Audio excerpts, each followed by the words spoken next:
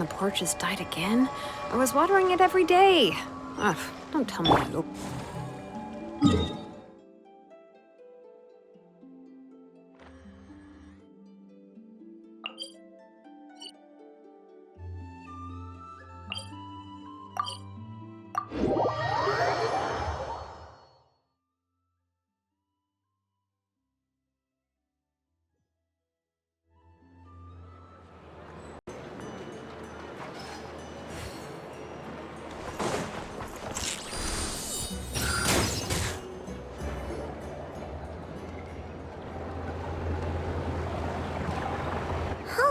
It's been a few days since we said bye to the others in Nasha Town. Still no news about Rarer, though. Where could he have slunk off to? If only he was gone for good. But with all the trouble he stirred up before, there's no way we've seen the last of him. Hello! You must be the traveler in Paimon? Mr. Flynn has been looking for you. Unfortunately, there's been a serious wild hunt attack over at the quarry. He thinks it's time to regroup and figure out a plan. The wild hunt? Oh, uh-oh. We better get over there, right away! Come on, let's go!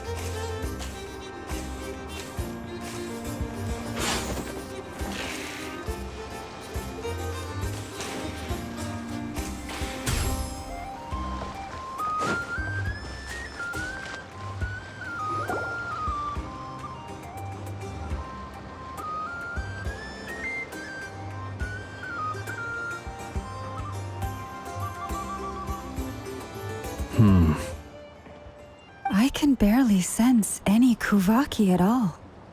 This whole area feels like a soulless husk. Looks like his appetite truly is insatiable. As if the power of that energy cannon wasn't enough. He's not seriously still getting stronger? What's his endgame here?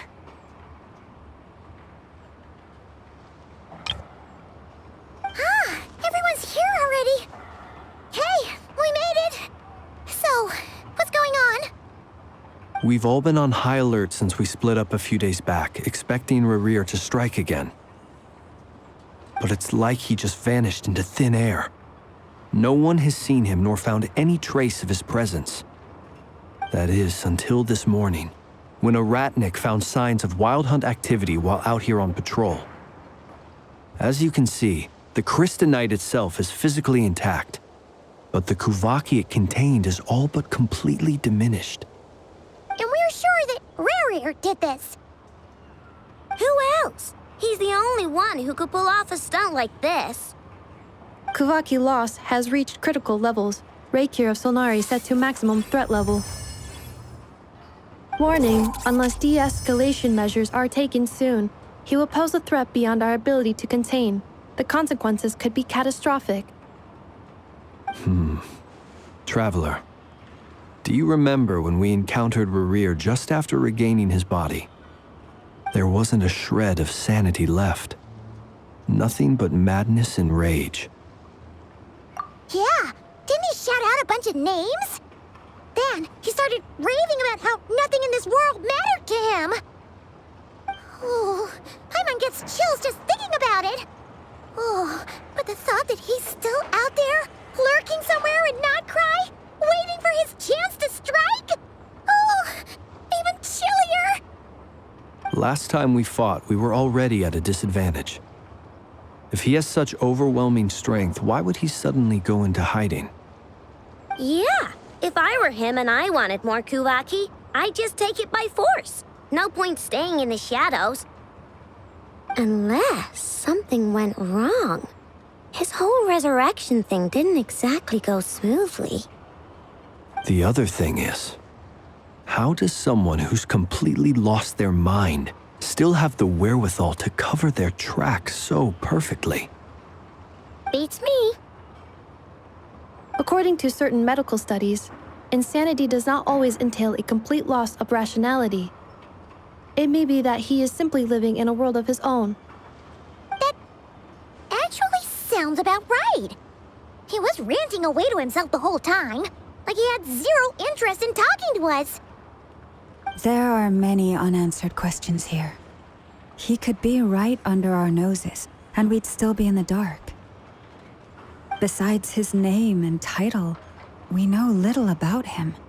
Certainly nothing about his past, or what he might be hoping to achieve. Exactly. And we wouldn't even know where to begin looking. Even Boss hadn't heard of the Rahir of Solnari before all this.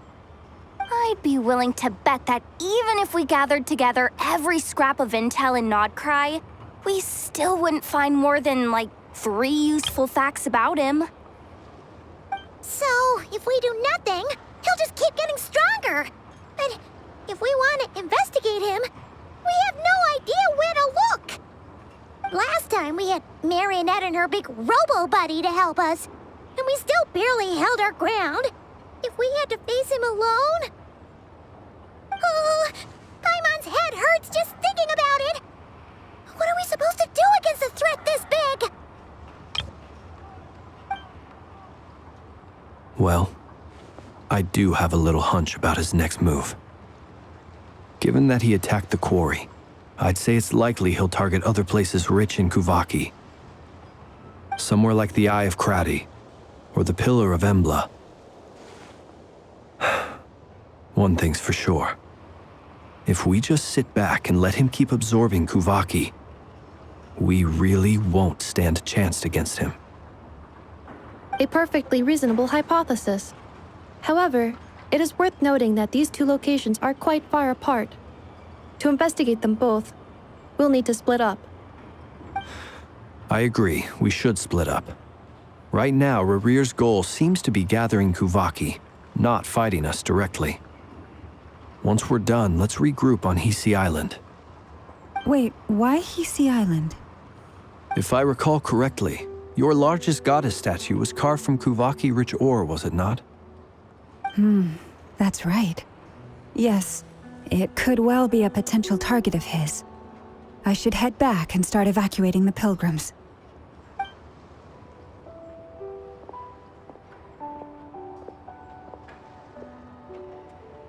Splitting up's always gonna be risky. But I guess we don't have much choice, right? We're in a race against time here. And if we do run into Rarir, what then? That's when you follow the 3rd rule of treasure hunting. Run like the wind. Didn't you say the 3rd rule was go with the flow? I don't know. Did I? Anyway, whatever. In this situation, go with the flow means go find backup. Agreed. If anyone finds so much as a trace of Rarir, do not pursue him. Get out of the area and alert the rest of us as soon as possible. We need to put safety first. All right, we'd better get moving. Come on, Anefa, let's go.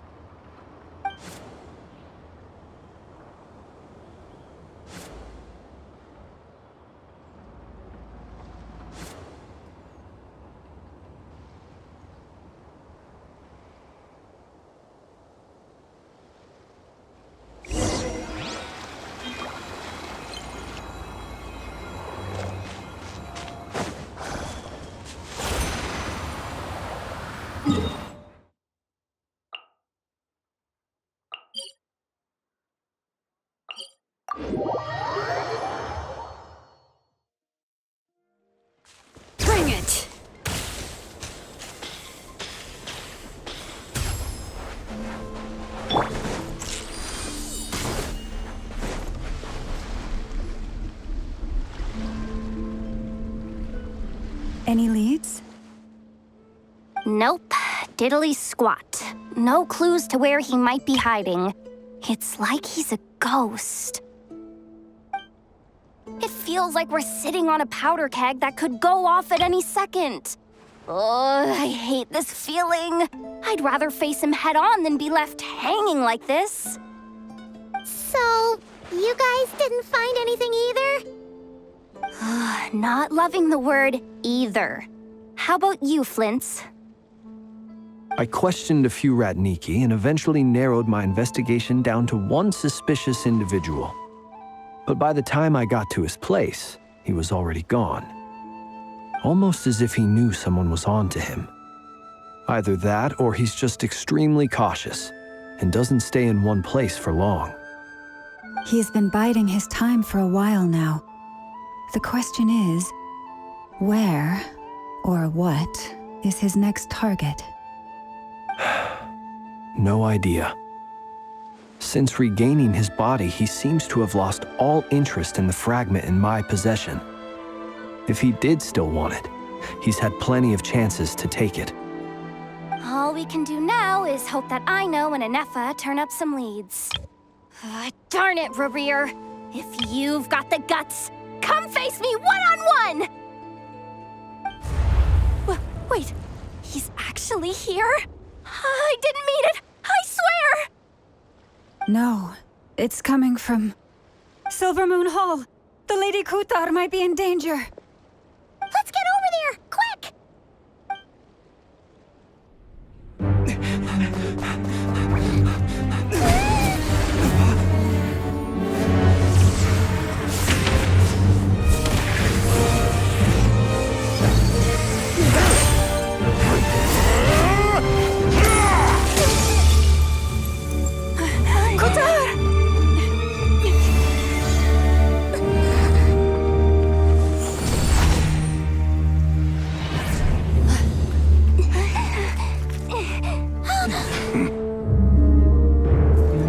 Why is he attacking the damsel elect? What's going on? No time for questions. Stop him!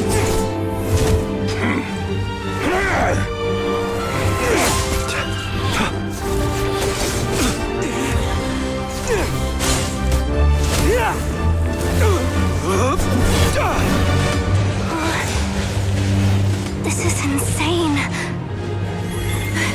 Yehoda, get Kutar out of here! On it.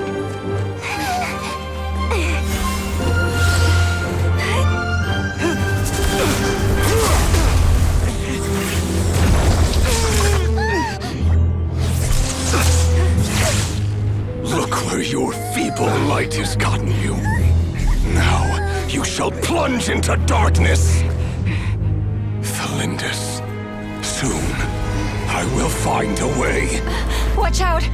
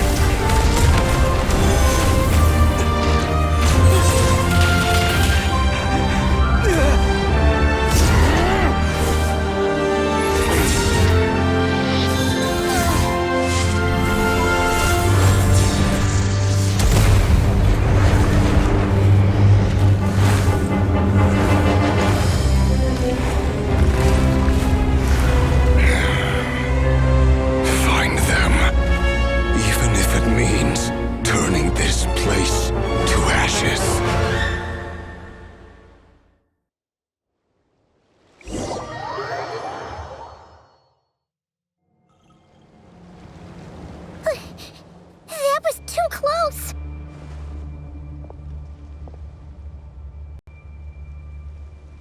We barely made it out of there alive. What's that guy's deal? How'd he get so crazy strong? He's a threat to this entire nation. I doubt his strength could even be measured by conventional standards. I have a question.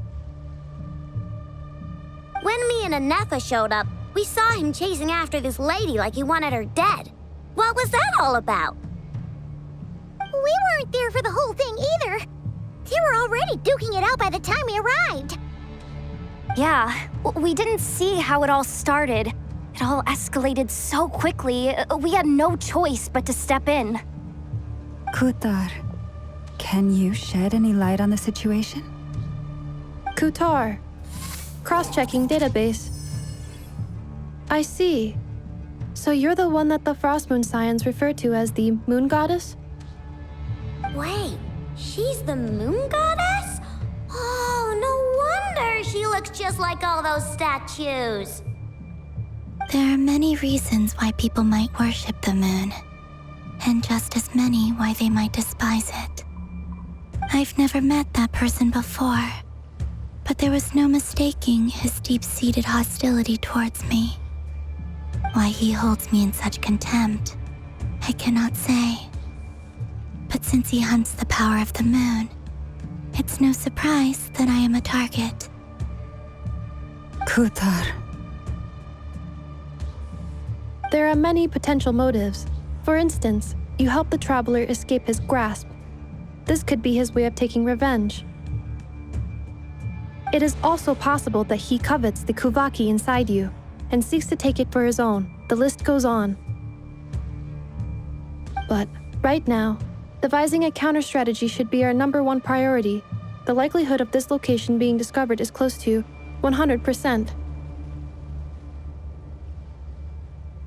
A counter-strategy?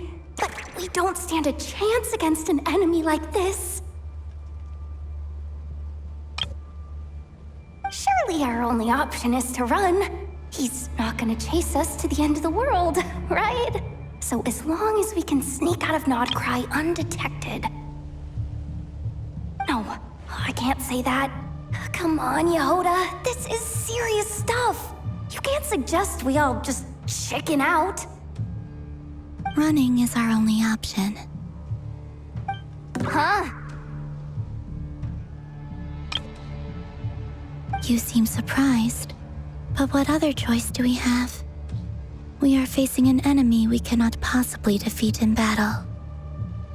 Well, I mean, yeah, but still.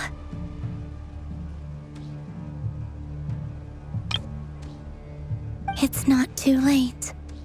I can distract him, so you have plenty of time to make your escape. Wait, what? You're gonna act as bait? Doesn't that make sense? I'm the one he's after. There's no need for you to risk your necks on my behalf. A coyote doesn't stop for bypassers while it's howling at the moon. What is it, Loma? The Frost Moon Scions have already grown accustomed to life without their goddess. My presence here is no longer essential, and this is not my home, so you needn't ask me to stay. We can't just roll over and let him get away with this. That's not our style.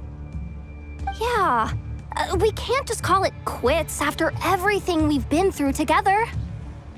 Besides, she'd pretty much saved my life back there. If I just ditched her now, I'd never forgive myself.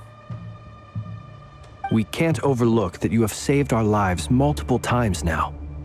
To talk of returning the favor would be a little crass for my liking. But suffice to say that we are friends, and friends look out for one another. Rira's true objective remains unclear. Even if we were to sacrifice Miss Kutar, there's no guarantee he would stop.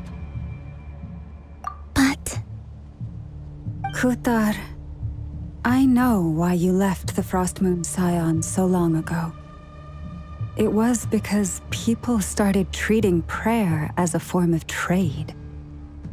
They would make self-centered wishes, force you to accept meaningless offerings in return, and then expect you to perform miracles for them, as if that were their entitlement. If it were me, I might have walked away too. But I believe that time can change everything, and that sometimes it takes losing something precious to appreciate its true worth. After much reflection, I've realized that this was never about whether the Frost Moon Scions need you. Any relationship based on need is purely transactional. What I truly hope is that you'll choose to stay, not out of obligation, but as part of our family. You were born here, and now you've returned. Who knows? Perhaps it was the moonlight that guided you home. Thank you, Lauma. But my power is on the wane. I'm afraid I will be of little use to you now. Very well then. I'll do as you say. Both times you saved us, we were transported across great distances in an instant. Is that one of your powers as the Moon Goddess? It is, but I find it very draining. I barely managed to pull it off just now, and it will be some time before I'm strong enough to do so again. Rejected by the world, my power is dwindling. Like a lake cut off from its source, slowly shrinking away.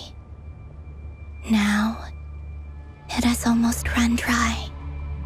What do you mean, rejected by the world? The 3 moons belonged to the ancient bygone era in which they came into being. From the moment I was born, the world itself has been steadily sapping away at my strength. The 3 moons are not one and the same. As the goddess of the Frost Moon, I cannot wield the powers of the other 2. Yet moonlight has a way of blending together. Each can reflect the other's glow.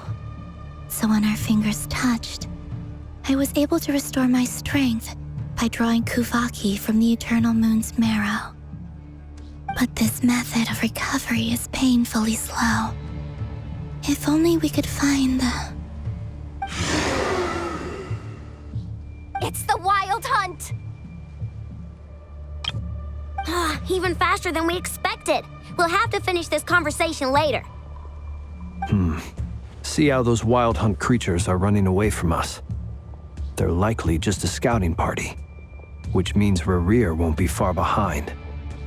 Then what are we waiting for? Let's get the heck out of here!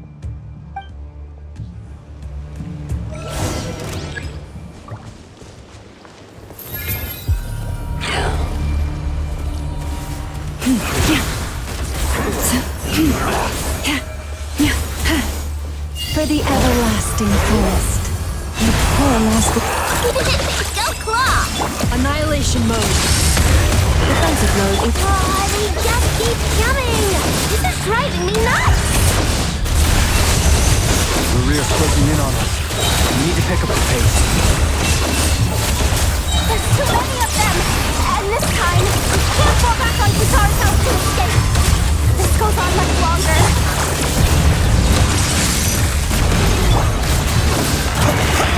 The night comes. Fear the dark. Crash attack! Insulation chamber deployed. Annihilation mode. For the everlasting forest. The poor... Close your eyes.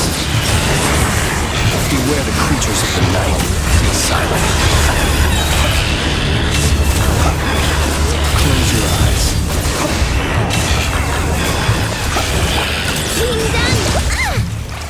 With one heart, we pray.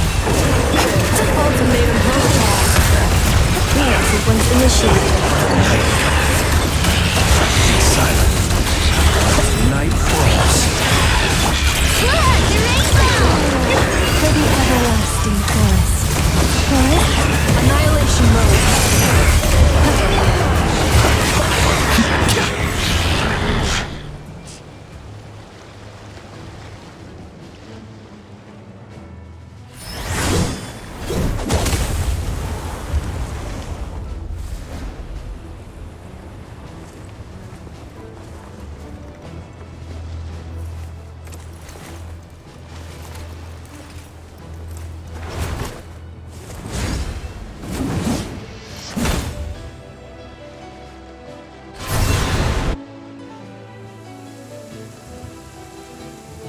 What's the matter? Bit off more than you could chew? Who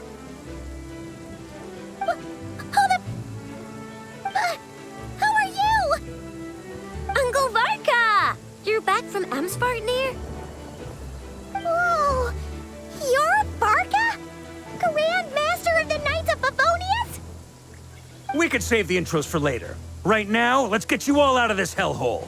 Follow me. I know somewhere you'll be safe. Oh, is that where I think it is? That's the one. Come on, move! There's no time to waste.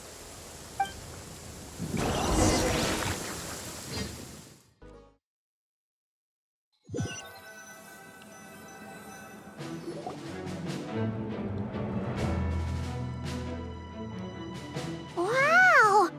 Where are we? This is so well hidden. Well, that goes without saying. This is the Knights of Favonius' meeting place in Nordkai, and a contact hub for the Northern Intelligence Network.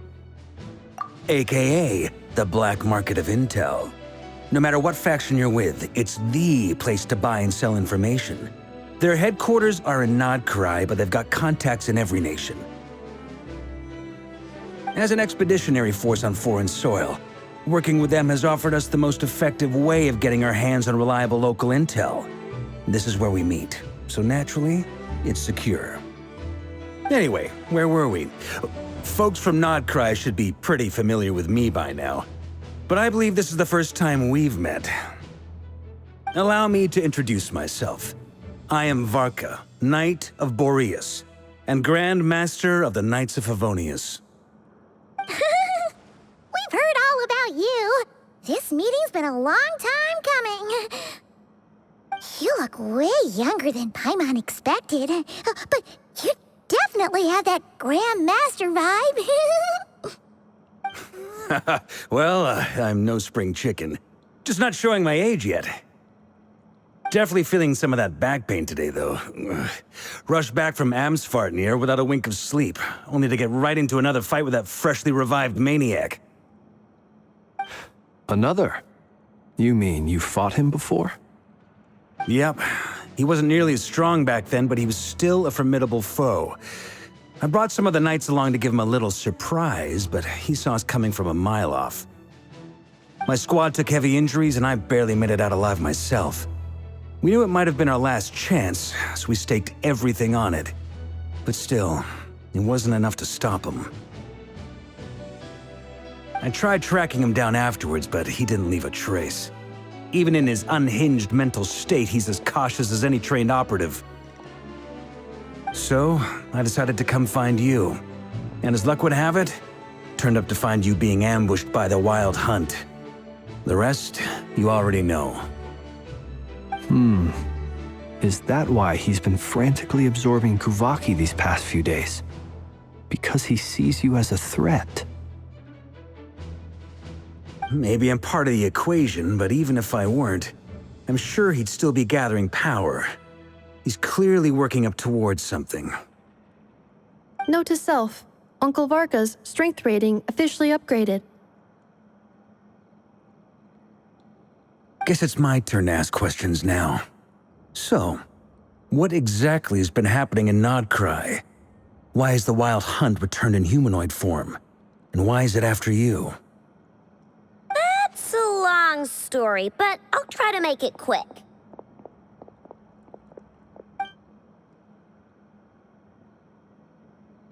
Wow, I had no idea so much had happened. Sounds like you guys have really been through it. So, the Kutar is actually a Fatui Harbinger, and all this Wild Hunt activity in Nordkai is the work of the Raker of Solnari, one of the 5 sinners. Well, that's a lot to take in. Need some time to wrap my head around it all. I'm truly sorry, Mr. Varka. You stood with us against the Wild Hunt and did everything you could to stop it from escalating into a full-blown catastrophe. And then, the one time you're away, it all comes to a head and all your hard work gets undone. You've got nothing to apologize for, Miss Moonchanter. You can plan 100 steps ahead and still slip up. That's just life. No one knows what tomorrow holds. You can't predict which way the wind will blow next. And, to be perfectly honest, I can't say I'm surprised. For all the times we've defeated the Wild Hunt in the past, we've never been able to completely wipe it out. Turns out, we were just delaying the inevitable. But now that a new variable has come into play, fate may well take a different course. A new variable? You mean us? Who else? And in a strange way, I think his resurgence might not be an entirely bad thing. The Wild Hunt is like an unrelenting force of nature, but Rerir is an individual with an agenda. He's gotta have a weak spot somewhere. That said, while I was explaining everything just now, some of the points that Mr. Flint's added caught my attention. You mean about our mystery ally? That's right. From what you've said, not only did they lead you straight to some key files, they also shielded Hisi Island from a lethal Kuvaki blast. I don't know who or what could pull something like that off. Heck, even Miss Columbina doesn't have a clue.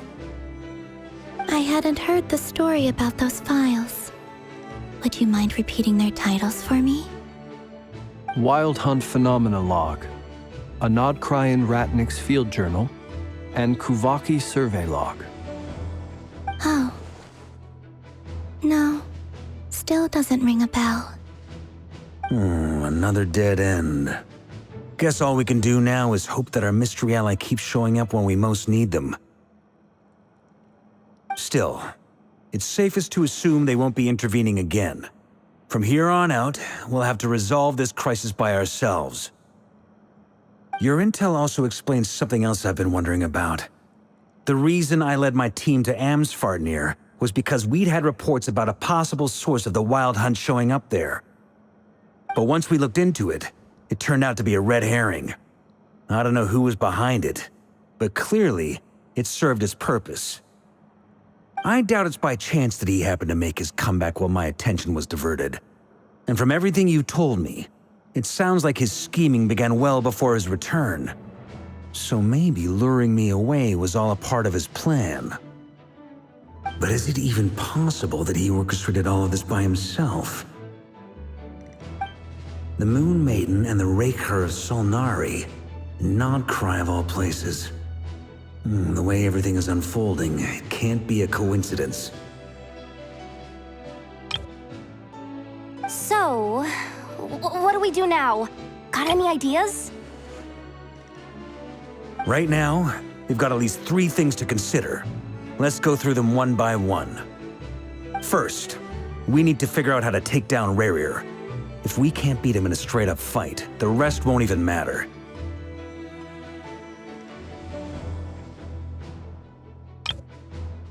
To my knowledge, the bulk of Nordkai's fighting force is already gathered here. But even with everyone united, we're still no match for Rerir in his current state, let alone with his power still growing. What if there was a way to tap into a new power of our own? How so? Have you thought of something, Columbina? 3 moons once watched over this world. The Eternal Moon was the largest. The Frost Moon was the brightest. And the Iridescent Moon was the most mysterious. They say that back then, the 3 moon goddesses wielded immense power. Enough to shape the workings of the world itself. I now bear the Frost Moon's power, and the Eternal Moon's marrow resides within the Traveler. Hold on. Are you suggesting? The iridescent moon, the last piece in the puzzle. That's right. If we can find the Iridescent Moon's marrow, I will be able to regain my strength much more quickly. The 3 moons are said to stir the tides and illuminate all things. Perhaps they hold further secrets beyond our understanding. According to my analysis, the solution is feasible. However, it is subject to one major condition. How do we locate the iridescent moon's marrow? I know a way, but we will need to visit the Fatui's Experimental Design Bureau. The Experimental Design Bureau? Are you saying we need to involve Marionette? Yes. I must speak with Sandrone. It's a long way from here to the Experimental Design Bureau. There's a high chance you'll be spotted. You shouldn't go alone. Then that's settled. Next up, our second priority. Somehow, we need to figure out Rarir's end goal. As you saw for yourselves, when he was still in his wild hunt form, everything he did was for the sake of recovering his body and resurrecting himself. His first act since then, after laying low for a while, was to try and assassinate this young lady. People's obsessions often reveal their greatest vulnerabilities. There must be a reason why he despises the moon so deeply. Perhaps it sheds some light on his title, the Raker of Solnari. The Wild Hunt has plagued Nordkai for centuries now. If we want to stop it for good, we have to get to the root cause of what's driving it. It's true. We still know very little about him. If Kutar hadn't given us that lead, we wouldn't even know his name. But where would we even start? I doubt even the Intel Queen of Nordkai has a clue, and she has info coming out of her ears. Oh? That's a rather hasty conclusion for someone who's so painstakingly meticulous when it comes to dealing with machines. She heard me.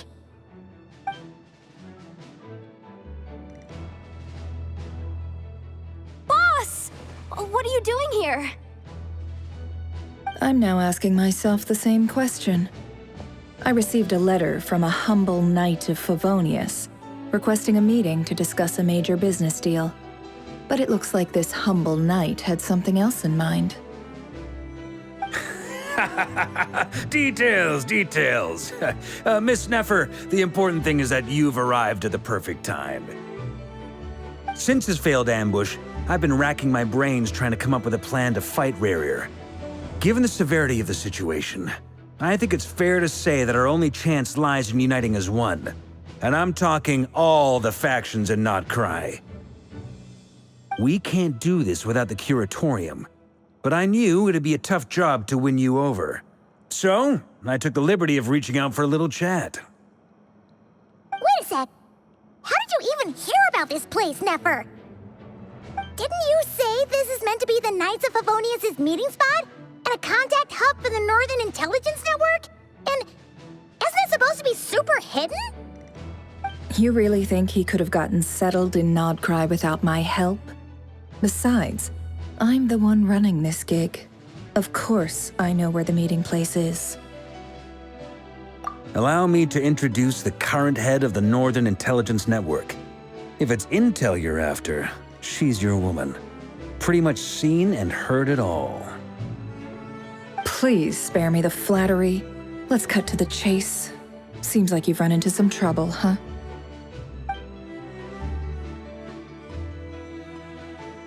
Well, this certainly qualifies as an unforeseen crisis.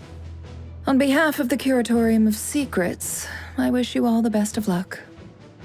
So you're just going to sit this one out? Why should I get involved? What could possibly be in it for me? What if we told you we can't do this without you? Oh? Then I'd say you'd better make it worth my while. I don't work for free. I can't put a price on something like this. It's just not in my nature. But then again, you and I have always been polar opposites in this regard, so I can't exactly say I didn't see this coming. If you insist on compensation, I will pay you. Consider this a formal commission. Sound fair? You just don't give up, do you? Too bad. I know you well enough to know you can't afford my prices.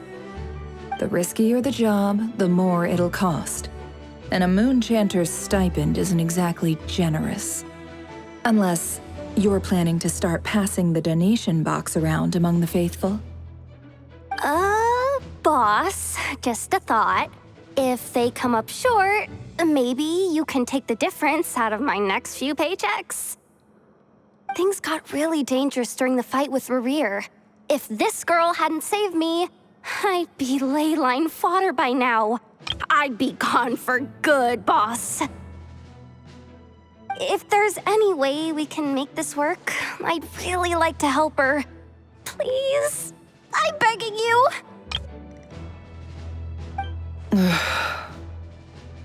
This is why I'm always telling you never accept favors. They are the hardest debts to repay. You have to be careful who you get involved with, or you invite all kinds of misfortune. Very well, Yehoda, I will help. But just this once. Don't Flynn's. That fragment that Rerir was after, do you still have it on you? You have to be careful who you get involved with, or you invite all kinds of misfortune. Very well, Yehoda, I will help. But just this once. Don't count on this happening again. Of course. Let me borrow it. I need it to follow up on some leads. Wait, you actually have some leads? Shh. This is top secret information. I get it. We all have things we'd rather keep to ourselves. Plus, I know we can count on you, so we'll leave the intel gathering in your hands. And that brings me to the third and final item. We need to find a way to distract him. We need time to make our move, so someone will have to stall him. I'm in for this part, no matter what. Anyone coming with? Count me in too. Come off it, you two. Quit playing heroes. I'm way ahead of you here. Nefa did a scan of the Moon Goddess's Kuvaki signature, and we're gonna use it to make some decoys over at the Kramkake craft shop. Anyone who's in, follow me. Once they're ready, we'll deploy the decoys across Nordkai. So as long as the rest of you keep moving, he won't catch on to your scent and won't be able to track you down. I like it. Genius idea. No biggie. All right then, we'll split into 3 teams. Once your team has finished their mission, return here and wait for the others. Dismissed!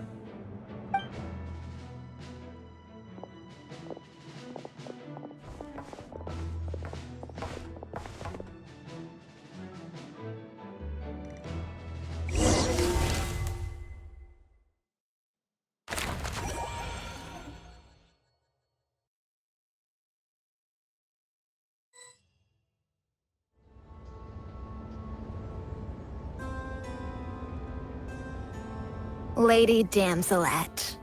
Wait, and you two? What are you doing at the Kuvaki Experimental Design Bureau? We've been doing our best to mind our own business lately. But if you're just gonna waltz up here like this, you're seriously pressing your luck. Don't blame us for doing what we have to. Huh. You really think that's gonna scare us off? We're not looking for any trouble. I just want to see Sandrone. Do I need to remind you that you're still a wanted fugitive for deserting us? Out of consideration for our former ties and the crisis we're all up against, we'll let you leave in one piece. But don't even think about trying to get inside. Let them in. But... Are you going to make me repeat that? no, my lady. Sandrone seems to be in a good mood. Must be maintenance day.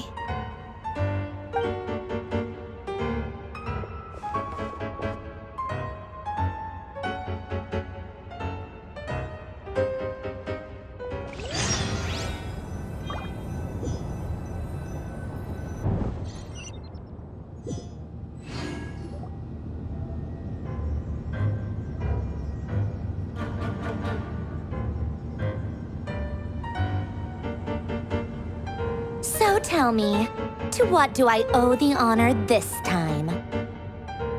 Actually, before you answer that, just so we're clear, we're not colleagues anymore, Columbina. I don't owe you anything. I promise it's nothing big. It seems like you've gotten the wrong idea here. The only reason I let you in was because I was bored. It seemed like a way to kill some time and satisfy my own curiosity. Whatever miscalculations I may or may not have made in the past, I haven't lost the plot enough to even consider sticking my neck out for your sakes. I'd like to speak with Arlecchino. What? Huh? You mean the knave? I'd like to speak with Arlecchino. Is she in Nordkai? No, she's not. Once the work on this facility was completed, she went back with the Rooster and Regrator. The only ones in Nordkai are me and... What is it you need to speak to her about anyway? Rerir is hunting me. If I'm going to face him, I must first retrieve the lost moon.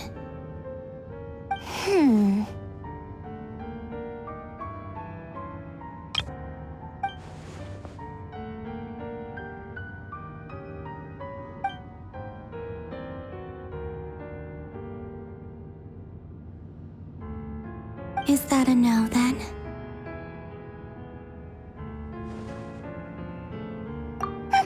As if I need reminding. I was this close to settling things with him before someone decided to whisk me away to their weird little garden.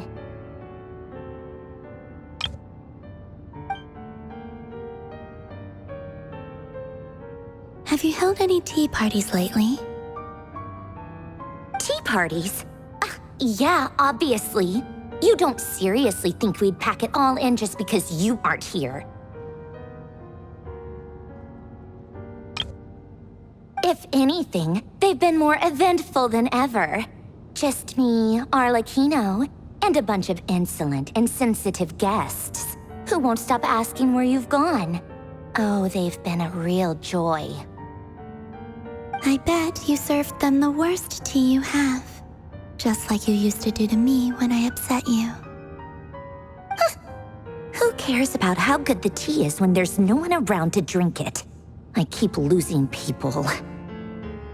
First Rosaline, now you. I'm running out of people who can make me laugh. Honestly, what could be more ridiculous than a multi-centenarian goddess who's only ever had the plain herbal tea she received as offerings?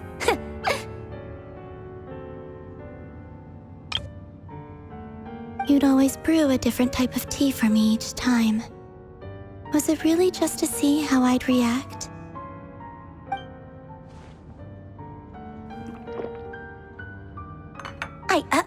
Well, duh. Why else? Watching you squirm was practically my only form of entertainment.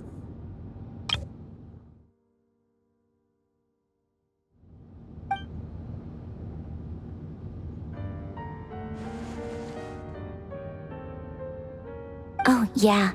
And Capitano sometimes used to bring Tartaglia around, too. But I guess we won't be seeing him again.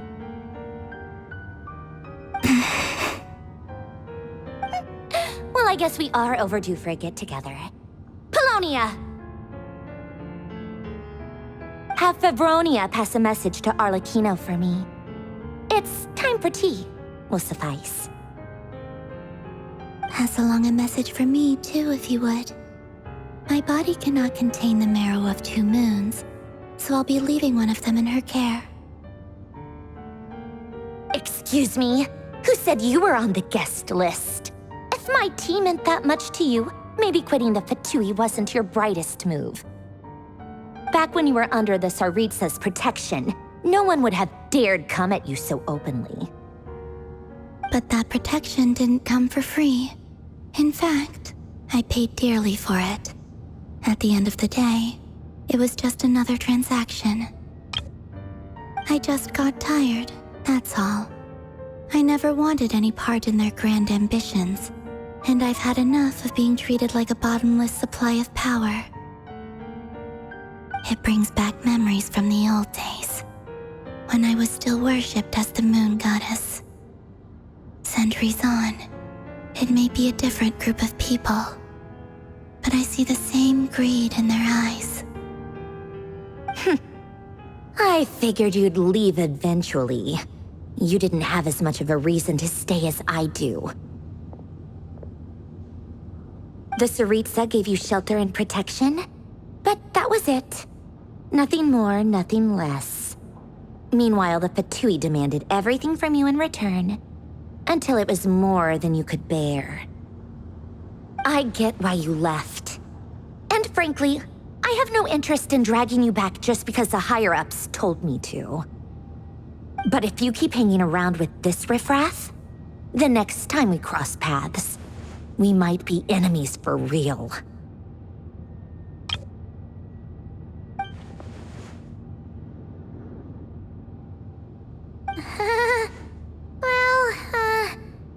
Guess that's our cue to leave. That might be your plan, but it sounds like someone else wants you to stay a little longer. Huh? What do you mean? Listen.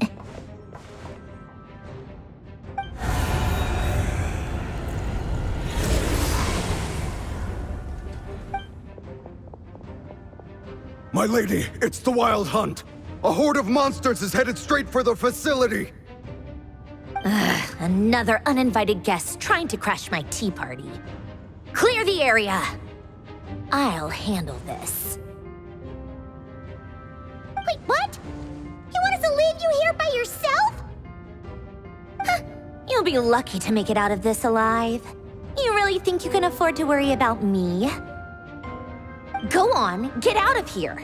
You may have stopped Polonia from crushing him last time, but I've made sure that won't happen again. The entire Experimental Design Bureau is rigged for war.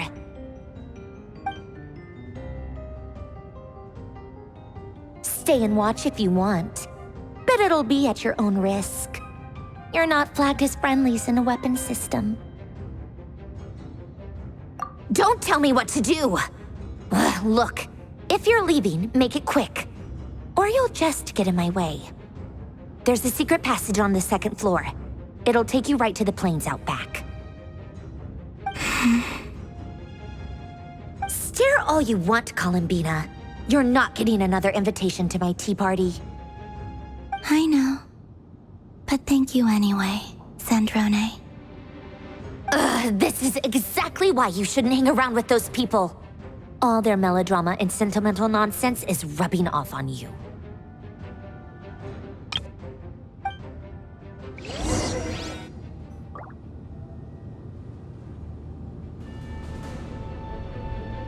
Come on then, Mr. Ray here. Let's pick up where we left off. It's your Wild Hunt monstrosities versus my beautiful creations. Let's see who comes out on top.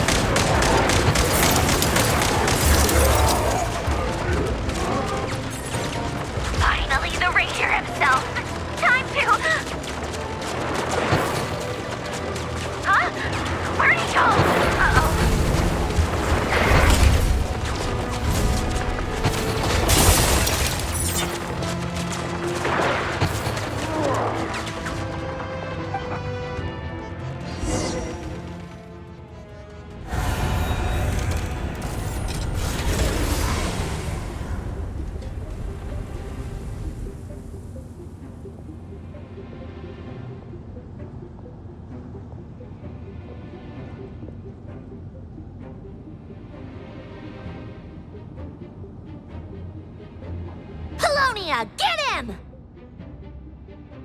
I've upgraded Polonia again since our last encounter, and uploaded every last scrap of your data. So let's finish this, once and for... She's not here. Where did she go? Hey! Over here, you big... Cursed moon. Go. Keep searching. She cannot have gotten far.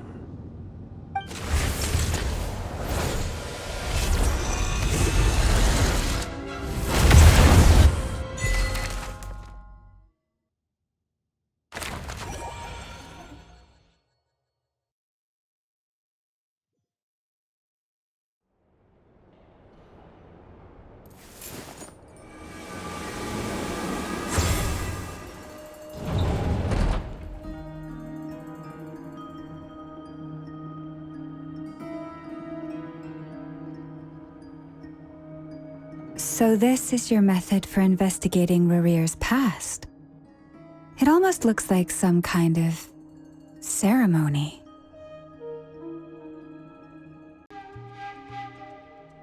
Good deduction. But it's quite a different affair from what you're used to with the Frost Moon Scions. Whoa! First time I've ever been in here. Boss always said it was off limits, so I pictured some kind of creepy dungeon. But it's actually kinda nice. Oh, I guess this must be Sumeru decor? That's where Boss is from. And that nice shopkeeper who sold me my treasure compass. I'm not sure exactly what you've got planned, but it looks like you're all set. When do we begin? Whenever we wish. But for some reason, I've got a feeling this isn't going to end well. I've never faced Rarir myself, but from what you've told me, his power is beyond anything I could imagine. I, on the other hand, am just an ordinary businesswoman. Our paths should never have crossed, yet here I am, forced to make an enemy of him. If you ask me, you're about as far from ordinary as it gets. So what are you saying? You're getting cold feet? Once I take a job, there's no backing out. Still, I have to ask myself if the power I'm relying on will even work on an opponent of this caliber. And also how to make sure I come out of this alive if things spiral out of control. Death is the one thing we can take for granted. It is the great equalizer, however fortunate or unfortunate we may otherwise be. So it's important to consider how to spend what lifespan we have left.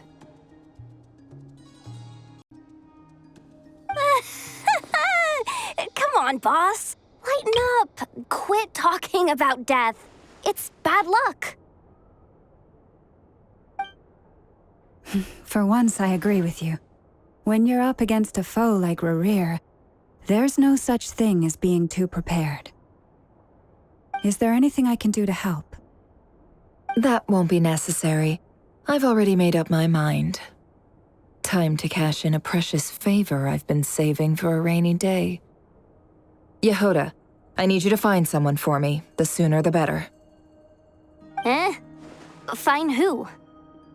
That shady merchant who sold you an overpriced treasure compass the other day. Come on, boss. You're pulling my leg again. In what way is she shady? She showed up when I was completely lost and sold me a neat little gadget that was exactly what I needed. Trust me, she's a good person.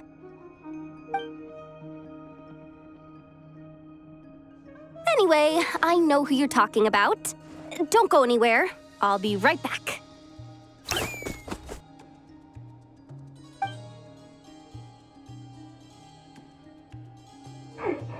Quit grabbing me. I genuinely can't run any further.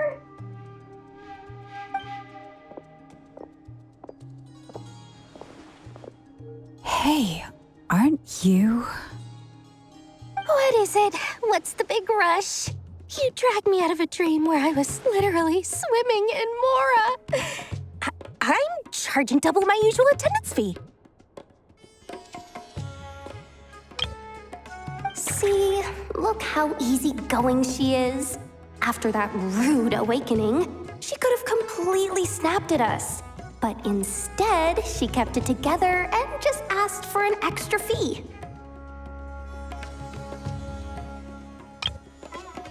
Dori Sangama Bay? I never would have pictured you two doing business together. If you want to make it big in Nordkai, it's all about connections. Lady Nefer just so happens to have a lot of intel that interests me. And she also did me a big favor in the past. It was back when I first arrived in Nordkai. My trusty assistant, the genie in my lamp, had an adverse reaction to the Kuvaki and fainted. And wouldn't you know it, that's when I suddenly find myself in a life-or-death situation. Good thing my compatriot was there to swoop in and save the day. I've been giving her a 30% discount off all of my goods ever since. Now, so that no one here feels left out, I'm willing to extend a 20% discount to fellow friends of Boss Nefer.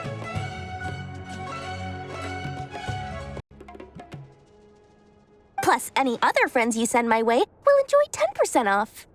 What can I say? The great Lord Sangama Bay is nothing if not generous.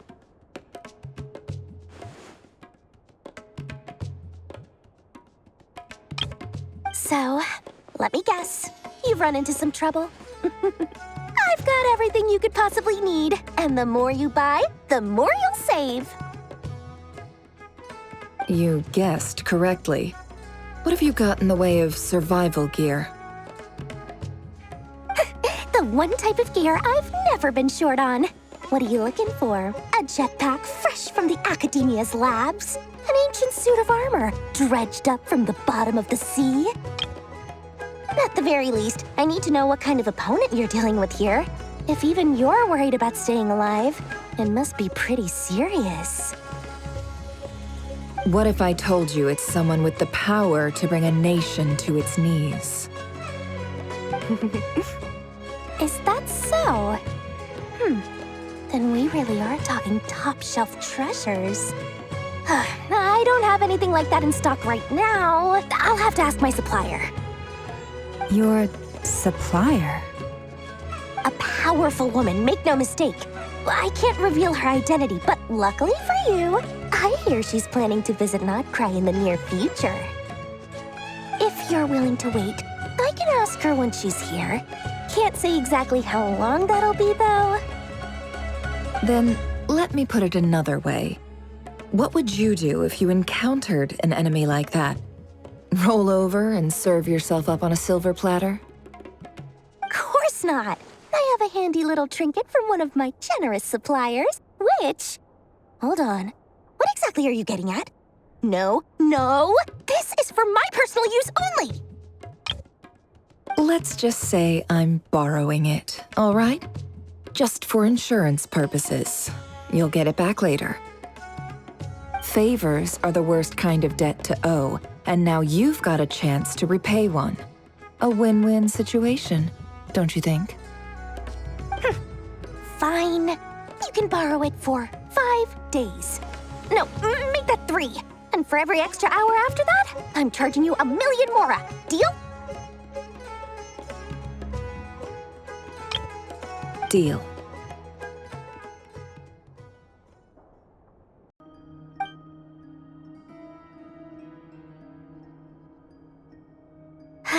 What a way to start the day. Now, was there anything else you wanted? Or can I go back to bed now?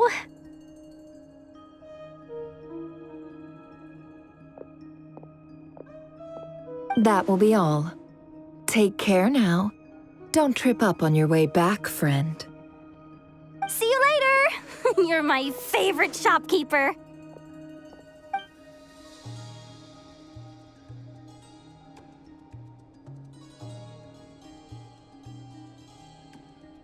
Excellent. Everything is well and truly ready. The ceremony can now begin. After initiating the ceremony, your minds will follow me wherever I go. You will see many strange things in your mind's eye. So remember, don't be frightened, and don't make a sound.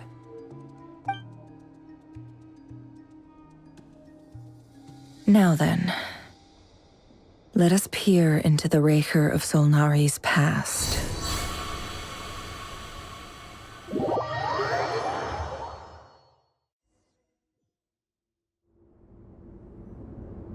I made it. I don't recognize this style of architecture. Must be Conrian. Simple furnishings, table and chairs. It's a more ordinary house than I might have expected. Looks like the fearsome Raker of Solnari came from surprisingly humble beginnings. Unless this passed for luxury in Conria. Unlikely. It was said to be a very prosperous nation in its heyday. Anyway, I'll keep exploring.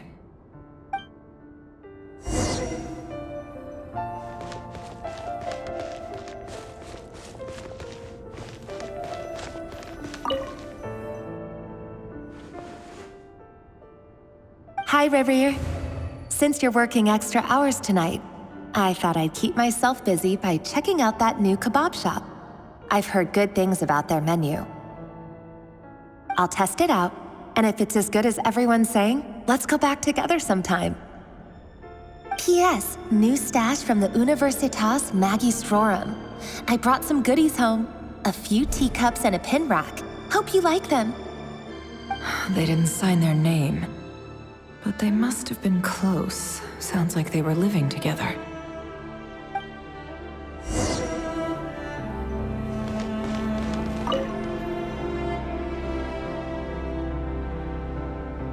I went over to Joseph's for drinks today.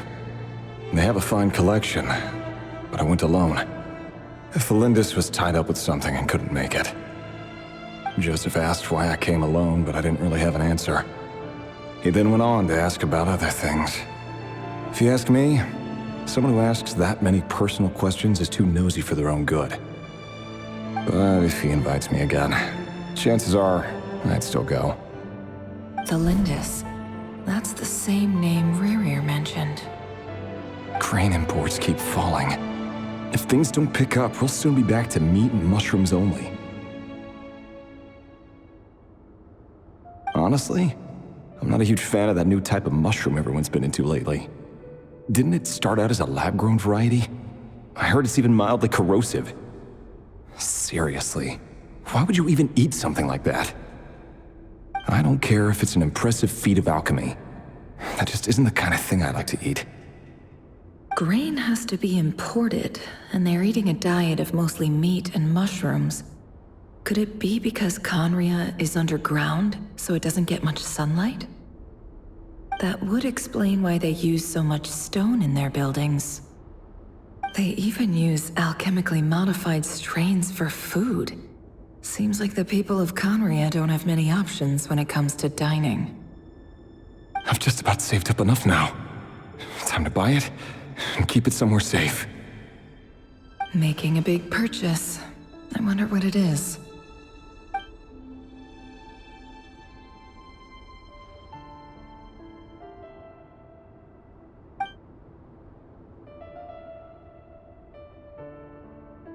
He really is a professional. No wonder he's so good at covering his tracks.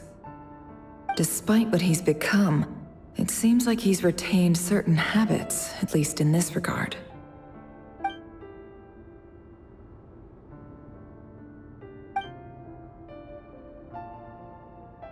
Did Rary rip it out himself?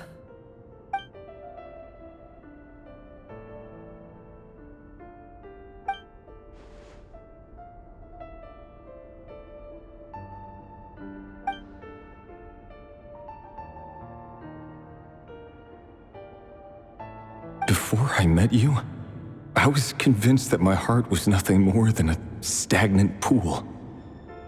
The burial place of a fallen moon. A withered, windless grove where the waters rested forever unrippled. It was you who helped me see that my heart hadn't entirely withered away, that it could still beat to the rhythm of love. This is just trivial sentimentality from the looks of it. Why would he go to the trouble of hiding that? The burial place of a fallen moon.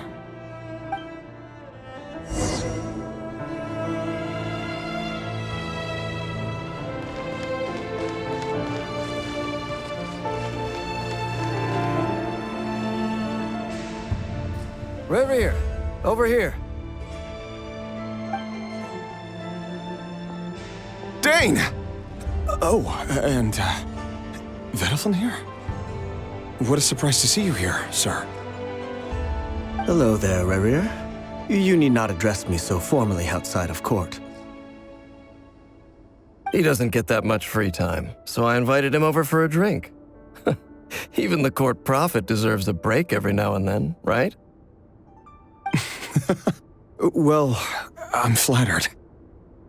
So, what are we discussing today? Hey, don't look at me. As far as I see it, we don't need an excuse to have a few drinks. Come on, don't give us that. Didn't you say you were about to pop the big question? How's that coming along? Who'd have thought the great Twilight Sword was an even greater gossip? I just didn't expect you to be the first one to settle down and get married, that's all. Yeah. If you told me that a few years ago, I wouldn't have believed you either. So, are you planning to come clean about your job then? I'm guessing you still haven't told her. Sure, I'll have to tell her at some point. But I'll need to pick the right time and place. To be honest, I have no idea how she'll take it. Come on, stop being such a pessimist. For all you know, she could be thrilled. I bet she'll be much more impressed by your actual job than the one she thinks you're doing now. A member of the King's Guard. Quite the cover story. Does the king himself even know? Of course he does. Anyway, enough about me. How have you been? Me? Same old, same old. Nothing much to... Huh? What's up, Fed? It's nothing. Vedafulnir, Dainslift's elder brother. Renowned throughout the court of Conria as the Visionary, and said to possess a wisdom far beyond the reach of any ordinary man.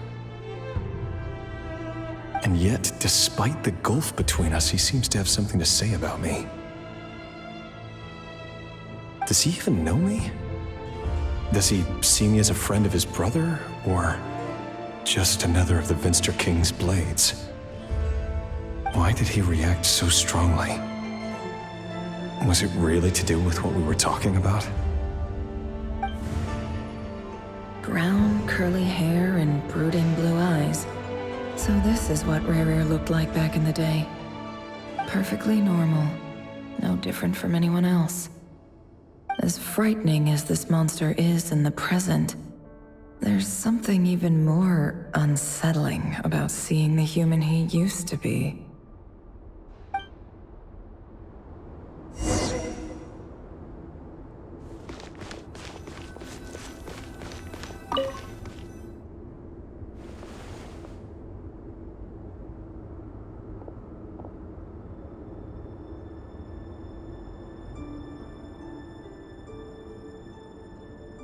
Felindis?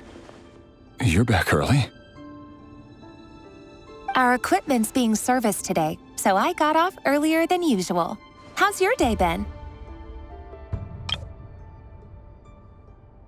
Aw, why the long face? Is something the matter?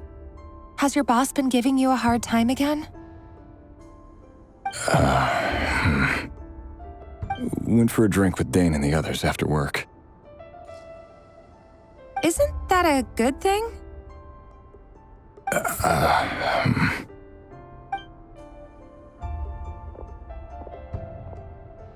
Vedifilnir showed up today, too. You know, Dainslif's older brother. Ah, Mr. Vedifilnir. Yes, I've heard of him. They say that everything he says ends up coming true.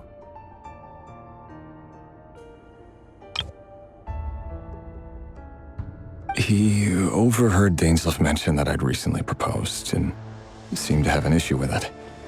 But when I asked what it was, he kept it to himself.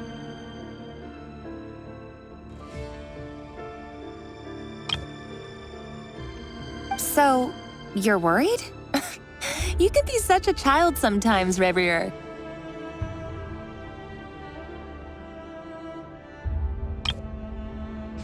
We're nobodies. Why would the Visionary be concerned about us? I'm sure someone in his position has much bigger fish to fry. Maybe you're right. You worry too much, Revier. We've been together for ages now, and everything's been going so well, has it not? You've even proposed to me. So, you do remember. Tell me then. What's your answer? Like I said, I need some time to decide. You can't just rush into things like this. We may be nobodies in the grand scheme of things, but if we want things to work out, we've still got to plan ahead.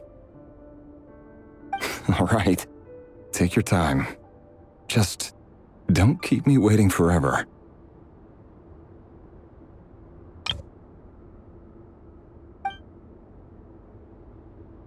Nobodies. Sounds about right. In the eyes of people like Vedifilnir and Dainslif, what do we matter?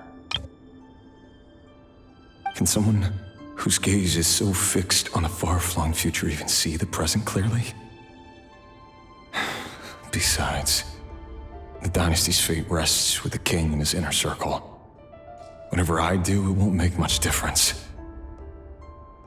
Meanwhile, every idea they come up with and every decision they make, it affects everything. These days, the king is lost in his research, and the purge of the Crimson Moon bloodline grows ever more intense. The opposition tried to speak out, but nothing came of it. And I'm under no illusions as to why. Because we eliminated them and got rid of their bodies. A man can have 1,000 reasons to carry a sword, but there are few good excuses to use it. Yet the king has never even considered a gentler approach, and he never will. What becomes of someone who kills on another's behalf? Can he ever find true peace?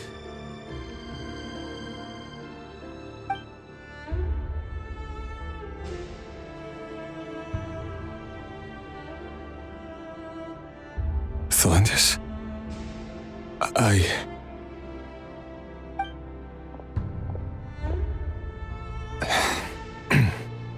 It's nothing. You were right. Fate has never smiled upon nobodies like us. But by the same token, it's unlikely to bear a grudge against us either.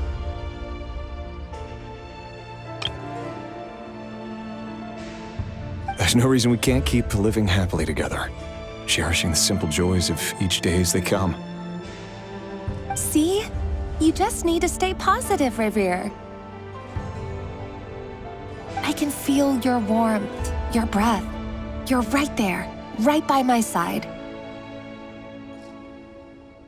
Just seeing you makes me happy in a way I can't explain, and that's something that no one could ever take away from me. So smile, my love. Let go of that frown. You're right, Thelindis. I've just been overthinking things. That's better. Getting caught up about things like this will only ruin our evening. Speaking of which, all set for the ball tonight? I need to go get ready. You go ahead. I just have a few things to take care of, then I'll come join you. Even busier than the big shots, huh? Fine, I'll go get started. But don't be late. If you keep me waiting too long, I won't be a happy bunny. Relax. I'll be there. Seriously, though, you drive a hard bargain. You're really gonna leave my proposal hanging and still expect me to take you to the ball? Well, that goes without saying. I already told everyone I'd be coming with a dance partner. Besides, they're two completely different things. Let's take it one thing at a time, all right?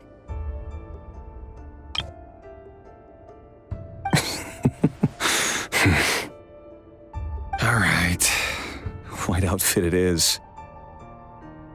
It seems like Rerir was deliberately hiding his ties to the intelligence services by giving the impression that he was just an ordinary member of the Venster King's Guard. He clearly doesn't want his would-be fiancée to know about his other life.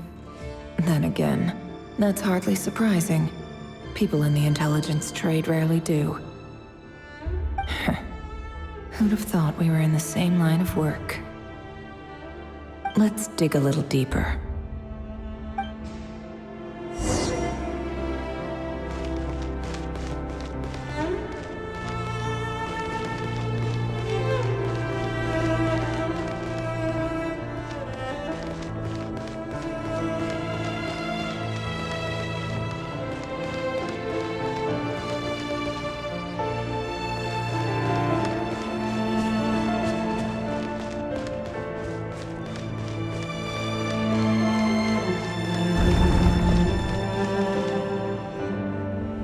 Our last operation was a resounding success, and all thanks to you, Rahir of Solnari.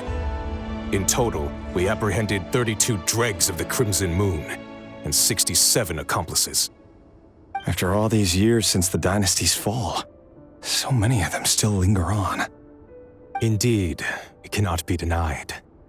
Yet it was destiny that the Crimson Moon should be overcome by the eclipse, and that His Majesty, the all-seeing Venster King, now guides our nation on the path to prosperity. Conria has no further need for a dead moon. But alas, there will always be those who refuse to see the truth, choosing instead to romanticize the past.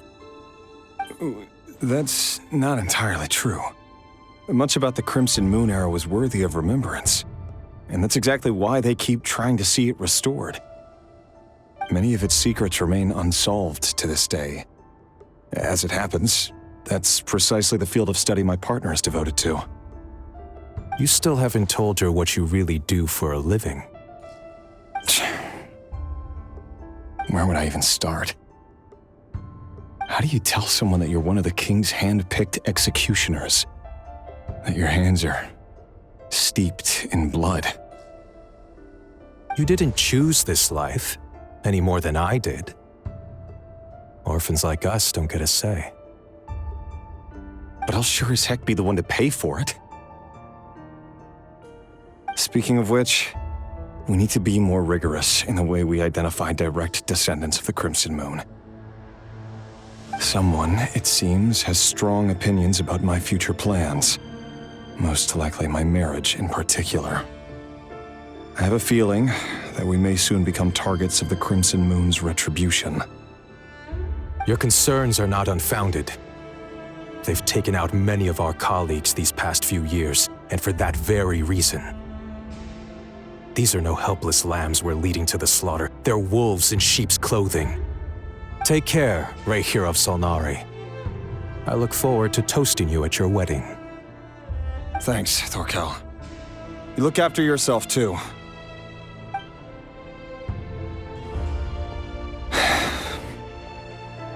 Thelindis, I never wanted to keep this from you. You're the last person I would ever want to lie to. But that's exactly why I can't tell you everything. There are things you shouldn't know. The moonlit dynasties are a thing of the past. Yet even now, with the sun shining high in the sky, there are those who would call forth a dead moon's ghost. But that's exactly why I can't tell you everything. There are things you shouldn't know. Things you cannot know. Could that be why Vedalfnir held back? Or was it because of some court secret he's not at liberty to share? I have to get a clear answer from him. No matter what happens, I will protect Thelindis. Rerir seems to be very concerned by Vedderfanir's reaction. Vedderfanir and Dainsleif, the Visionary and Twilight Sword. So that's what they were really like. I've investigated this whole area now. There doesn't seem to be any other memories here. Should I try somewhere else? Wait a second. What's this black smoke?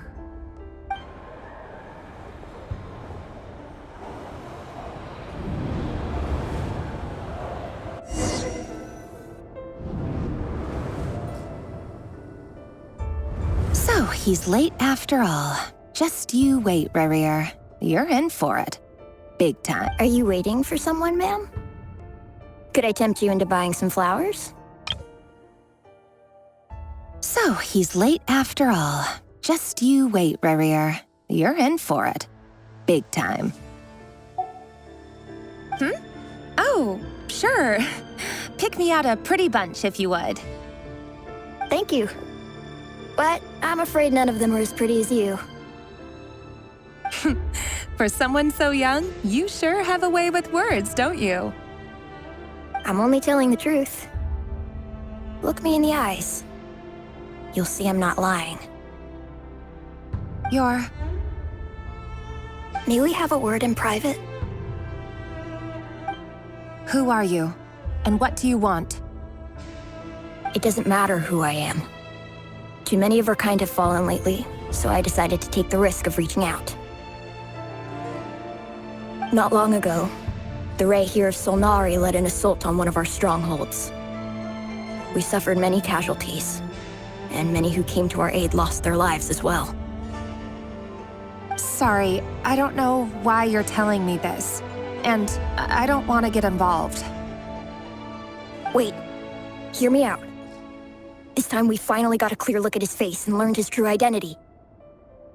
His name is Rerir, and he claims to be one of the King's guards. What did you say? A cruel irony, isn't it? The man you're set to marry leads a double life as a brutal executioner. But surely, you must have caught a whiff of the blood on his hands. Why are you telling me all of this now? Simple. It's because... How strange. Rerir was nowhere to be seen in that memory. It clearly belonged to Thelindis. Rerir couldn't possibly know what happened if he wasn't even there. Why would her memories appear in his fragment? The ceremony won't last much longer. I think it's time to call it a day.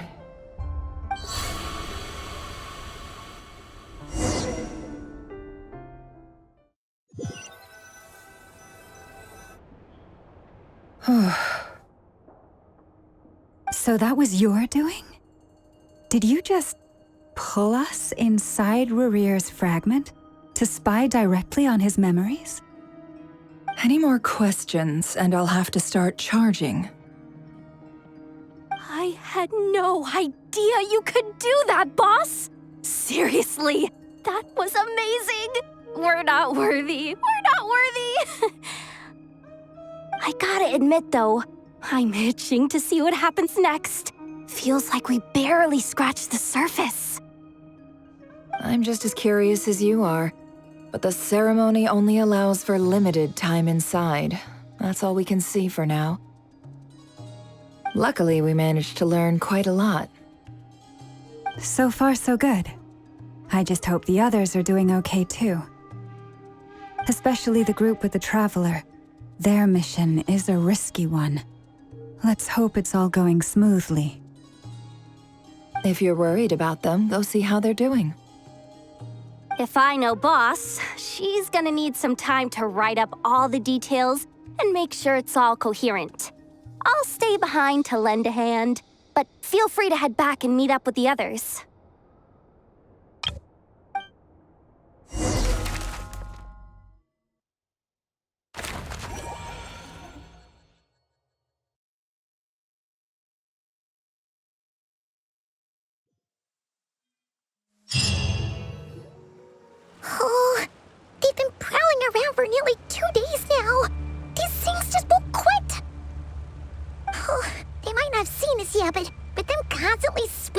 area. Our way out is completely blocked. Oh, that's never gonna work. One little slip up and it's game over. If they spot us, they'll run straight back to Rear. And once he knows we're here, it won't be long before he's breathing down our necks again. Oh, guess you're right. All right, time to zip it.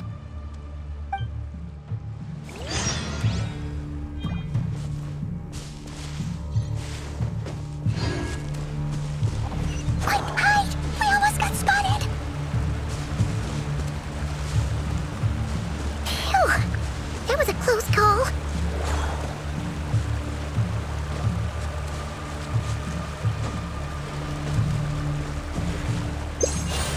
Watch out! He's coming this way!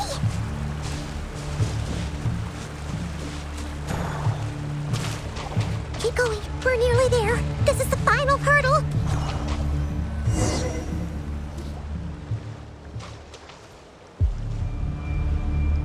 Oh, there's no end to these things!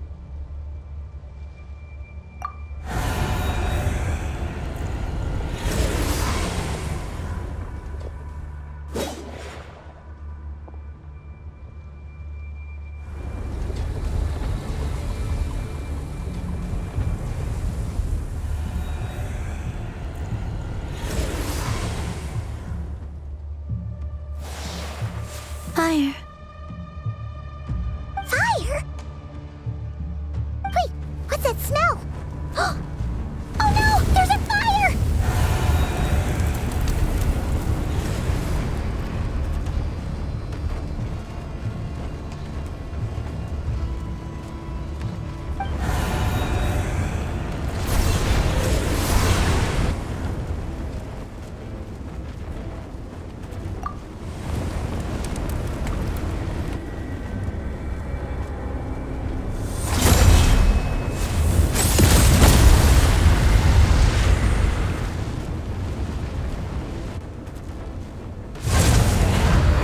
Sandrone was right. You look weak, Columbina.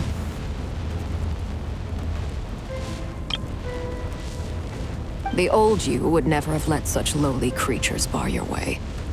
Word has it that you did something for the Tsaritsa, and that's why you've lost most of your power. Freedom comes at a heavy price, doesn't it? It's Arlecchino! You came! Hello again, Columbina. And greetings, guests of the House of the Hearth. It's been a while, Arlecchino.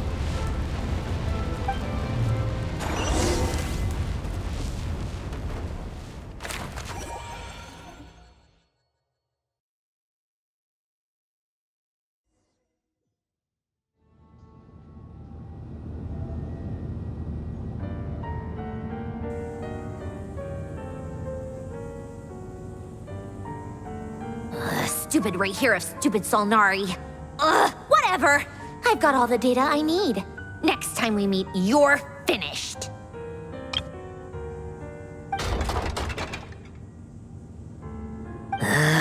He sure doesn't pull his punches.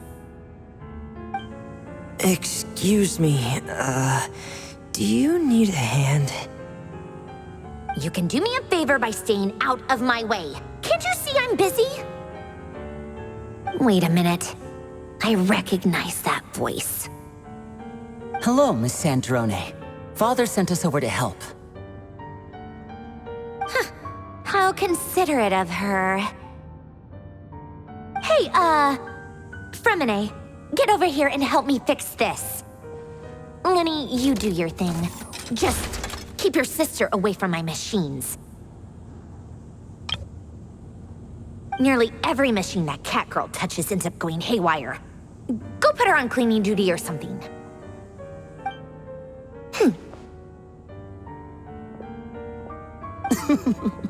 Then let's start downstairs. Fremine, we'll leave this place to you. You've got it. Wait a second. Pretty sure there's still some tea in the cupboard. If you want some, you'll have to make it yourselves.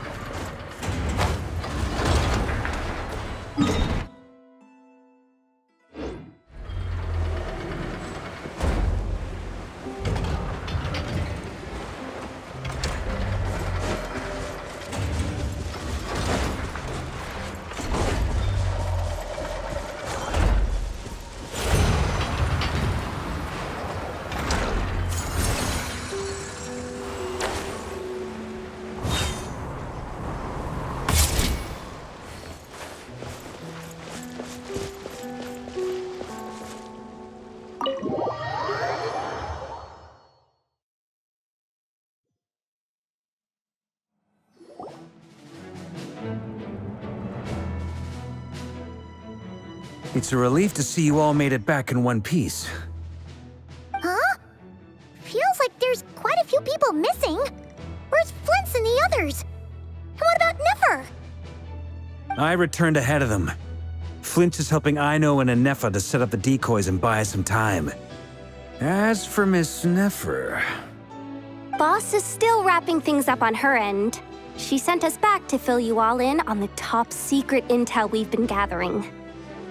I see. Then let's get right into it. But first, who do we have here? You brought someone else in to help? Greetings. I was invited here to help as a longtime Tea Party companion of Columbina's. You may call me Arlecchino. Surely it can't be. Those eyes. Oh, where have I seen them before? Wait, of course. In those memories we just saw. The only Arlecchino I know is the fourth of the Fatui Harbingers. So either you share a pretty uncommon name, or you're more than just a Tea Party buddy. You are well informed, Grandmaster. A man from Mondstadt living all the way out here in Nordkai, and yet the people and affairs of Snezhnaya seem to hold a special place in your heart. Oh, the feeling's mutual. Sounds like you know all about who I am, too. A Fatui Harbinger. The atmosphere in here just got really tense. Guess we can't just start trusting Fatui Harbingers, even at a time like this. I must admit, though, I'm a little curious. Seeing as the Moon Goddess no longer belongs to the Fatui, what makes you so willing to put your neck on the line here? Nor does Nordkai belong to Mondstadt, Mr. Varka. Yet still, you're fighting for it all the same. Things don't always have to have a tangible payoff. Sometimes, stopping things from spiraling out of control is a higher priority than chasing the spoils of victory. Of course, I can't say there's nothing in it for me at all.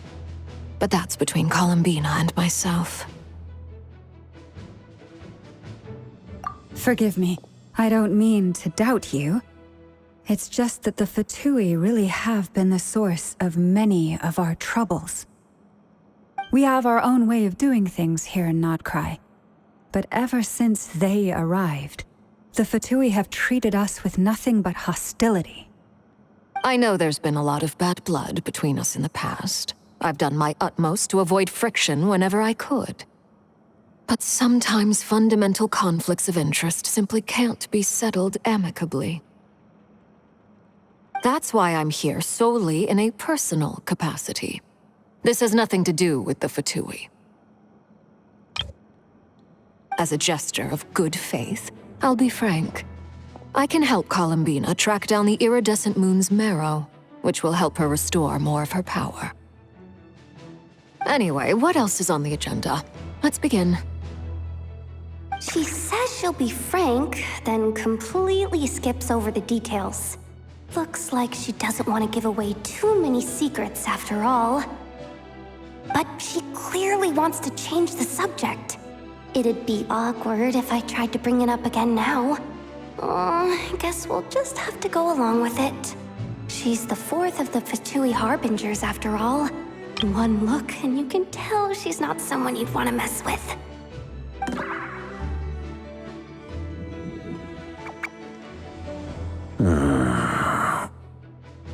Well, since Miss Arlecchino sounds confident in her ability to handle that, we'll proceed to the next topic. Yehoda, time to share that top-secret intel. All right, listen up, everyone. First, we now know that Rerir was originally a Conrian secret agent whose primary mission was to hunt down and assassinate the so-called Dregs of the Crimson Moon. The Dregs of the Crimson Moon? Mm-hmm. In the memories, there was a lot of talk about the Crimson Moon and Eclipse, and a whole bunch of other stuff from the time of Conria.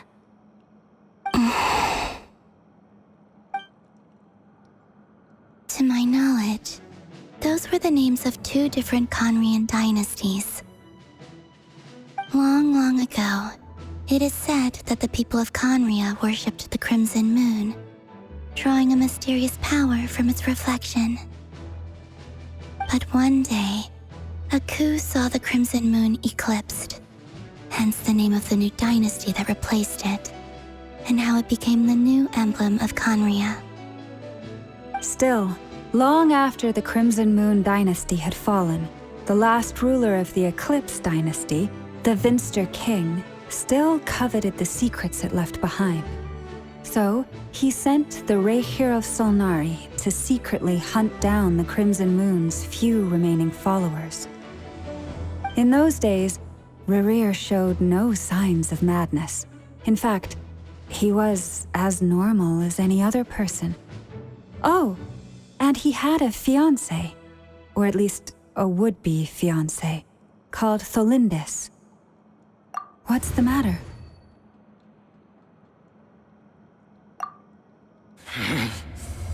Verfnir, Freindaughter, Flinders.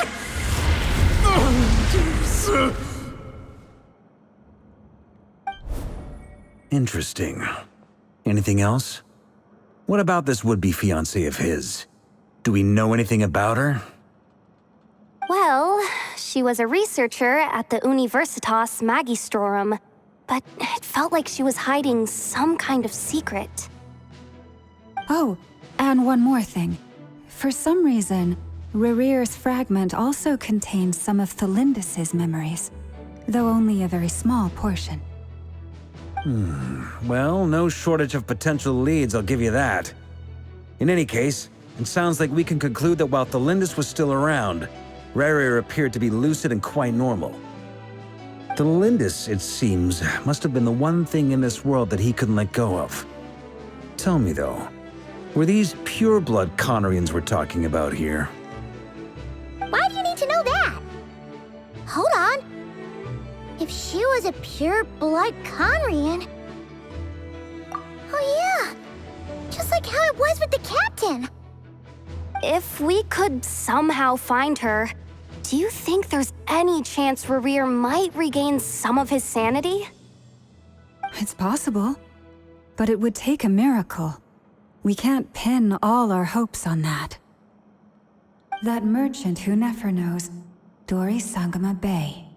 Maybe we could hire her to look into it. All right, then.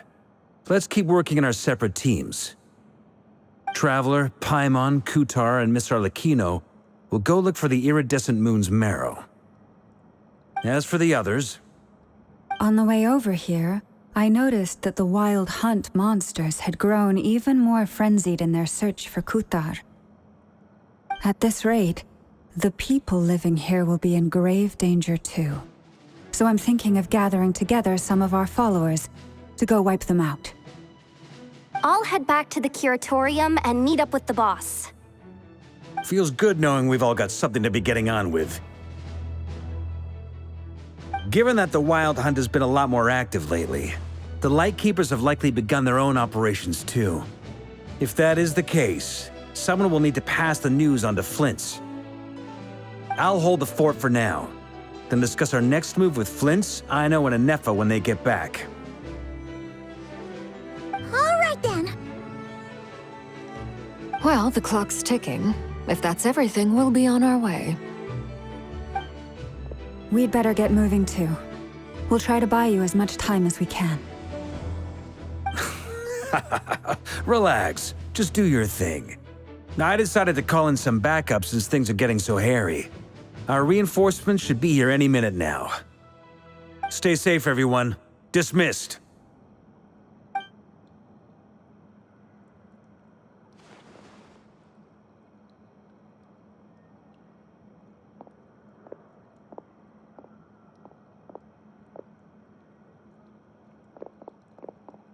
We're back. Did we get here a little early? Or a little late? A tad late. The others have already set off. To summarize, our resident moon goddess has found us a new ally, and Boss Nefer has uncovered some promising info. Everything going smoothly on your end? Not great. I don't know how long we can stall them for. The decoys are getting taken out way faster than we imagined. I'm gonna make some more later, but I need a timeout first. I'm so tired right now. Oh, right! Nefa, could you fill in Uncle Varka on what we just discussed with Flints? Sure. Uncle Varka, you previously told us about how when you went to investigate a source of the Wild Hunt in Amsvartnir, you discovered that it was just a diversion. But according to Flints' intel, several outbreaks of the Wild Hunt had already occurred in Nordkai in the period leading up to that. That was before Rerir had regained his body, when he was far from regaining his full strength. In other words, in theory at least, he still lacked the means to act in two places at once. Flints, with everything that's been happening, the Lightkeepers across Nordkai are rallying to fight back against the Wild Hunt. They're gonna need your help. I know, I'm sure you're capable of coming up with something far more effective than decoys. But for now, you should stay here and get some rest. And Effa and I will head back over to Amsvartnir to see if there's anything I missed. I told you Uncle Varka would say that, didn't I? A deal's a deal. Not a word about my snack intake for the next week. Database updated. Reliability of Ino's predictions increased. What does that mean? They were betting on how you'd respond after hearing their intel. It's the obvious choice, isn't it? That's hardly worth betting on. We already decided that Nefa should go investigate the situation over at Amsvartnir on her own. You might as well stay here and keep watch. Someone needs to hang back and oversee our strategy meetings. And besides, you still haven't fully recovered from ambushing Rerir. So I've ended up with the easiest assignment. Well, I appreciate it, everyone. See you when you get back.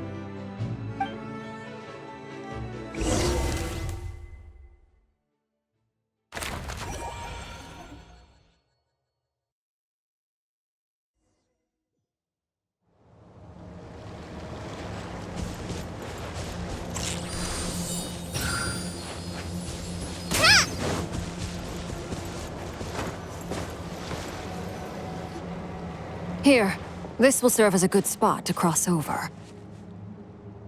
Arlecchino, hold up a second. Since you brought us all this way, would you mind telling us what you've got planned?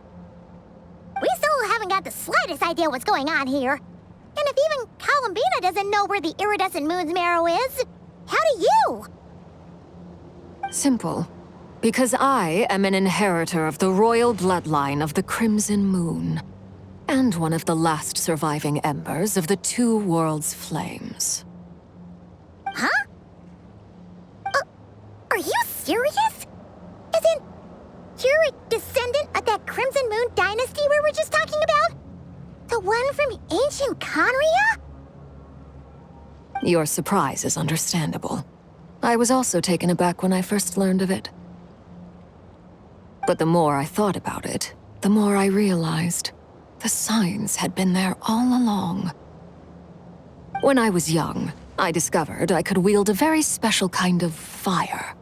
It coursed like blood through my veins and smoldered away inside my nerves. What's more, whenever I experienced strong bursts of emotion or drew too deeply on this power, it was like some kind of presence within the fire would begin to gnaw away at me, consuming. Exactly. That is why my hands are like this, too. At first, I saw it only as a curse, but once I became a harbinger, the jester apprised me of the truth. What's more, whenever I experienced strong bursts of emotion or drew too deeply on this power, it was like some kind of presence within the fire would begin to gnaw away at me, consuming me from the inside out. Together with my own investigations over the past few years, there are several things that I have gradually come to understand. For instance, Take the so-called Crimson Moon. In truth, it is nothing more than the shattered remnants of the iridescent moon, fused with the abyss to prolong its lifespan. Since this blood flame was bestowed upon me by the Crimson Moon, it is a fusion of the iridescent moon's former power and the corruption of the abyss. You all understand the nature of the abyss well enough. I draw upon its power, and in return, it hungers for my soul. This strange blackness is the mark of corruption it has left behind. If I recall correctly, you once told me that if the corruption ever made it to your heart, you'd become a completely different person. Yes, and that's the reason I'm always careful not to push my power too far. It's essentially a never-ending tug of war. Oh, sounds intense. Anyway, the rest of my story can wait. Is there anything else about the Crimson Moon or the Iridescent Moon that you're unclear about? Paimon has a question. So, the Crimson Moon that the Karians used to worship was actually the Iridescent Moon, right? Which was one of the three Moon Sisters. Does that mean that the Karians were to the Crimson Moon as the Frost Moon Scions are to the Frost Moon? So much of that history has been lost. We have no way of knowing exactly what they were like. But I would suspect that the Conrians weren't as devout in their moon worship as it might appear. The iridescent moon's remains simply served as their link to the abyss. Later on, perhaps someone discovered a way to make direct contact with the abyss. Or maybe there was some kind of ideological divide. Either way, a dissenting faction staged a coup and drove out the royal heirs of the Crimson Moon dynasty. Still, even with the dark sun looming high overhead, the Crimson Moon's glow never truly faded. If you want living proof, it's standing right before you. The first time we met, I sensed something familiar in your presence. When I looked at you, I felt I could see that mysterious red moon in the corner of my eye. In your flames, I saw its broken image, surrounded by a strange black aura. Well, I appreciate that you kept it to yourself.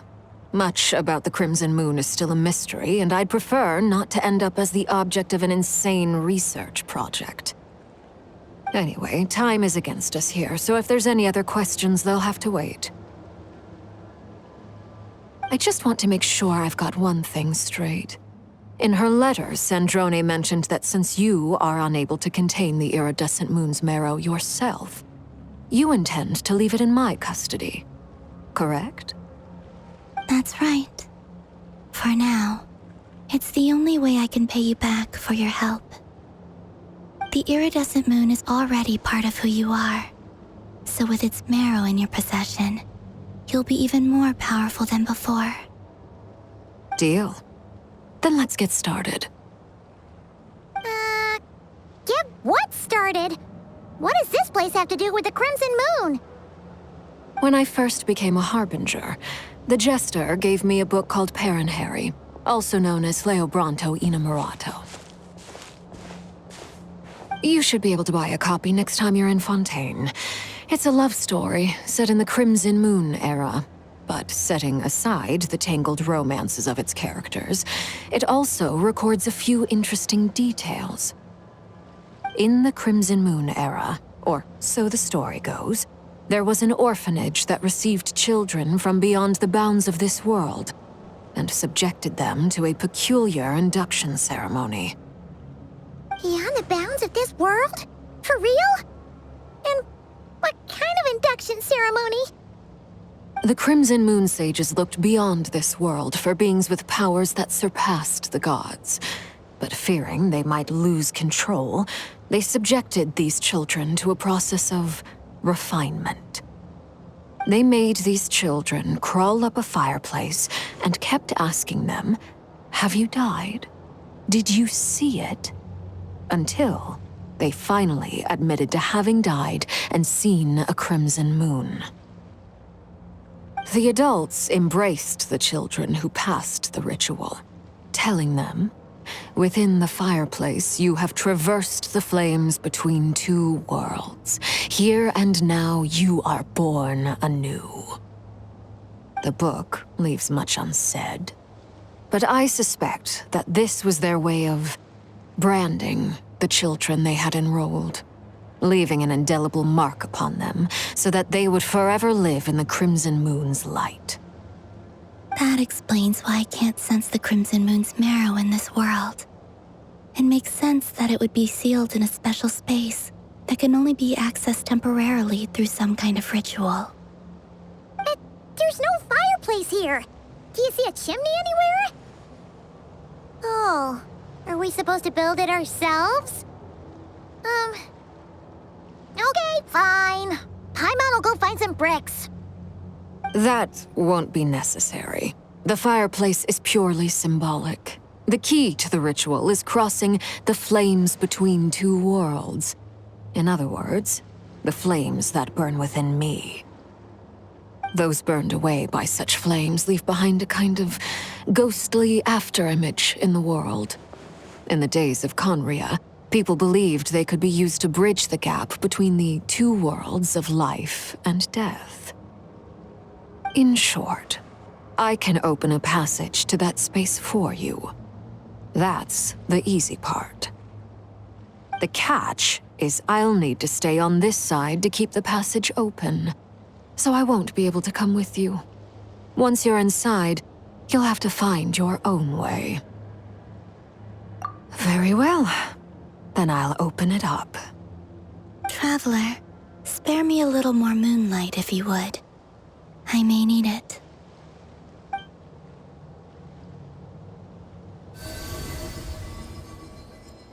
Thank you. I feel like I've recovered some of my strength now. It should be enough to move us across short distances and confront whatever dangers might await.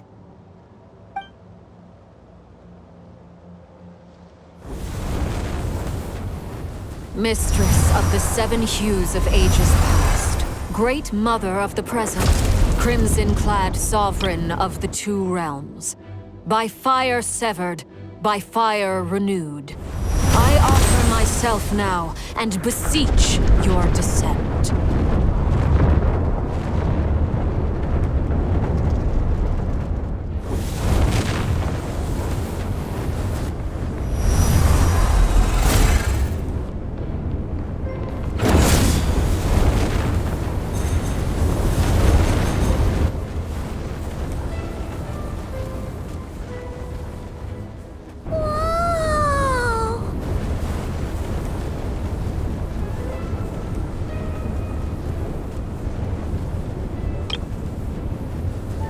One word of advice. As you're crossing over, no matter what voices you hear, do not answer. Got it! I sense a sinister gloom inside, but also the familiar light of the moon.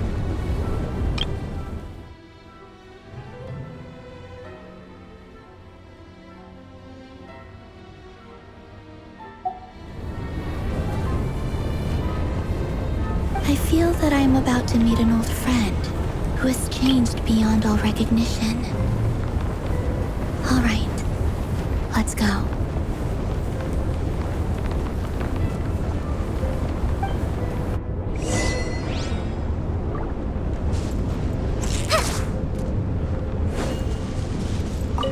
Seismic changes often begin with small windows of opportunity. This could be your window.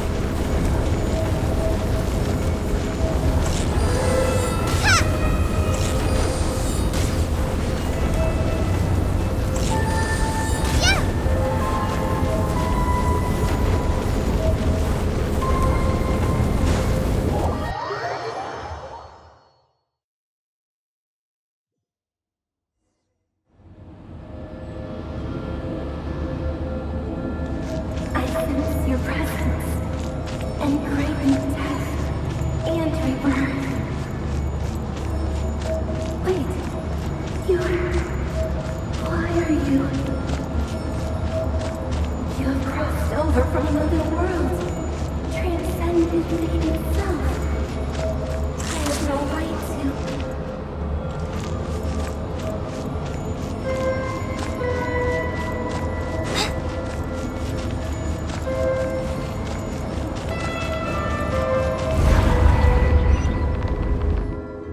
Hey! Look up at the sky! A red moon! This must be the spot, right? Is that the abyss? It's practically filled the entire place! What now? What a tragic sight. Fragments of your broken body, seized by the abyss and hung up aloft like mummified remains. Iridescent moon. Was this truly what you wished for? Careful! There's something spooky about this place. Feels like something is lurking in the fog. Haimon's right behind you. Whatever you do, don't run off without her.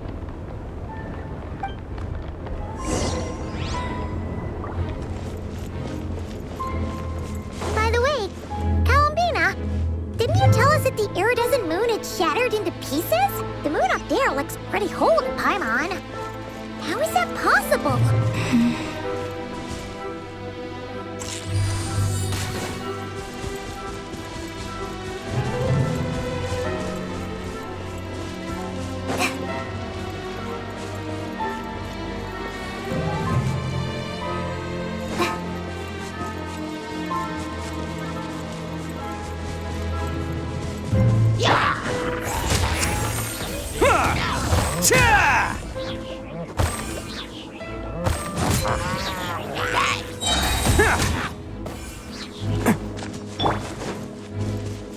Bring it!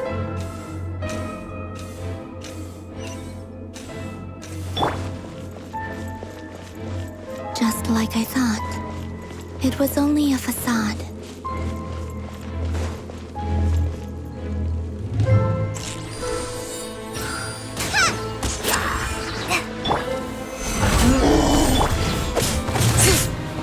Letting brave names echo!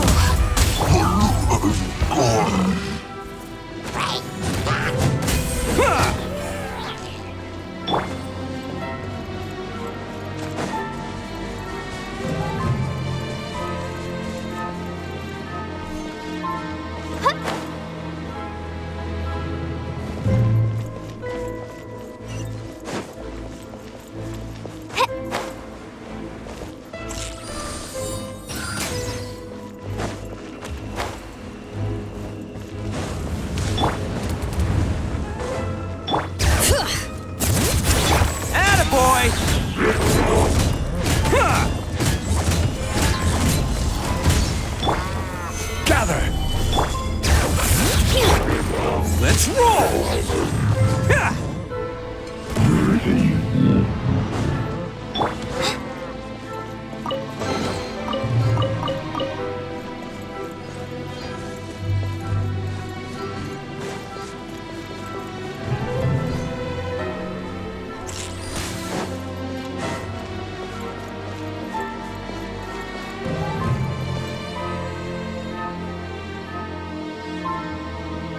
Huh? Huh? For real? That's way too high! There's no way we'll be able to reach it! No. I'm not sensing anything up there. It's coming from under the mountain. Let's see... Ah! There's some kind of weird shadow over the water! Wait, see that? Looks like a mechanism of some sort. Let's check it out!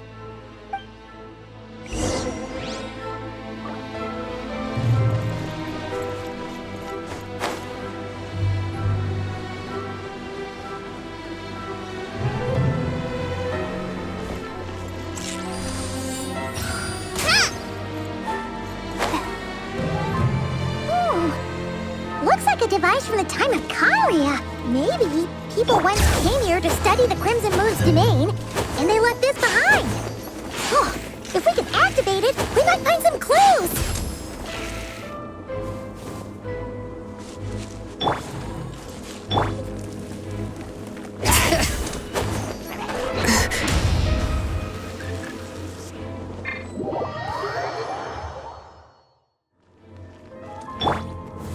Stabilize!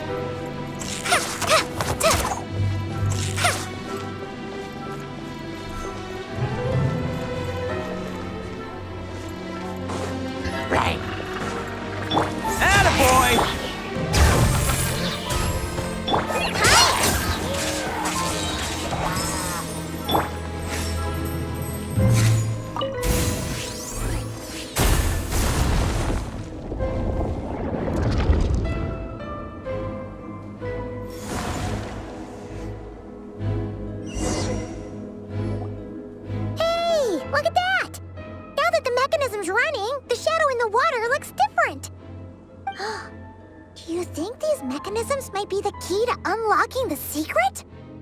Let's try to find more of them! Felindis, we'll leave the rest of the research in your hands.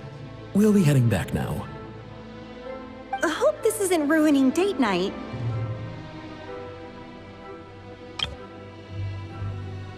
Ugh. Mind your own business. Just leave me some snacks on the table. Felindis? Is it Riru's girlfriend? How come we're hearing her voice here? Oh yeah! So, do you think she was studying this strange space all along? The Abyss has made this space extremely unstable.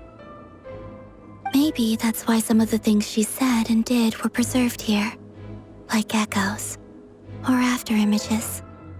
Whenever I see this view, it takes me back to a poem from my childhood.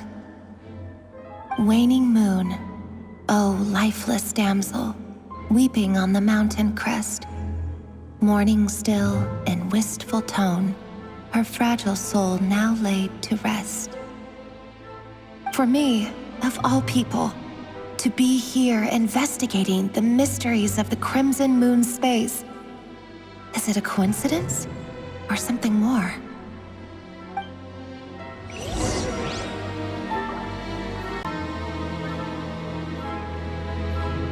Let's roll!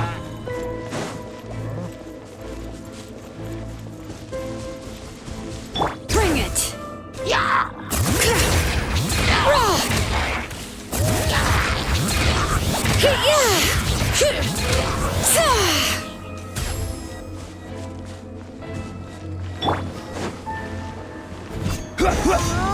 Looks like the Abyss has messed up this mechanism. We need to find a way to get it working again. Let's see if there are any other devices nearby.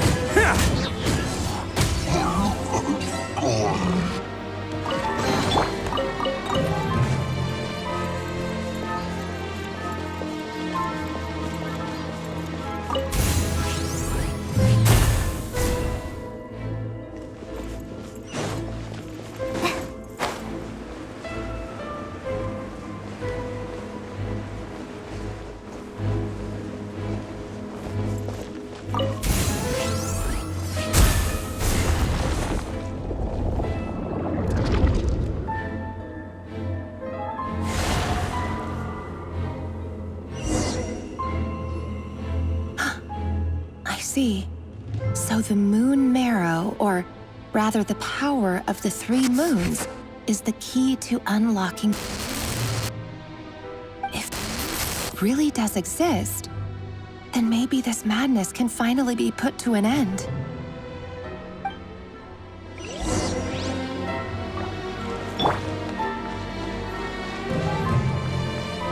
Bring it!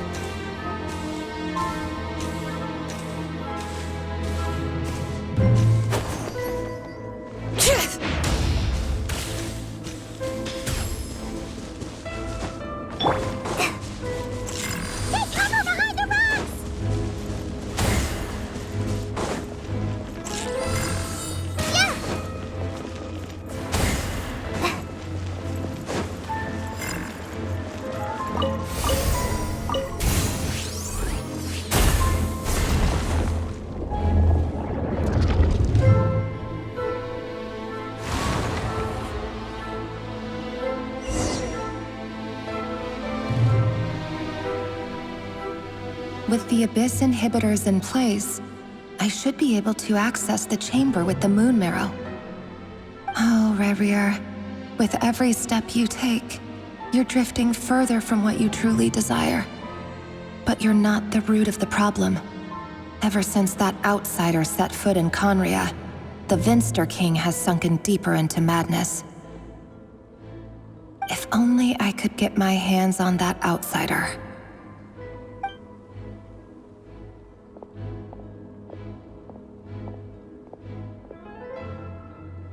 Hey look! The moon's reflection is back to normal! Felindus's voice mentioned a chamber with the Moon Marrow. Do you think maybe it's hidden in the moon's reflection? It must be, for within it, I sense the fragile aura of a dying soul. Then there's no time to lose! Let's go!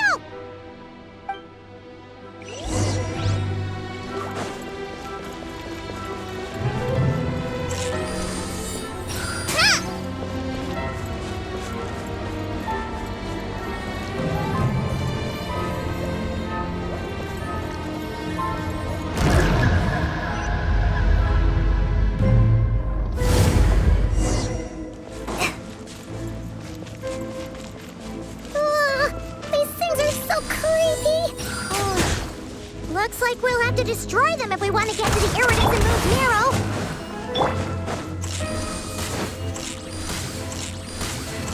Yeah! Ha! Ha! Ha! That must be the iridescent moon's marrow! Oh, but we'll need to destroy these things before we can reach it! Solidify!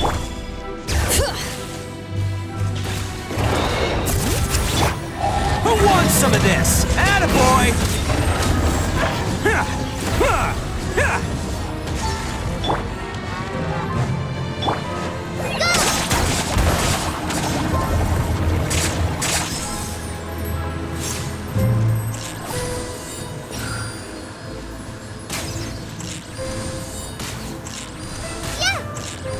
Hang in there!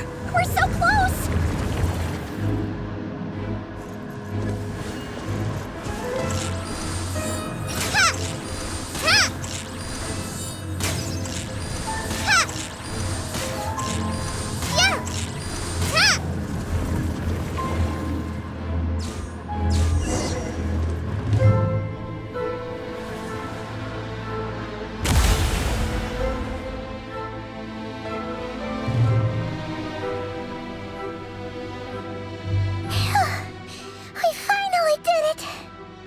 The iridescent moon's marrow, still burning away like an undying flame, yet now contaminated by the Abyss.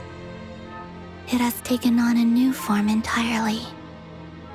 If we can purify the abyssal power within, we should be able to obtain its untainted essence.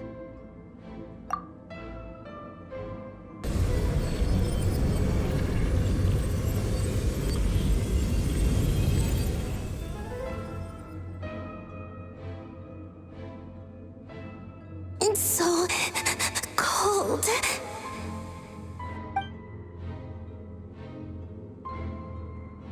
Is it you? Are you here? Huh? Are you talking to us? At long last, I can see you once more. Our fates have crossed, and I am finally free. I'm sorry, I lied to you. Even knowing what was to come, I still couldn't let go of the fear in my heart as death drew near. The moment the moon shattered, my body began to split apart piece by piece. Like I was being cut into pieces by 1,000 blunt blades. My thoughts scattered as the cold crept in. But I could not bear to fade away like that. Tell me, what was it that brought you to us all that time ago? If only I had possessed your courage, then I might have been spared this torment. torment more painful than death. You look so puzzled. That's how I felt too when I first saw you. But trust me when I say that everything happens for a reason. Farewell, Hypo.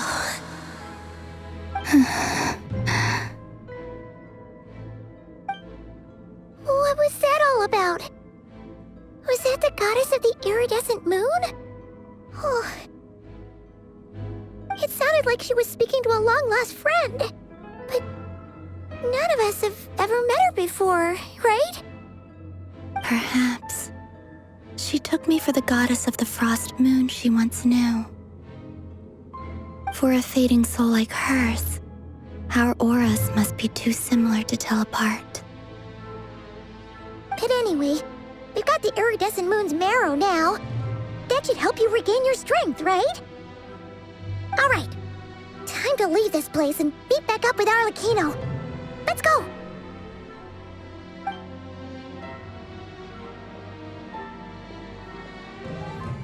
That's odd. This place looks different than when we came in. Waning moon, oh lifeless damsel.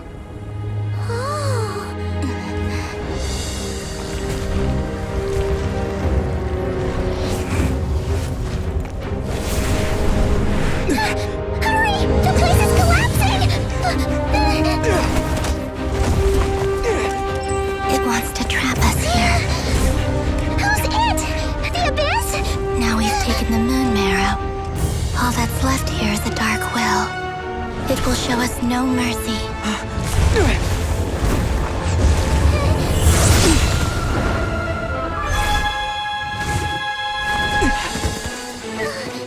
Give it back! The crimson moons! My marrow! My heart!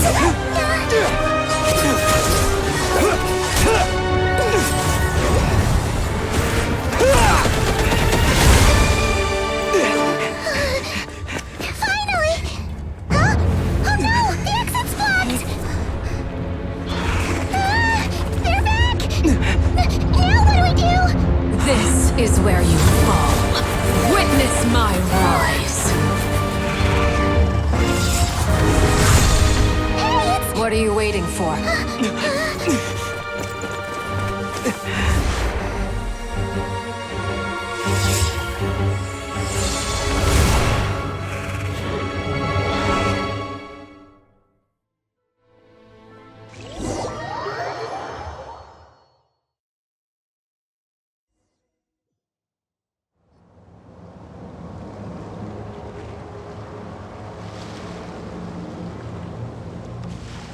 Oh, we made it!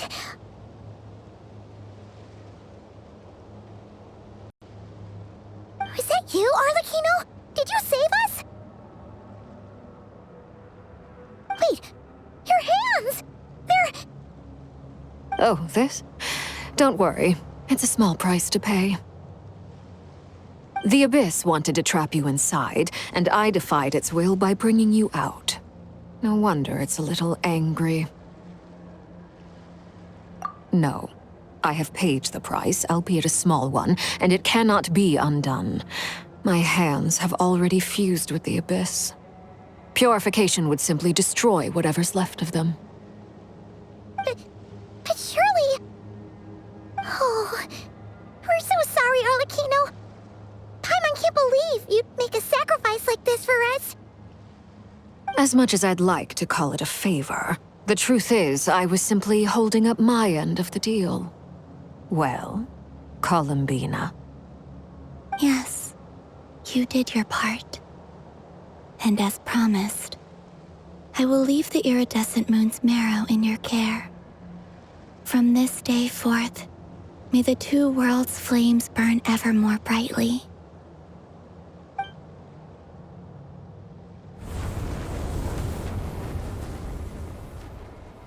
I'll take that as a blessing.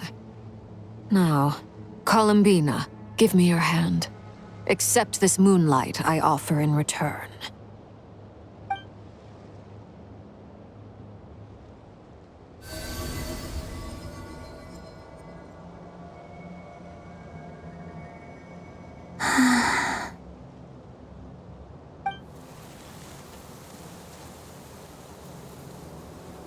Feeling stronger? Hey, Columbina! Are you okay? I'm fine. Our powers are a little at odds, that's all. By the Frost Moon's authority alone, wielding the power of the other moons was always going to be a stretch. Still, I think it's fair to say that your strength has returned, at least to the level it was at as Third Harbinger. It's still not enough. There's no way I can hope to challenge Rayrir like this. Just one more ray of moonlight, if you would. It's okay. I can take it.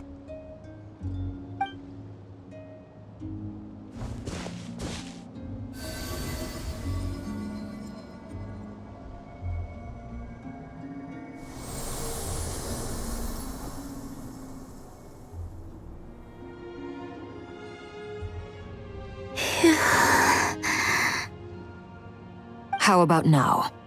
Fighting fit?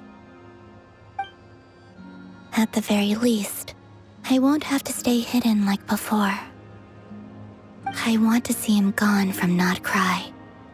The Rayhir of Solnari and his wild hunt must be sent back where they belong.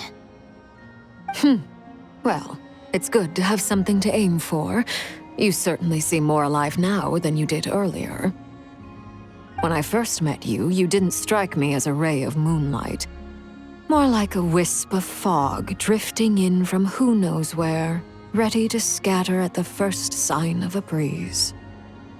But now, you're full of vitality, just like the Frost Moon, once the brightest of them all. May you keep shining, Columbina. This is who you are. Thank you. Look after yourself too, Arlecchino. I know you have plans of your own, and that's why you're always seeking to grow stronger. But whatever you're after, don't let the Abyss take a hold of you. I do not wish to see you go down the same path as Rayrir. I appreciate the concern, Columbina. Although perhaps it's time you took a new name. A new name? Kutar, the Moon Maiden, Columbina, they're nothing more than code names. They describe who she is and the roles she's played, but they're not her real name.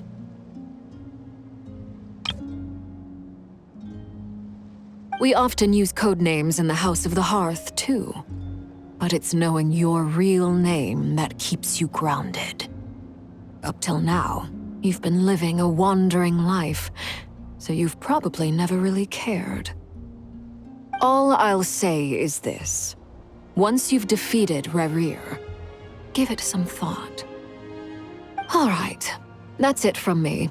I'll get you back safely first, then go meet up with Sandrone. You're the best! I appreciate the gesture. It speaks to your good character. Anyway, let's get going. There are more urgent things to do right now than trade compliments.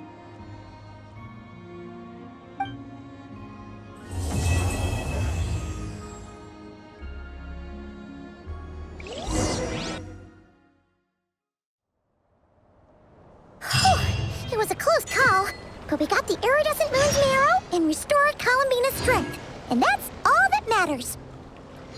In other words, mission accomplished. Paimon wonders how everyone else is doing.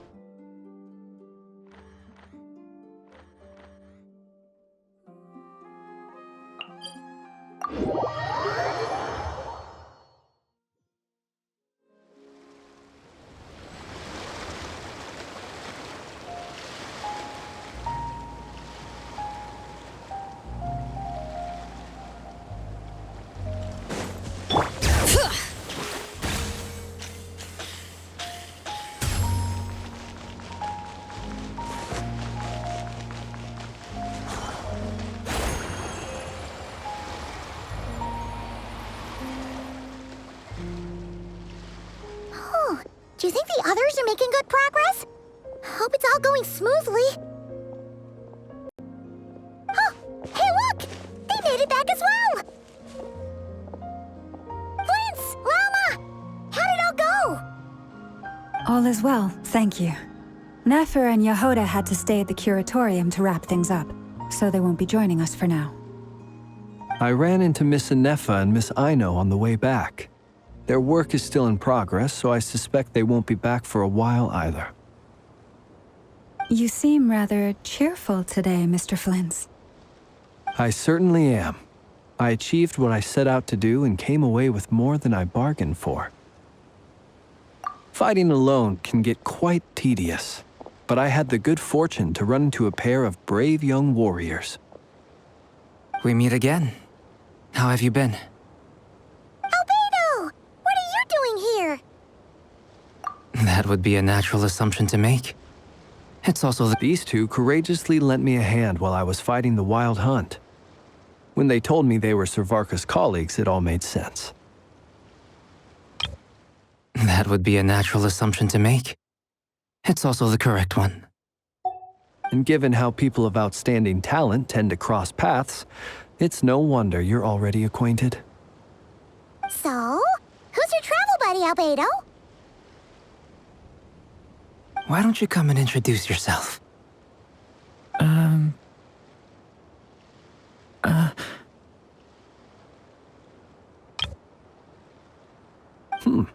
A gentleman of few words, I see. And a rather stern countenance. I presumed you were acquainted with him. Is that not the case? It's nice to meet you. Again. We've technically met before. Wait a sec! You're Minnie Durin!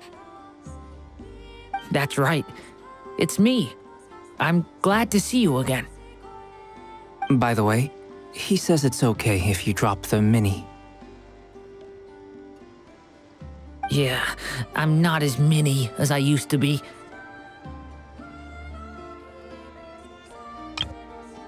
Interesting, isn't it?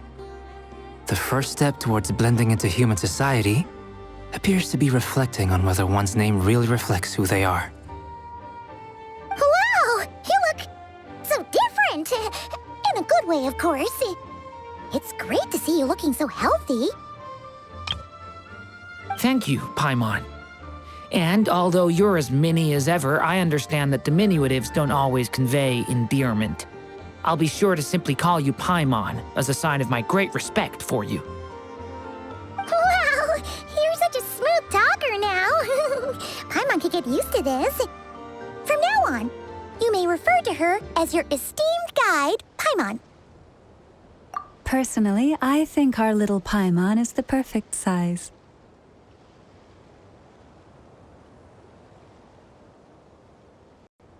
When people call her Little Paimon, it's just because she's so adorable that they can't help themselves. If that's not a sign of endearment, what is? You're absolutely right, Miss Lauma. My brother still has a long road ahead of him when it comes to understanding human relationships. Anyway, speaking of long journeys, didn't Columbina, leave with you? How come she isn't back yet? She's been catching up with old friends. Wouldn't be surprised if she stopped for a cup of tea or 10 on the way back. Uh-oh. People are talking about me. Hope it's nothing negative.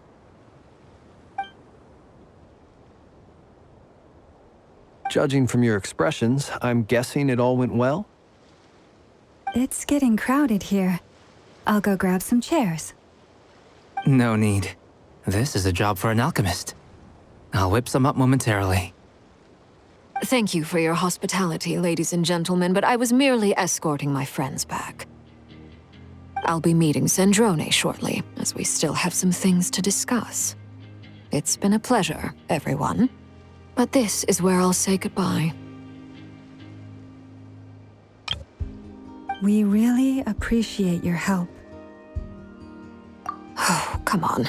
Spare the formalities. I'm just glad I could help out some true friends. I understand. Well, bye for now, Harlequino.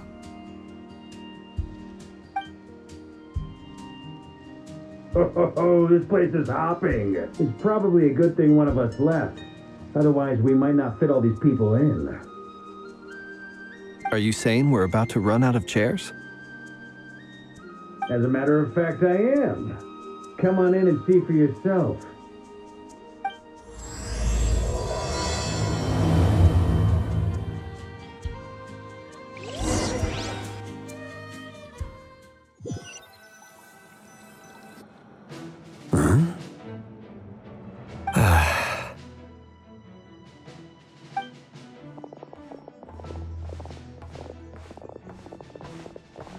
I overheard your little chit-chat outside, by the way. With Miss Columbina's colleague gone, we should be back to the original crew plus the other colleagues I brought in. Though, it looks like we have another new face. Someone else managed to rope in a colleague too? Frankly, you and Paimon are the only people I know here. This here is Deansliff, colleague of Teyvat's greatest guide, Paimon, and greatest adventurer, the Traveler. Well, not exactly colleagues, more sort of friends. When someone else jumps in to do the announcing, you know you're speaking to someone important. Let's hear what he has to say. Note to self, once Paimon knows your name, the rest of the world will soon follow. When he comes looking for us, it's usually something important. Paimon's guessing you've heard about the Wild Hunt, then. From the looks of it, you're about to hold a meeting. If I were to say that the Wild Hunt is our mutual enemy, would that earn me a seat at the table? As the saying goes, the enemy of my enemy is my friend. Mr. Dainsliff, there's a seat with your name on it. Though, I can't promise the same for everyone else. Hey, Albedo, think you can rustle up a couple more chairs? After all this time apart, Grandmaster Varka's first order is to rustle up a couple more chairs. I've missed this. Is he being sarcastic? Hey, he's your brother. Why are you asking us? I've still got a lot to learn about the nuances of human conversation. Trying to decipher Albedo's way of speaking has been like jumping in at the deep end. Oh, good point. Paimon gets you now. Don't sweat it. There are people who go their whole lives without getting the hang of it. You're ahead of the game already.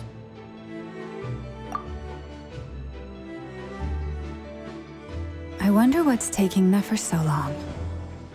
Perhaps you should go and check in with her. If anyone can hurry her along, it's you. I just got back from the curatorium. Besides, aren't you curious to see what's taking her so long? Miss Nefer doesn't strike me as the type to share secrets. And since gathering intel is her specialty, I'm guessing she'd prefer to keep her methods confidential. Under such circumstances, would it not be tactless for me to impose? Oh, but it's fine for me to impose. What can I say? You have an unrivaled ability to garner people's affection, Miss Moonchanter. Besides, you have far more in common with her than I do. All right, then.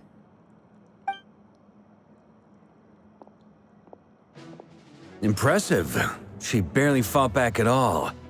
I admire your powers of persuasion, my friend. As I'm sure Miss Lauma will realize soon enough, the trick in life is to always pitch in with other people's responsibilities so that you can be selective with your own. Another trick is to simply hide in the background. Spoken like a true sage. Anyway, looks like we've got some time to kill before the meeting. Let's take a little breather, folks. And feel free to chat amongst yourselves. We'll get down to business once the other two arrive.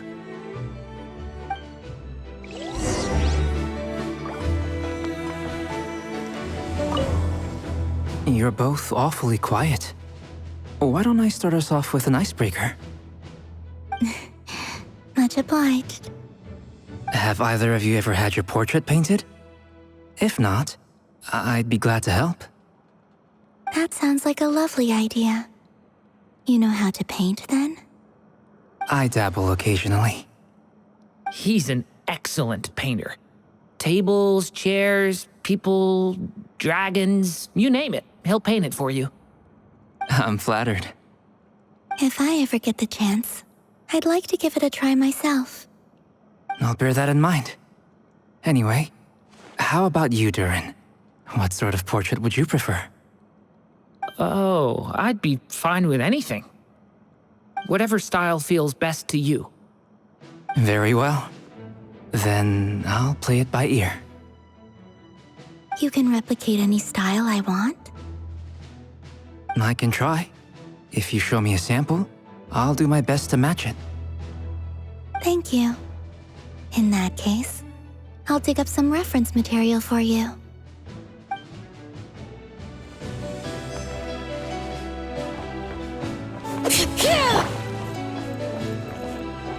Is there something you'd like to say to me?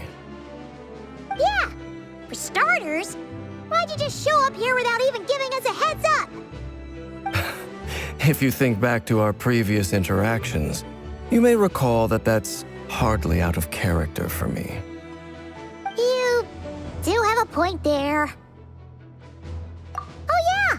You'll need to find somewhere to stay the night too, right? Want to tag along with us? You never know. We might get a group discount. Sure, let's do that. Great! Paimon will handle it. And in return, we can get Dainslift to be our very own personal bodyguard. If that's what you had in mind, you should have said so sooner. I'd be happy to help. Oh, okay then. Paimon was only kidding, but good to know. Anyway, since we're all here together, we might as well watch each other's backs. That's just what friends do, right? Indeed. Thank you.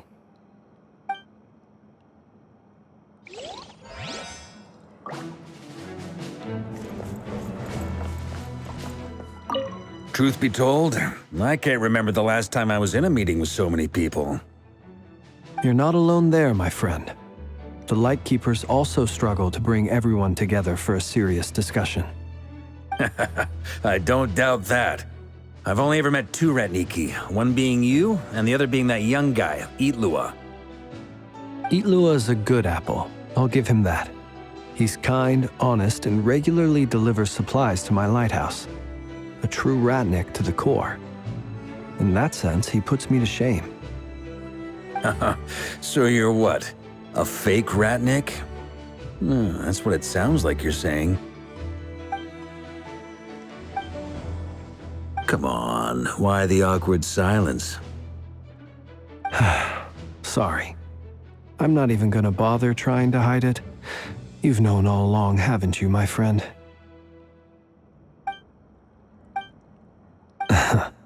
Now that was an awkward silence. Let's just keep this between ourselves. Probably best if Itlua doesn't know, huh? That goes without saying. Gotta be careful what you share with youngsters, after all. Anyone else in the know? Let me guess. The Traveler and Paimon? It's dangerous being too sharp for one's own good, you know. Then, in the name of the Animo Archon Barbados himself, I swear, your secret's safe with me. When we went for drinks, you said that you and Barbados were practically best buds.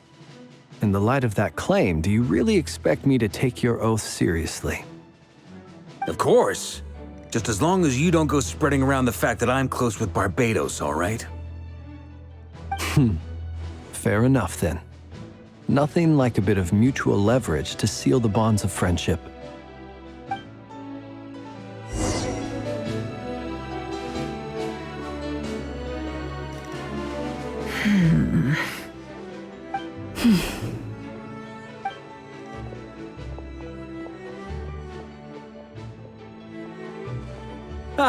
Miss Nefer, you made it after all.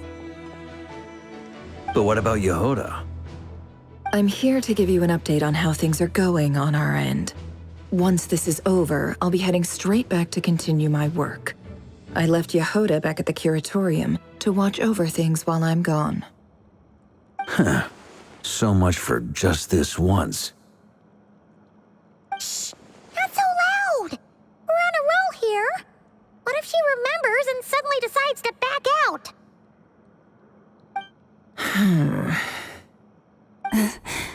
Did you say something, Mr. Varka? Huh? I didn't say anything. Right, Flint's? Must have been a frog. They get so noisy around here at nighttime. It's like they're putting on a concert in the background. Anyway, before we begin, there's a few introductions to make. Let me start by saying that it's an honor to be speaking before so many distinguished colleagues and collaborators. First up, we have Miss Lauma. As Moon Chanter, she's the leader of the Frost Moon Scions, a local religious community in Nordkai. Then there's Miss Nefer, boss of the Curatorium of Secrets, an intel gatherer extraordinaire. Nefer is leading the investigation into Rerer's background, assisted by Yehoda and Lauma. From the little I've heard, they're making some great progress. Over here, we have Mr. Flint's, a ratnik and guardian of the abandoned lighthouse. In our last operation, he courageously distracted the wild hunt to buy time for the rest of us. For those of you who've never met, this is Mr. Albedo, a renowned alchemist and captain of the Knights of Favonius investigation team. By his side is a new face for us all, myself included, Mr. Durin, who has come to lend his aid. Next up, we have the Moon Maiden and former Fatui Harbinger, Miss Columbina. Then we have the Traveler, who's earned more titles than I could possibly hope to list out, so I'll spare you the rundown. And Paimon, the ultimate travel companion and quite possibly the best guide in all of Tevat. Wow! That's a lot of people! Great turnout! Miss Nefer, it looks like you might have another job coming your way, so, congratulations on the booming business, I guess. You think I haven't got enough on my hands as it is? Who's looking for me now? That would be me, Miss Nefer. I have a commission for you. And you are? Who I am doesn't matter right now. What does matter is that I'd like you to gather more intelligence about the Recher of Solnari. Well, it's not as if we never take on anonymous commissions. But in your case, I'll have to decline. I'm gonna take a wild guess and say your job's probably more hassle than it's worth. Something about you seems like bad news. It's my eyes, isn't it? Conrian, I assume. And what's with the mask? Are you trying to hide your identity? In any case, the fact that you're even still alive raises an awful lot of questions for me. My name is Dainsleif, and yes, I am from Conria. As I'm sure you're aware, the Recher of Solnari's real name is Rerir. He was once an acquaintance of mine. Really? Then you must have been quite an influential figure yourself. You flatter me, but none of that matters anymore. My point was simply to clarify why I have asked Miss Nefer to investigate Rerir's background. So you're both from Conria, and it sounds like you used to be friends? What am I missing here? Surely you already know how he became one of the Five Sinners. I'll tell you everything I know. The history of Conria, the names and identities of the Five Sinners. I remember it all like it was yesterday. I have never spoken openly of this before, but the truth was exactly as people say. The Five Sinners were each driven by their own desires, and it was by playing upon these that the Abyss tempted them to their fall, tearing Conria apart in the process.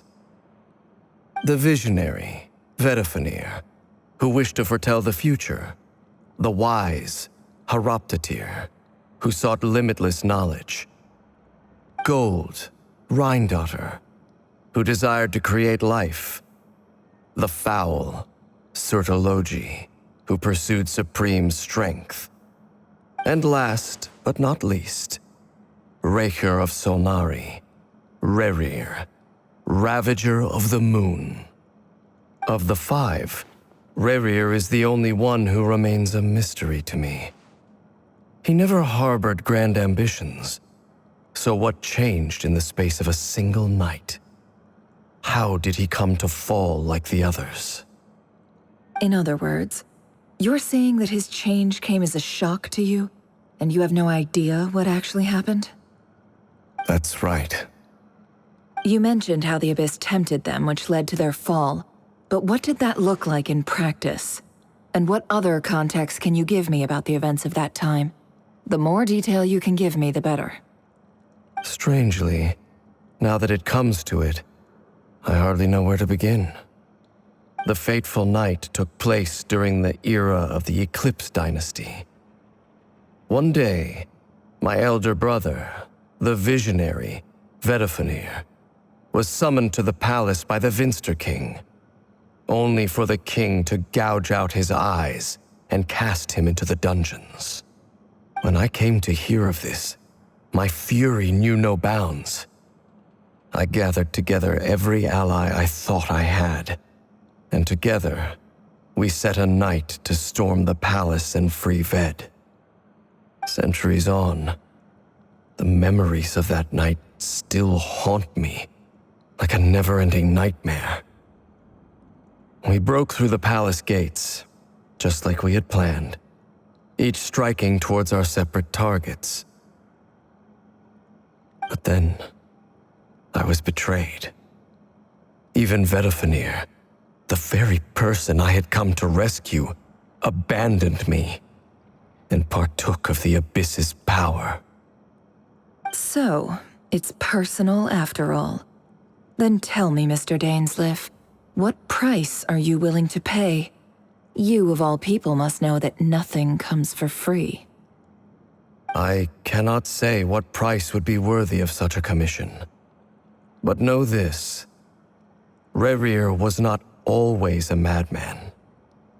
Believe it or not, there was a time when he was just an ordinary man, working for the Conrian Intelligence Service. Uncovering the truth of Rerir's past is the only way to unravel this mystery. But before you decide if you will accept my commission, I will tell you more about him. Enough, I hope, to help you plan your next move. Sounds pretty good to me. Feels like we just flagged down a random passerby, only to discover he's actually a master strategist who has a score to settle with our enemy. Can I borrow your halo? It could be useful in the lighthouse. Hey, enough with the wisecracks! Besides, isn't that lamp of yours bright enough already? Relax. It was meant to be a compliment. If that was a little over the top for your liking, I'll make sure to tone it down next time. I'll give your proposal some serious thought, Mr. Dainsleif. Let's speak in private once the meeting is over. Before that, there's a few things I'd like to share.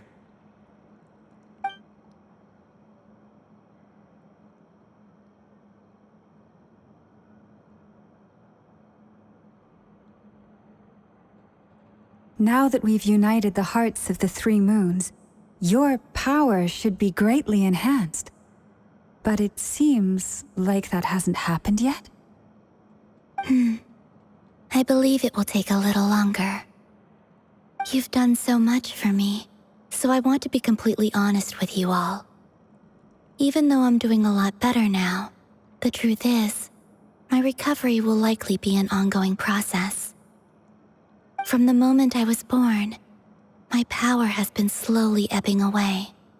And that is because Tevat has never accepted me. Even with the moons united as one, it seems my rejection cannot be undone. So far, I have yet to find a solution, It may turn out to be a problem that will plague me until the day I finally leave this place behind. Even so, I will do everything in my power to help you drive out the Rayhir of Solnari. As Arlecchino put it, this is not about chasing the spoils of victory. It's just a gesture of heartfelt gratitude. Kutar.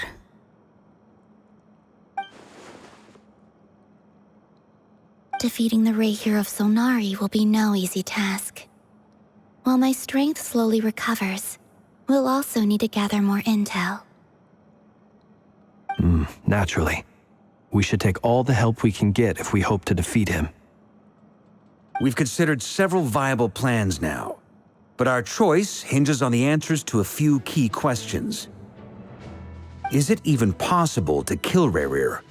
What experiences shaped the person or monster he became? And what's he really after? Given Albedo's expertise in alchemy, I think we should leave him to try and answer the first of these questions. Understood. As for the other two, I'm afraid we'll have to count on you again, Miss Nefer. Believe me when I say it's not my wish to burden you. But right now, relying on your skills is our only option. So you're placing all your hopes on me, huh? We can't thank you enough for agreeing to help us. Honestly, I can hardly believe how lucky we are. You sure have a talent for changing your tune, Miss Moonchanter. Timid like Yehoda one moment, then flinches insincere flattery the next. Ladies, please. I must object to your portrayal of me. That's all. Feel free to keep bickering. Just pretend I'm not here. I almost don't want to leave this room. I'm curious to see how this plays out. I have faith in you, Miss Nefer. Something tells me you'll stand by us until the very end. Oh? And what makes you so sure of that? What if I suddenly decide that my compensation is insufficient? This isn't about the money. I can sense that you've got a deep-seated distaste for Rayhir. And knowing you, that alone is motive enough. Look at them getting along so well. Like two peas in a pod. And I'm the one they accuse of insincere flattery. There is no justice. Miss Lauma, you have to understand something. Unlike you, I don't actually enjoy having everyone's hopes on my shoulders. Is that right? Well, maybe the fact that I'm willing to put my hopes in other people says more about me than you. But the fact is, I also trust you. And that's because I know that you're someone we can count on. Anyway, we've got our plan, so let's get moving. Mr. Dainsleif, let's talk. And Traveler, once we're finished, if you've nothing else planned, I'd like you to come with me. This whole experience is teaching me a lot.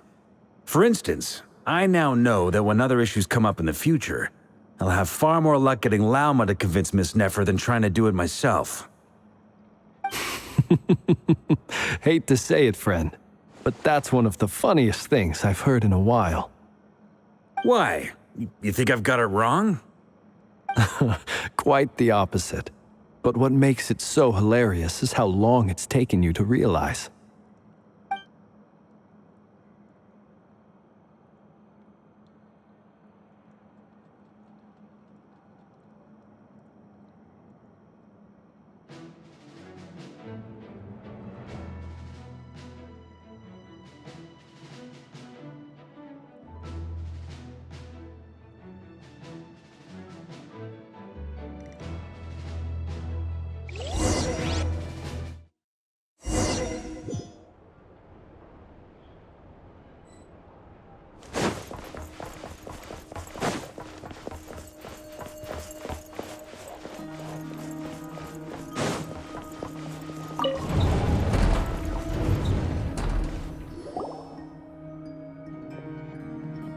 Thank you for waiting. It's okay. We actually use the time to help Dainsleif get a room at the hotel. That's very considerate of you.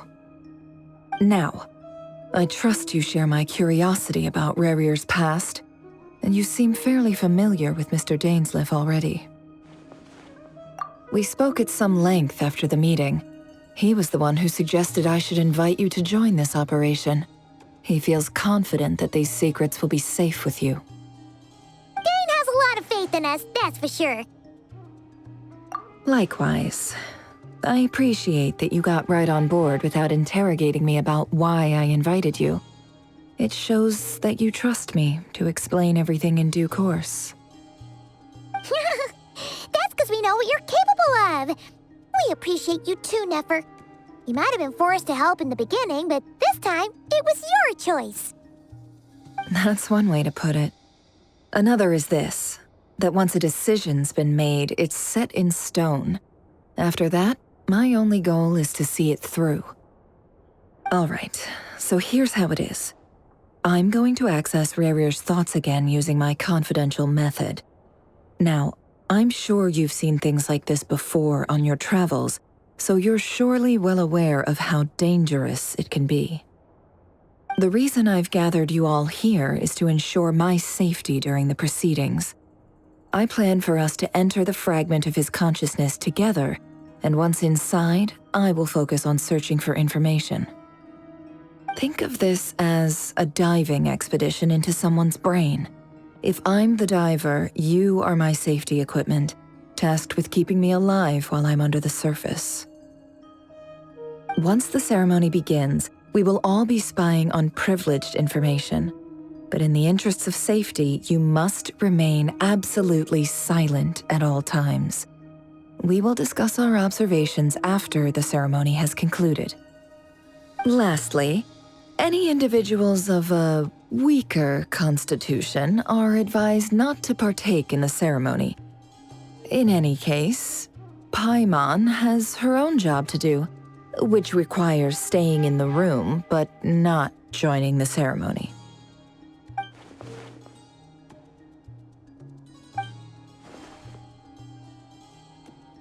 Well, good luck, everyone! Sounds like all Paimon can do is cross her fingers and root for you guys. There's a little more to it than that. I was being serious when I said you have a job to do. While the rest of us are inside Rerir's mind, it's imperative that we have a team member on the outside. In the event that something goes wrong, you will be our first responder. I don't anticipate any issues, but the extra level of safety will be greatly appreciated. I second that. This is a dangerous operation here, and you're our whole rescue team. That's pretty much the most important job in the crew. So, Paimon's like the lifeguard? Yeah, that makes sense. All right, got it. Good. Please, take a seat. We'll get started momentarily.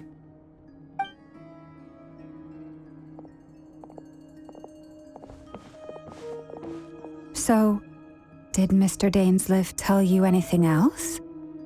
He told me that he believes Rerir kept some big secrets in his life. He's not sure that they were the cause of his eventual downfall, but he's asked me to uncover what those secrets were all the same. But surely you're not planning to go through with this, no matter the cost. If you think that, you'd be overestimating me. I'm a businesswoman, not a mercenary. But I do have my own professional reasons for taking this job. You think I'd turn down the opportunity to get a first-hand glimpse into Conrian history? No. Well, as long as you don't let morbid curiosity get in the way of safety concerns, we're good. But I do have my own professional reasons for taking this job. You think I'd turn down the opportunity to get a first-hand glimpse into Conrian history? No chance.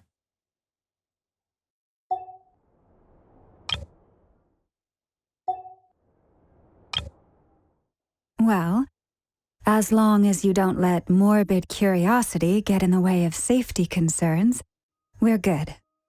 We'll do whatever we can to help you. You're such a killjoy.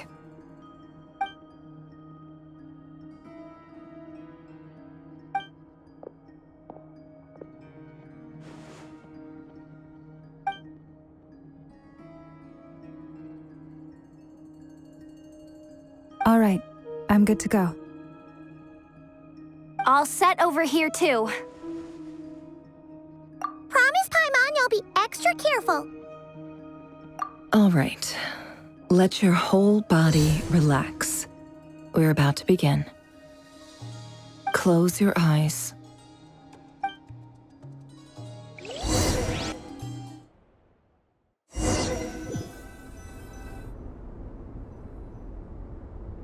Phew. Could this be his office? Pretty standard setup. Bookshelves, paperwork, files. According to Dainsliff, Rarier used to be an intelligence operative.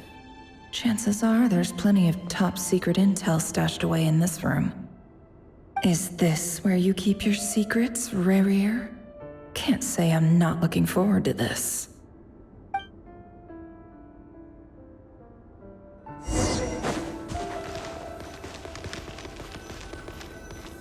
He looks even gloomier than last time. I wonder what's changed.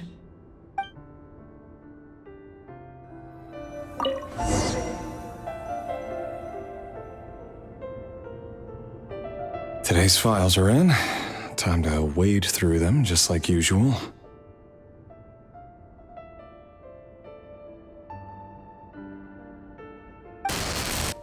Male, 51.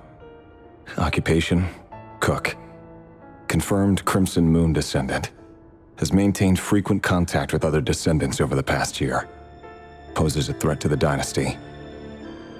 Neutralized.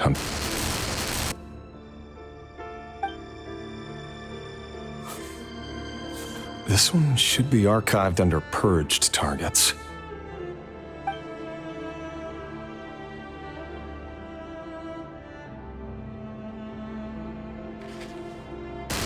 Female, 23.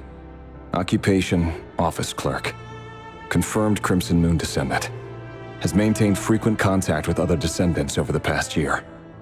Poses a threat to the dynasty. Neutralized.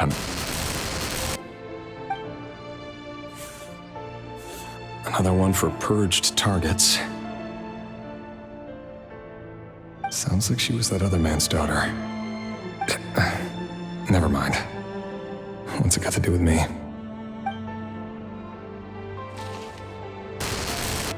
Male, 40. Occupation, teacher. Confirmed Crimson Moon descendant. Has been observed making contact with other descendants during the past year. Poses a threat to the dynasty. Neutralized on... Just another nobody for the archive. Come to think of it, I remember surveilling this man. A case like his never would have been considered a priority in the past. Huh. He barely even interacted with other Crimson Moon descendants.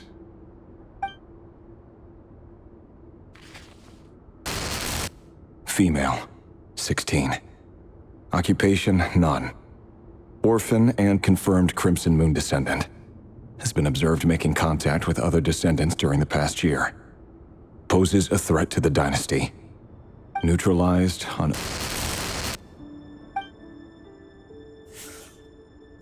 Filed. I have no recollection of this girl. None whatsoever. She doesn't seem to be anyone important, but then again, how many of them really are?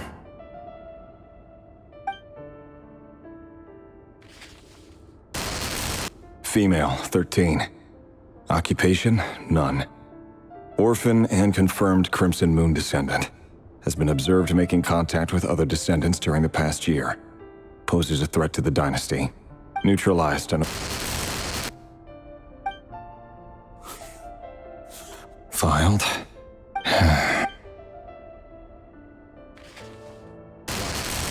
Male, 11. Occupation, none. Orphan and confirmed Crimson Moon descendant. Has not been observed making any contact with other descendants during the past year. poses a threat to the dynasty. Neutralized and...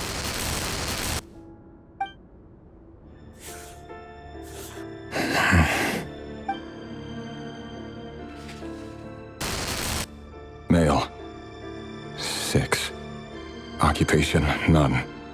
Orphan and confirmed Crimson Moon descendant. Poses a threat to the dynasty.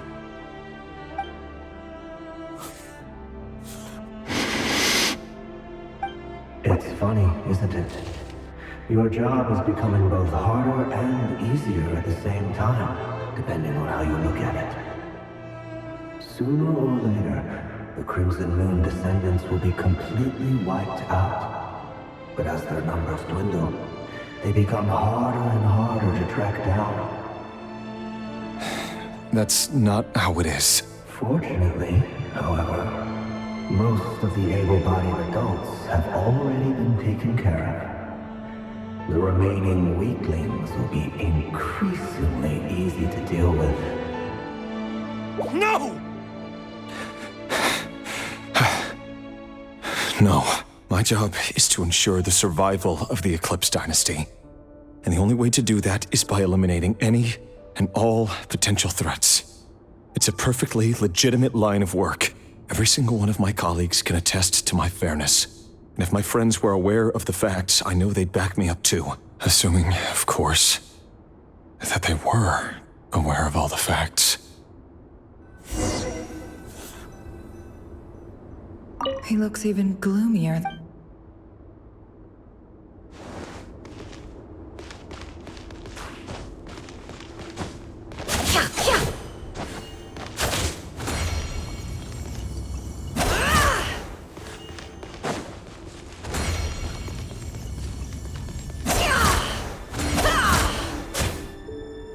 No more lies.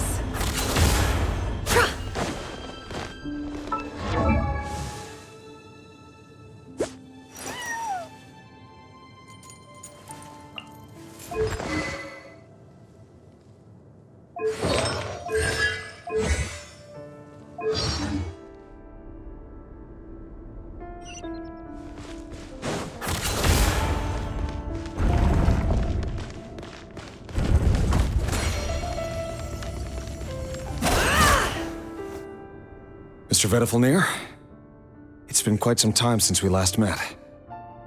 Rerir, I trust you're here because you have something important to discuss. Forgive me. I wasn't tuning out, it's just, I noticed you didn't even phrase that as a question. As if you knew I was coming. Tell me, does someone in your position ever feel the need to ask questions at all? It is indeed within my power to foresee certain things. Things like your arrival. I was just thinking. It won't be long before I'll be inviting both you and Dane to my wedding. That isn't a lie, but nor is it a fact as such. It's a wish, isn't it? No fooling a prophet, is there?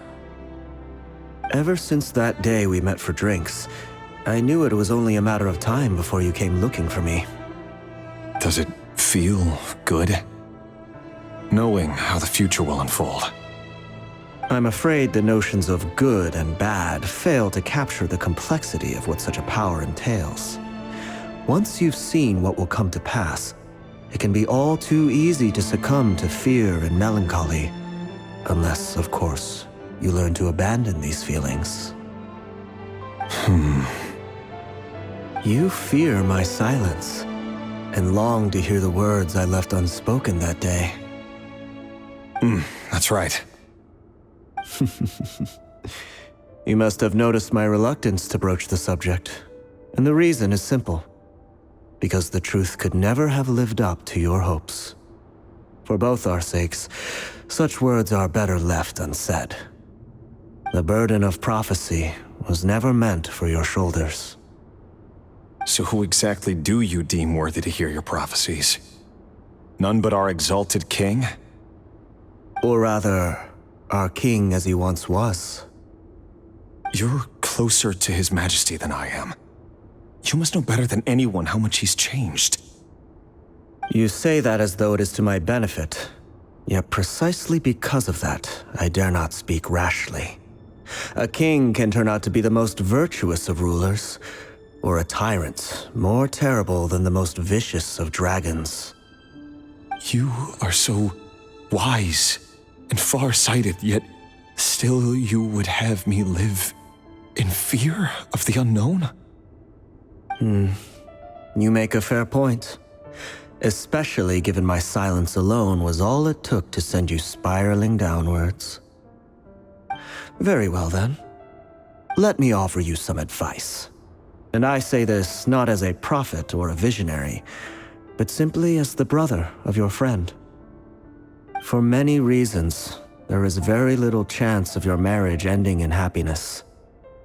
If happiness is what you seek, you should find another fiancé.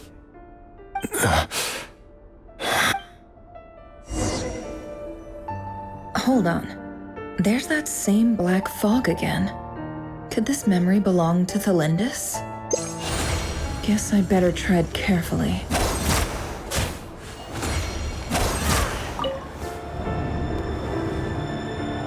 Wait. Hear me out. This time we finally got a clear look at his face and learned his true identity. His name is Rayrir, and he claims to be one of the king's guards. What did you say? A cruel irony, isn't it? The man you're set to marry leads a double life as a brutal executioner. Why are you telling me all of this now? Simple. It's because I want you to kill him. You are the only person he would never suspect. No, absolutely not. I would never dream of doing such a despicable thing. So you'll just stand by and watch him slaughter us to the last? Do not forget that the blood of the Crimson Moon flows in your veins too. The blood of the Crimson Moon? What does that matter now? The dynasty has long been dead and gone. You think that alone is reason enough for me to throw away everything I have? Why wouldn't it be? You two were once a child of the Crimson Moon, just like me. Don't tell me you've never felt so much as a flicker of fury for the way we were trampled into the dust. As long as you promise to abandon this pipe dream of restoring your dynasty, I can try to persuade him. Or have him persuade the Vinster King. Persuade the Vinster King?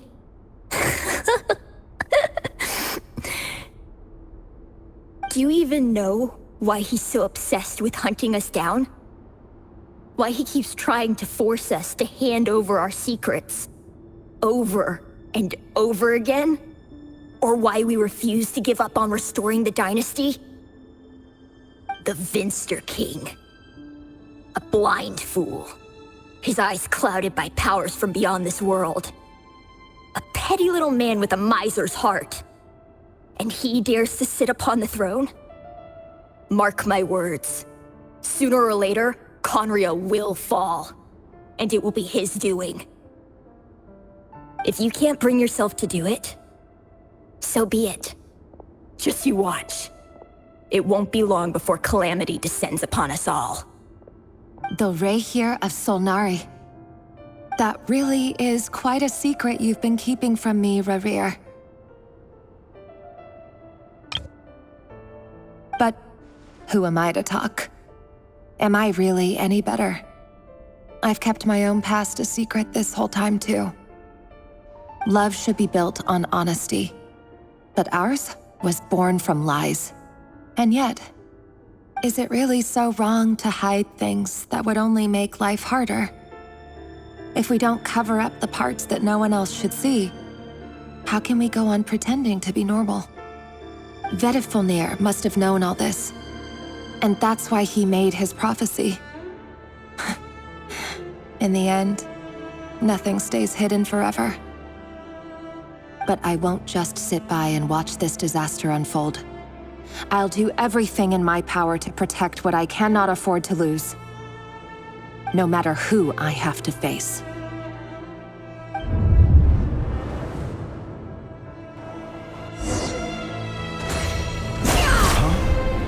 Was that Rerir who just walked past the window? Doesn't it give you the chills that he still takes the same road to work every day? As if nothing ever happened. Those people at the deli. Enough already. They're clearly pretty taken by their own disguises, so just smile and play along. Pull the rug from under beasts like that, and you'll risk having your throat torn out. Deli? Oh.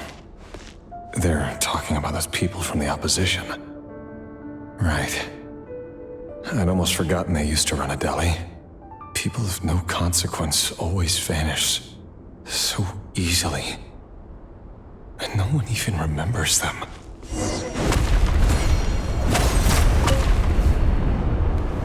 But surely you can see he's not the man he pretends to be! So many have died already, and they say that the king's madness grows with each passing day. We're not going to survive this, are we? But why does it have to be this way? Do we really deserve to die just because of the blood that runs through our veins? Felindis, are you even listening? Sorry, Freether. My mind was off wandering. I heard you, though. You're talking about what Rerir said. He's just following the king's orders. He's a secret agent, and it's his job to hunt down rebels and dissidents. By the time you first met him, he'd already taken lives. Maybe he was using you from the very beginning. No. Rerir has no idea I have anything to do with the Crimson Moon. My family are only distant relatives of the main lineage, and besides, my eyes are perfectly ordinary. Truth be told, apart from my teacher, pretty much no one knows I have any connection to any of it. It's been a long time since my family severed ties. But as Orlog said, who could possibly talk sense into that raving lunatic of a king? No one. I'll work something out. Trust me, I'm with you all. But for now, you need to keep yourselves hidden. Don't let anyone find you, anyone at all. Don't forget that Rerir is an Eclipse operative. You need to be extra careful when he's around. And when I am too. For now, don't come looking for me. And if anything happens to me, just act like we've never met. If even you can't escape this, what hope do the rest of us have? But after all this time together, surely he wouldn't lay a hand on you. I won't speak in his defense, nor can I give you a clear answer to that question. But I'll do everything I can to put an end to this. Here, hold on to this. If an opportunity to escape presents itself, take it. You'll be glad you took some spare change. You call that change? But what about you? I've got a job, and there's still money coming in. But you can't go anywhere right now. Please think about yourself for once.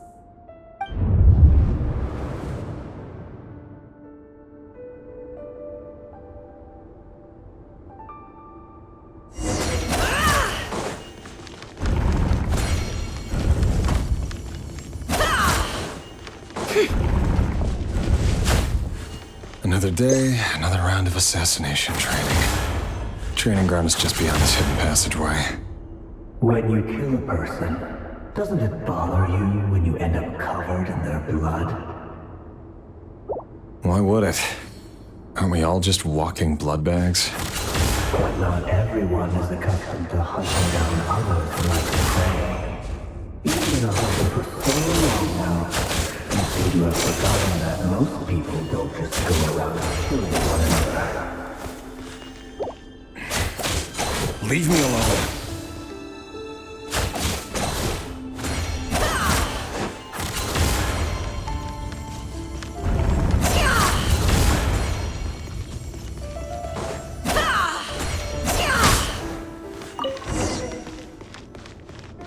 Make sure you have a firm grip on the handle, then choose your angle well.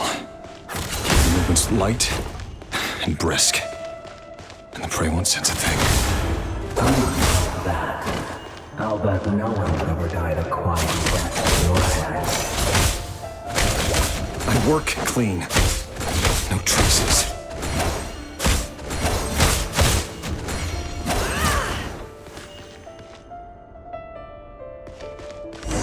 That doesn't mean open the king just happens to be right now. Or someday he doesn't. That won't happen. You say, ever since you fell under the spell of that power, you only had to pick up a handful of it. Now...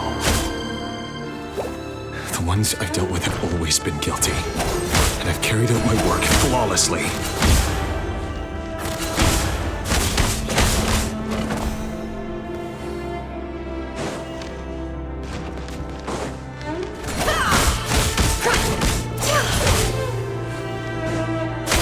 Can't hide the truth.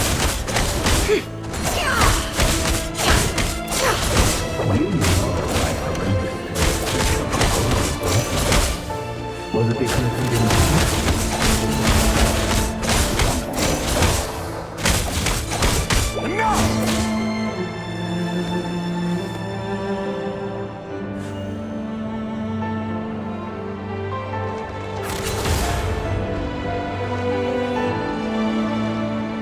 Can't hide the truth.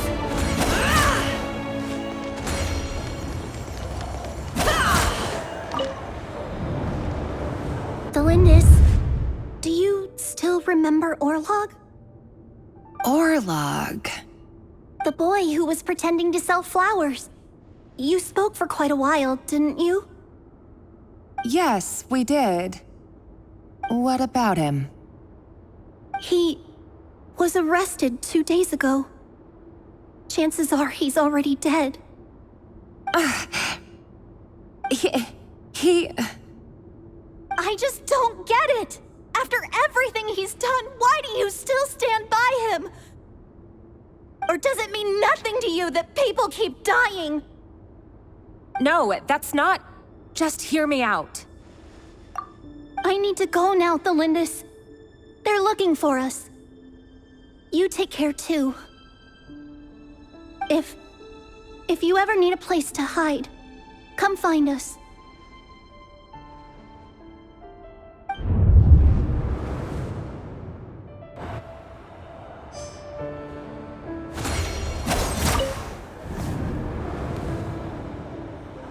Author Thelindis. Over the course of this week, the research object was subjected to interference for a total of 47 hours for experimental purposes. The results are as follows. All subjects of observation that were sent inside have now... The situation within is proving more problematic than anticipated. No progress whatsoever. What now? Won't you give me even a glimmer of hope? Things are getting worse by the day. I have to find a way or we'll all be in danger.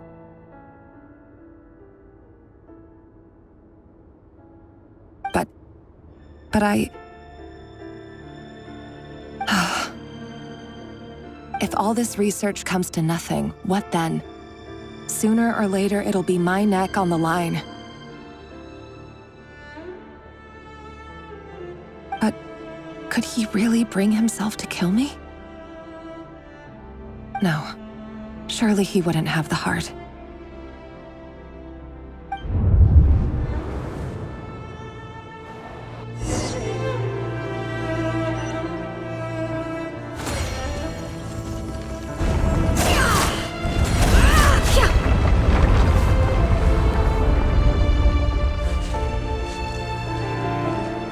Why won't you just let us go?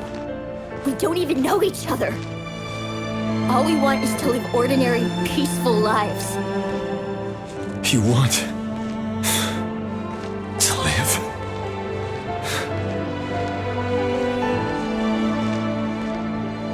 Yes. I just want to go on living. Is that really such an unforgivable crime?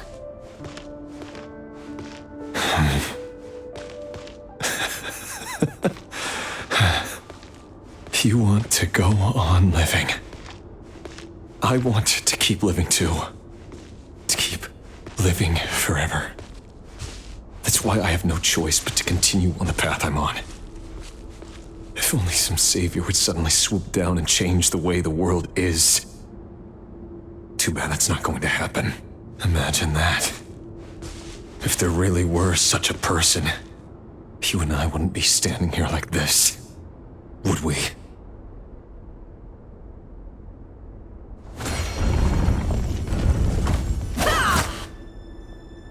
Today's files are in.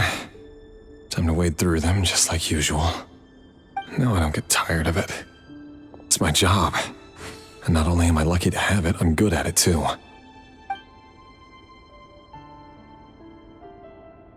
Huh. Wait. That's... Thalindis?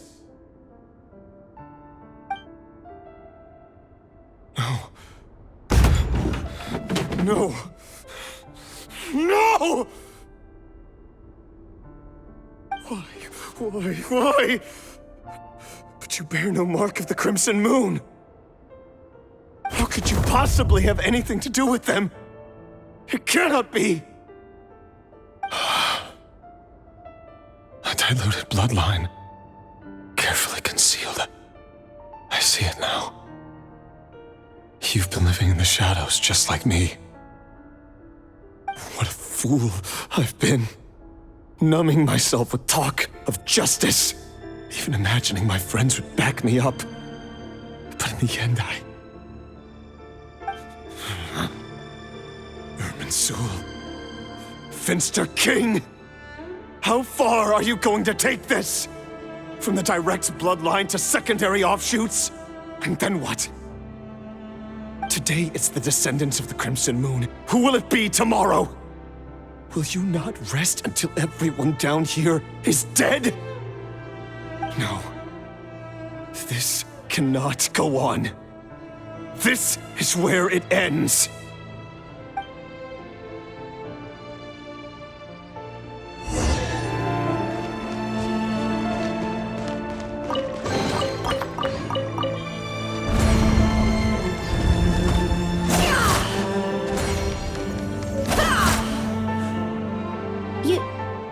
You're really letting me go?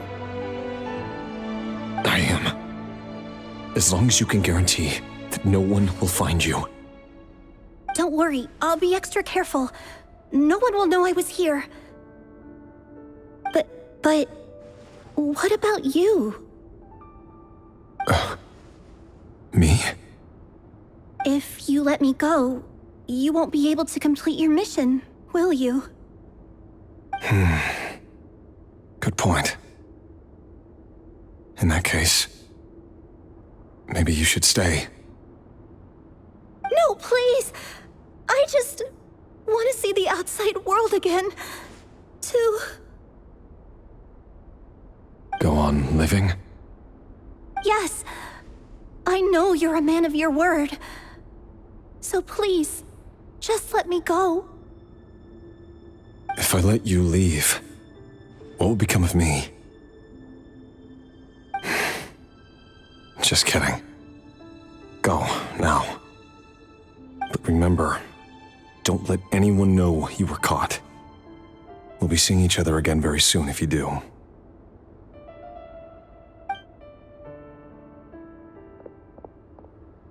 Even shadows in the dark must live by a code. But you can't save everyone. You've been whispering in my ear for days now, Vedifilnir. What are you trying to do? Break me down? I only say this because you long for an answer to your problems. Let her go, Rerir, or you risk losing everything. I will not abandon Thalindis. Then you'll need a little more vigilance and a lot more power. The world is changing, Rerir. Keep your eyes peeled for your moment of opportunity. That voice used to be so unclear. But now I know exactly whose it is. It's Vedifilnir. He won't tell me how to actually resolve any of this, but he keeps trying to manipulate me like a puppet. What's his game here? Tell me then, what will this moment of opportunity look like? And no answer. He's like a ghost. Always disturbing me when I'm on edge, but never answering when I need him most. So, the Eclipse Dynasty was purging, well, massacring the descendants of the Crimson Moon. And it seems like it was all connected to the Vinster King's research. The King's obsession with abyssal power left the future of Conria hanging in the balance. No wonder every aspect of Rarir's life was so unstable. And it looks like this Thelindis, Rarir's would-be fiancé, herself belonged to a sub-branch of the Crimson Moon Dynasty's descendants. It almost defies belief that a couple like them could hide the truth from each other for so long. If the Vinster King hadn't intervened in such a drastic way, they might have gone on deceiving each other for the rest of their lives. And why does Vedderfanir, Daneslif's older brother, keep talking in Rarir's head? This guy kept more secrets than I ever imagined. The human mind is like a vast desert of shifting sands. When you follow the flow of someone's memories, you only ever see the parts they're willing to let surface.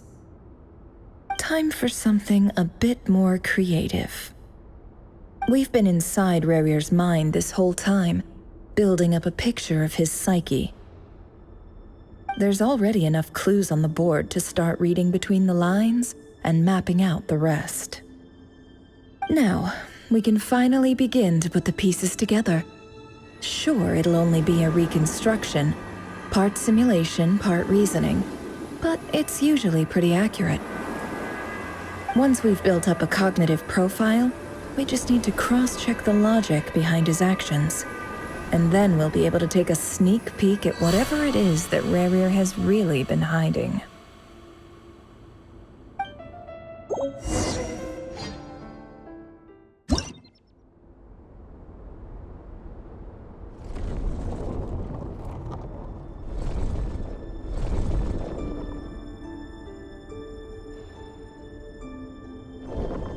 Rarir, are you there?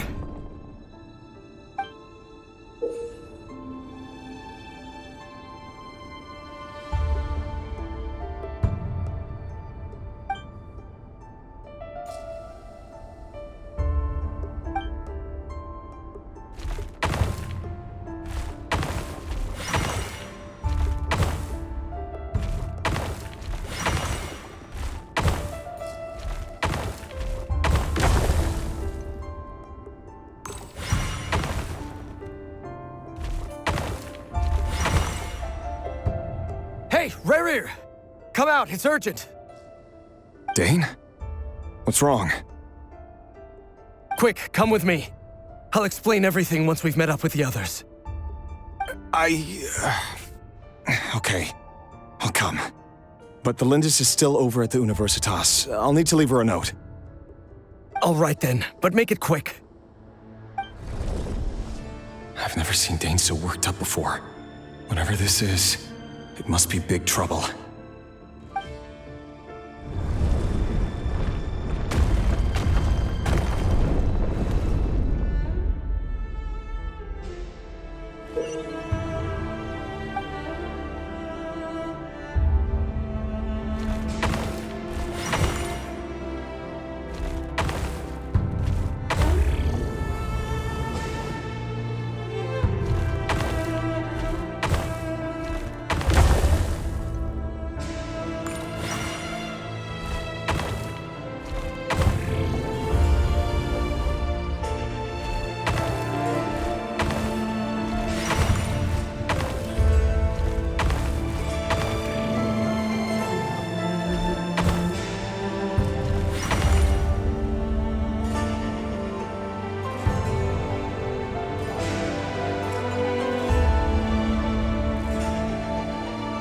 Well, this is a nice change, meeting you all at this hour.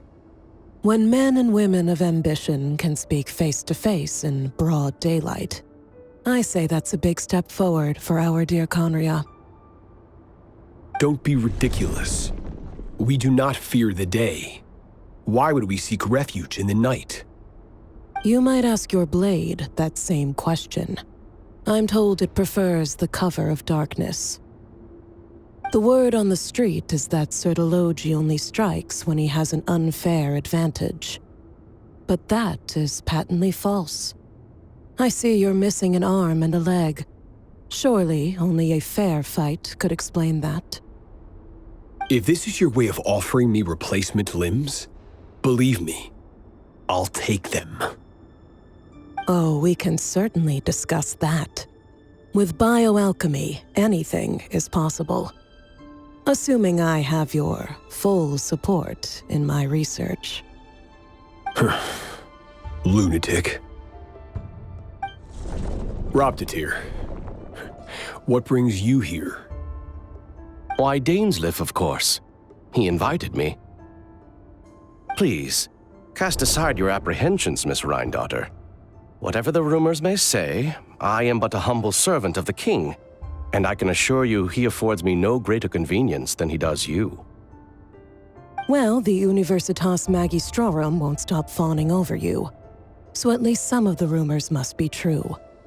You're clearly doing well for yourself, so drop the humble servant act. You're president of the Universitas Magistrorum, the chief royal mage known as the Wise by royal appointment, and by far the most favored among the 4 pillars of Conria. Vice President Veit doesn't even try to hide his envy when he sees you. My success is the product of hard work and good luck. It's as simple as that. Were the king not such an extremist, I hardly think I would have received a senior post at my age. Of course, no job is without its gripes. Serving a king like ours can be a challenging task, as I'm sure you can imagine. And as for Efterveit, in missing out on the presidency, he's dodged a mountain of stress. Like everything else in life, it comes with pros and cons. You're all here. I apologize for the short notice, but it was an emergency.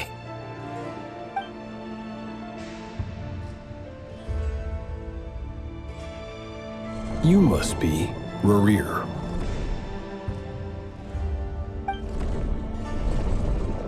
Mr. Sertologi. Yes, I handled your case file during your sentencing. Nothing personal, of course. I'm pleasantly surprised that you remember me. You're clearly a person of substance if you've been invited here. But Dainsleif, you'd better have a very good reason for convening this little gathering. It's my brother, Vedofenir. After he spoke at the court this morning, the king was so infuriated by his words that he had him blinded in both eyes and thrown in prison. Vedofenir in prison? Strange. I thought the king trusted him and Roptatir more than anyone else in the world. Does this mean the king's circle of trust just got even smaller? It has nothing to do with trust.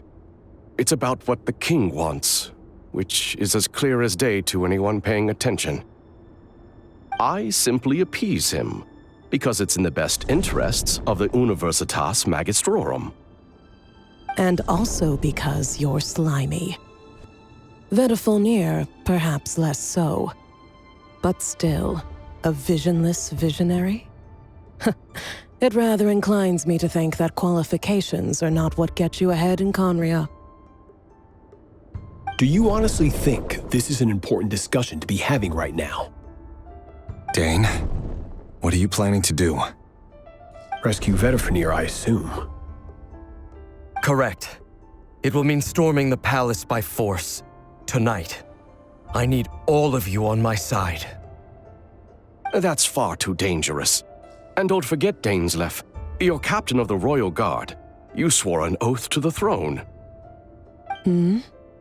You've been planning this for a while, haven't you? I have no desire to commit treason. But whatever critique the king may have of Vedofenir, disfiguring your most loyal subject for putting the best interests of his court and nation first, this is not the conduct of a wise ruler. My blade will force the king to see the error of his ways. So, Vedalfnir's prophecy enraged the king. I'm sure it wasn't what he wanted to hear, but if he won't take counsel even from the visionary, that is deeply troubling news. The extent of His Majesty's madness is now all too clear. The question is, how does a man like me get out of this situation unscathed? You have noble ambitions, Dane, but I'm afraid they don't do much for a guy like me. I'm not interested in saving the world. All I want is a letter of pardon. A letter of pardon? For whom? Thelindis? The chances of the Vinster King issuing a pardon for anyone connected to the Crimson Moon seem vanishingly slim.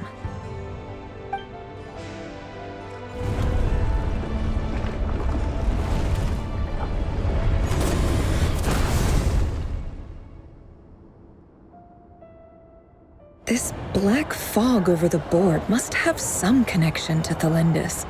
But why is it taking this form? Does it have something to do with Revir's past? Another mystery I'll need to unravel.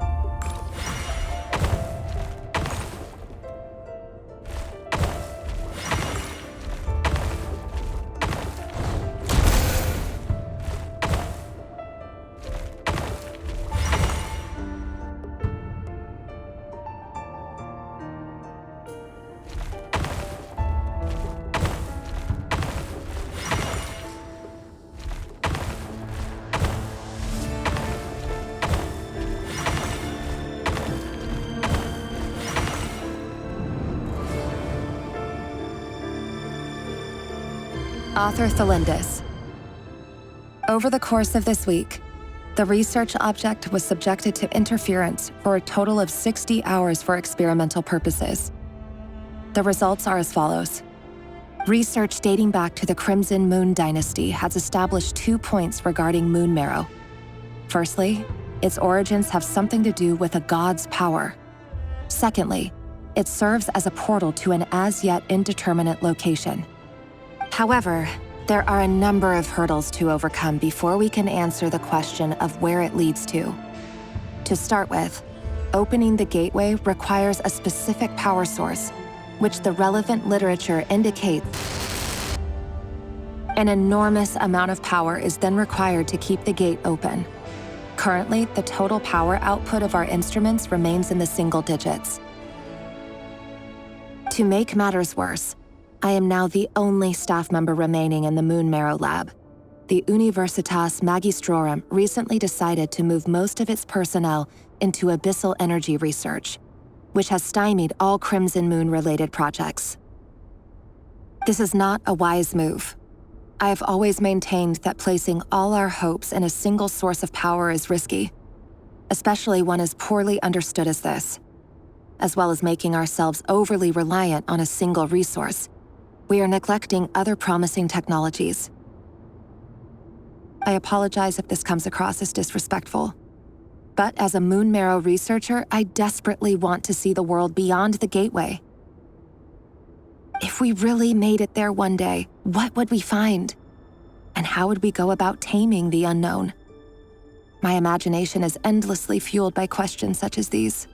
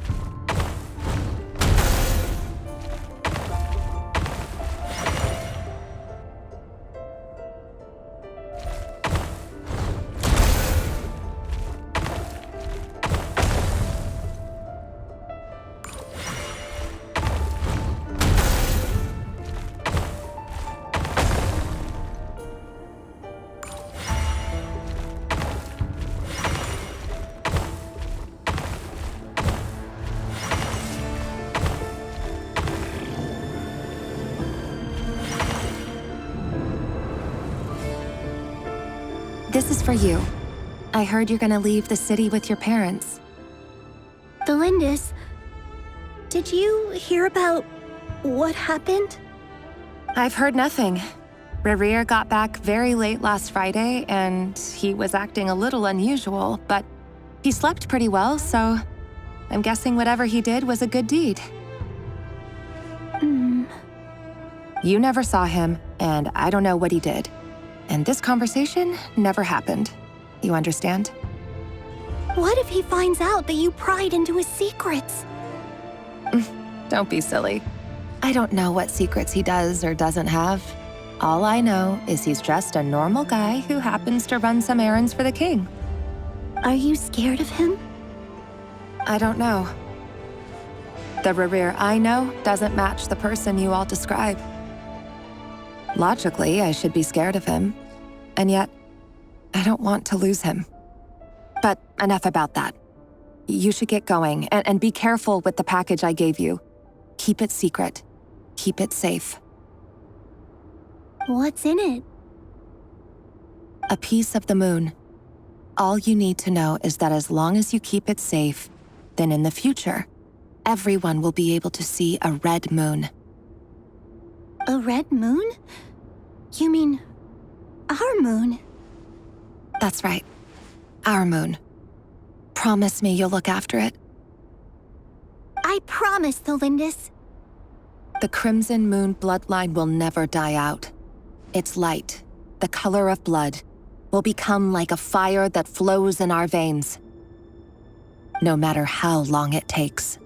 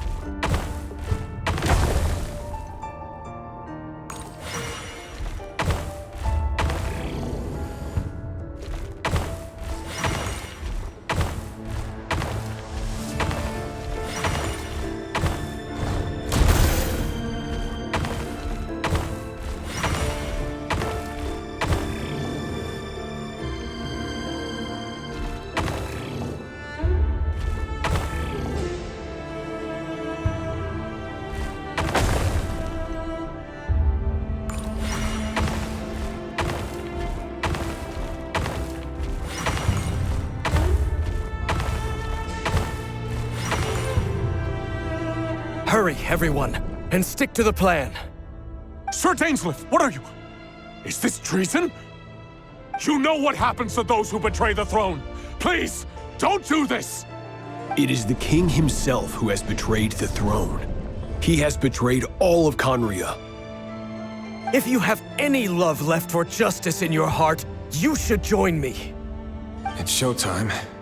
Dane and his group will handle the troops in the palace. Then Hraptatir and Rheindater will disarm the security measures.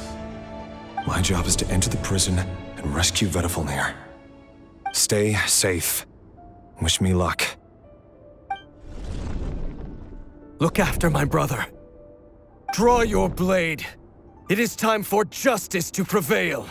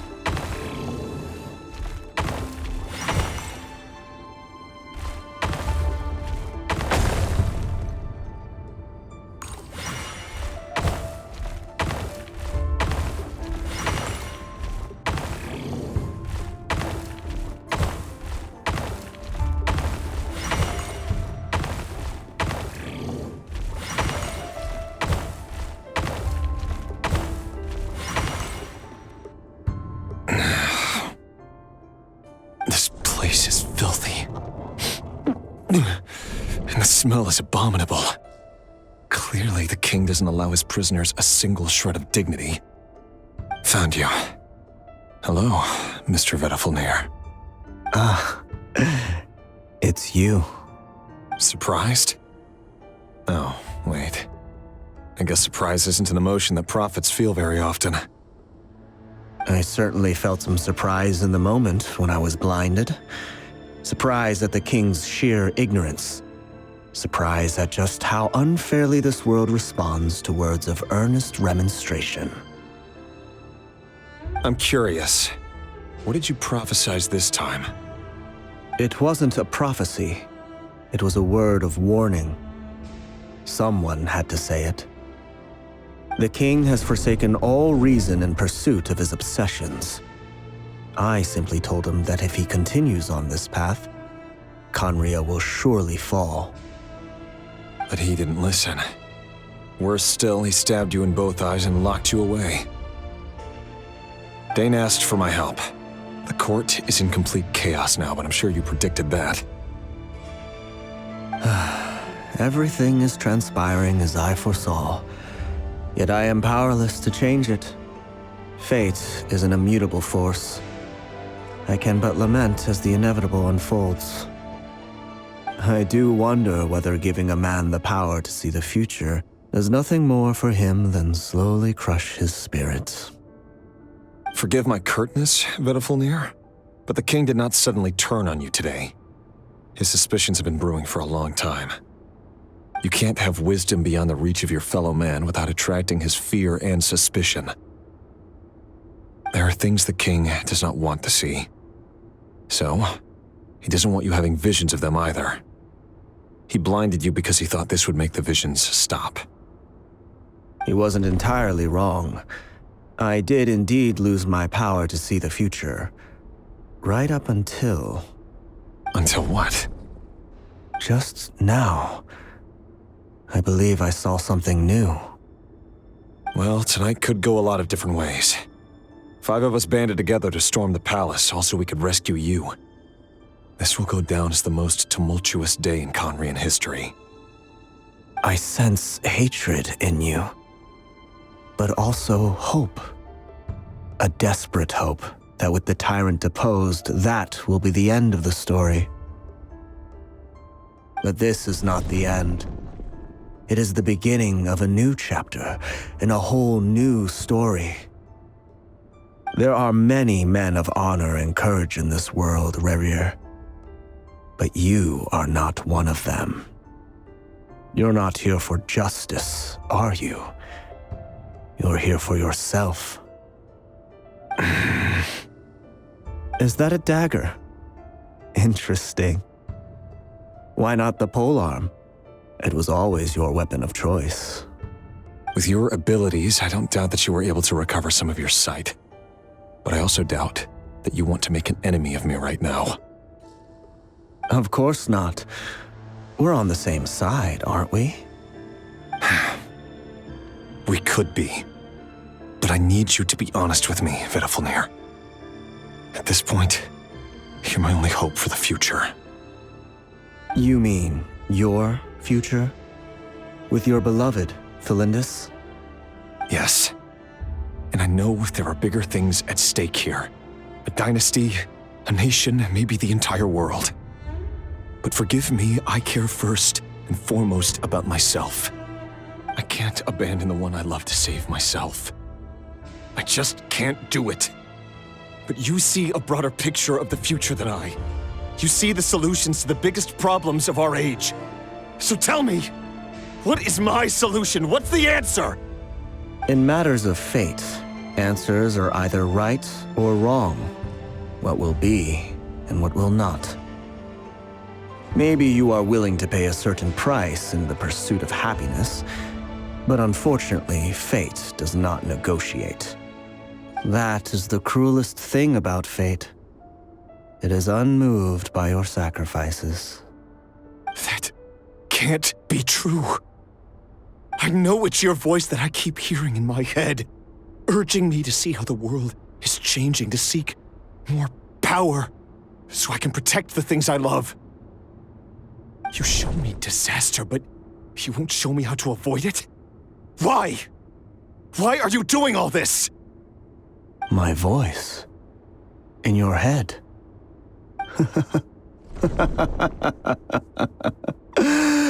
So, you hear it too?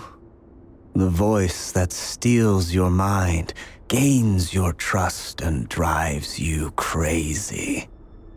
It turns out that we are not so different, you and I.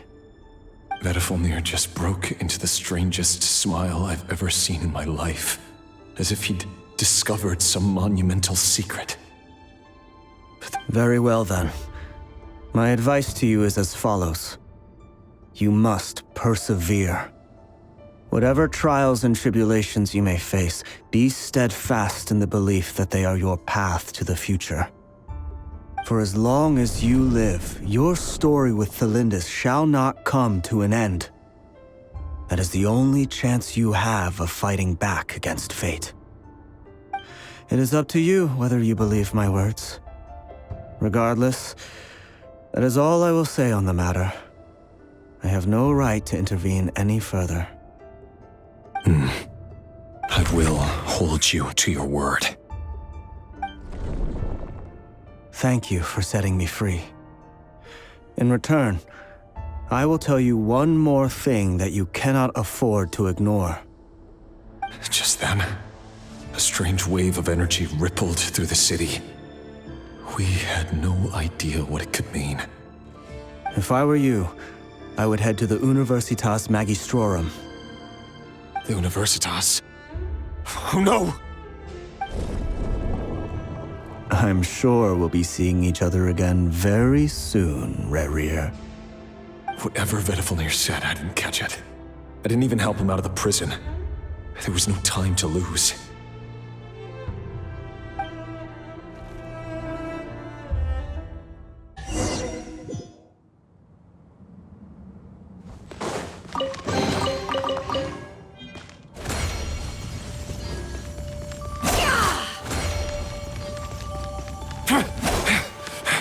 Monsters? Is this Rhindaughter's doing? Or the Universitas Magistrorum? Out of my way!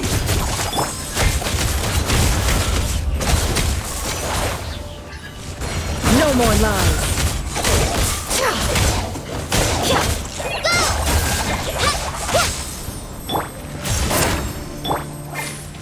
The deception ends here.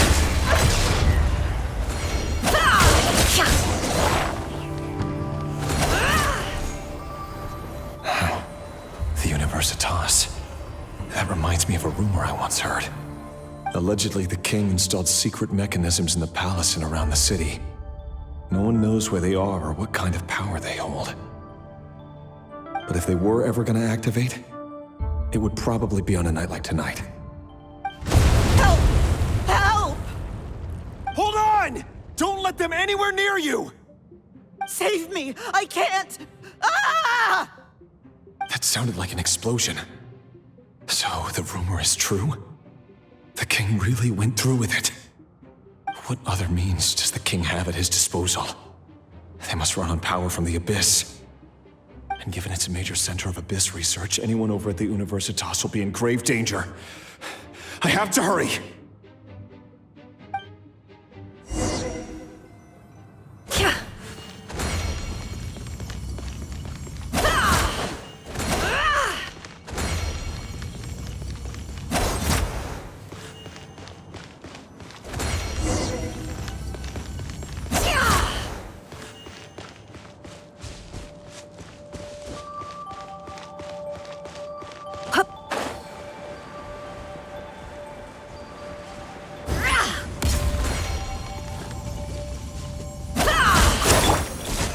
Stabilize! Just like we rehearsed! Can't hide the truth. No more lies.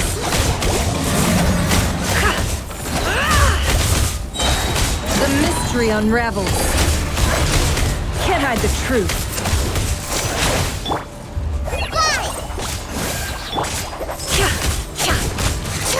It all adds up.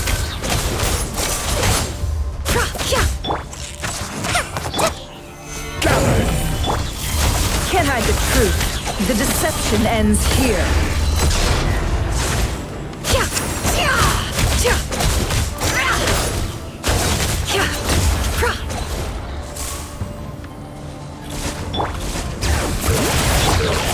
It's showtime! Attaboy!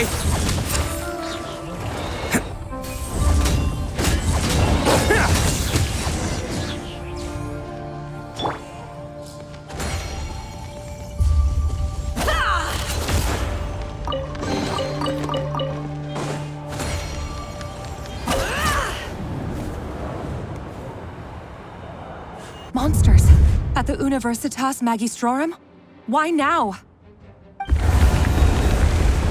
Oh no! They're coming! It's no use. The table won't hold out much longer. The weapons. Where are the weapons? Of course. All the lab equipment was upgraded after the inspection last week, but the new weapons haven't been allocated yet. I'm done for. Is anyone there? I need help! Ah! Stay back! Please stay back! Please!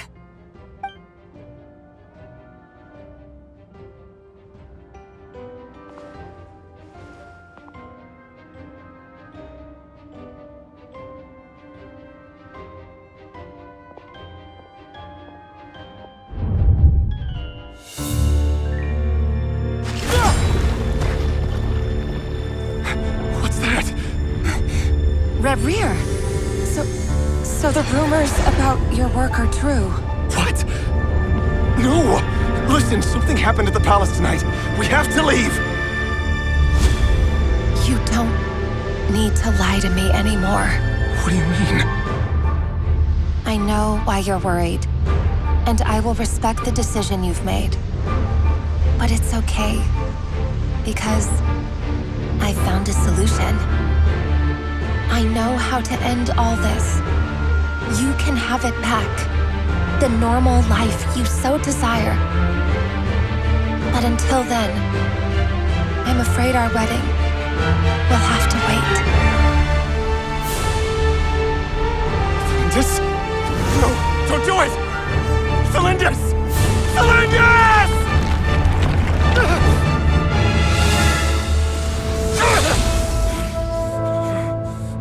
I told you, Rerir. Let her go. You will find someone better. No, I won't do it! I have to save her! by what means exactly? A lowly pawn. You lack the power and the strength of will. Do you know a way? Tell me! Come to the palace. Join us.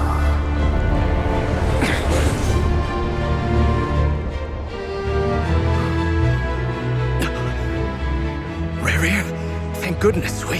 Step forth and take your share. You made it. Not you too.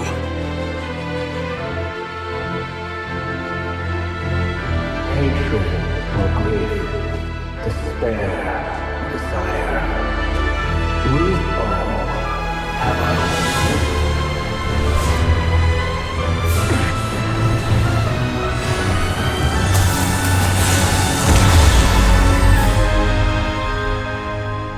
Rerir. Rerir. Flindis? Were you daydreaming?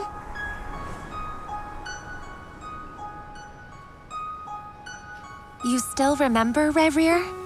That question you asked me a couple of weeks ago? Oh. You mean the proposal? Yeah. I'm wondering, where do you think would be a good place to discuss it? Maybe in the garden? Or were you thinking a fancy restaurant? It's your choice.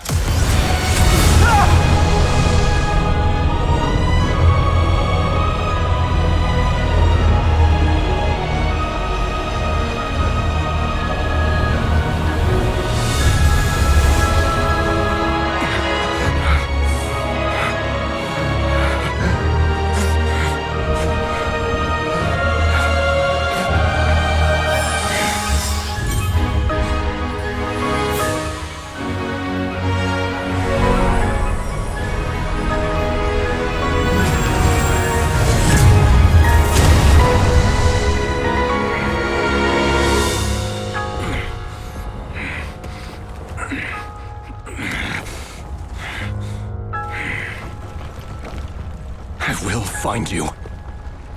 And then, you can give me your answer.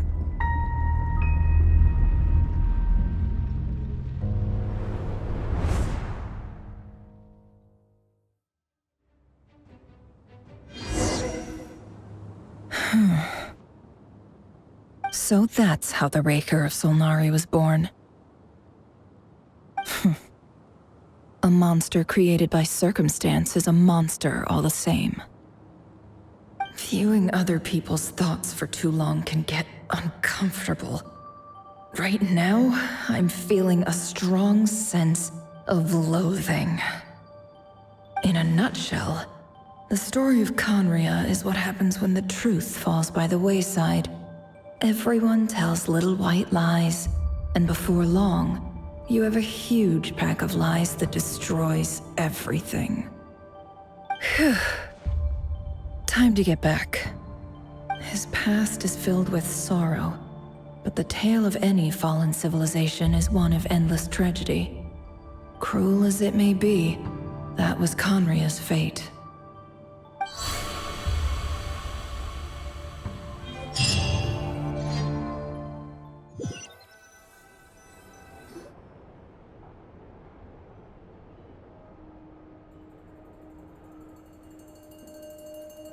Everyone, I'm back. Can I get a standing ovation? Never! How are you holding up? Feeling okay? She's fine. Boss is a pro. Yes, I'm fine.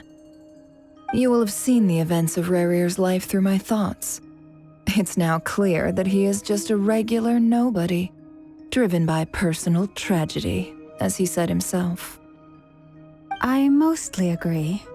There's only so much we can know about him from his memories alone, but they did give us a clear glimpse into his life in Conria. However, I would not consider Rerir to be a nobody. He was deeply involved in the events of that era, yet when the catastrophe of a generation strikes, nobody is safe. Sounds to me like you're speaking in riddles again. Is this you urging me not to abandon the people of Nordkai in their hour of need? That's not what I meant. Although I do hope you choose to remain a part of the plan. Without you, the mission ahead will be all but impossible. Then try to remember that I respond better to the carrot than the stick. And I don't appreciate being bossed around. Now, as for you, Missy, you were excellent. You stuck to the rules of the ceremony and kept your mouth shut the entire time. Bravo. Cool! So, can you fill me in on the deets now? Most of what I saw went right over my head. Patience. You'll hear the whole story, don't you worry. But let's meet up with the others first. It will save me narrating it twice. Yehoda? Yes, boss! Let me get that door for ya. That's more like it. For a moment there, I was worried you'd forgotten about the first clause of your employment contract. Forgive my curiosity, but what does the first clause say? It says I gotta do the annoying stuff that boss is too lazy to do for herself. Like opening the door, pouring the tea, yada yada. Is that right? If something is in the contract, it's because she willingly agreed to it. Rest assured that the curatorium abides by the very strictest of labor policies. You don't seriously think I'm cruel enough to treat her like my slave? In any case, I've hardly shied away from my share of the work today. Hope I don't catch Flintz and Varka lounging about in their chairs, enjoying a leisurely cup of tea. There's nothing I dislike more than other people enjoying themselves while I'm hard at work.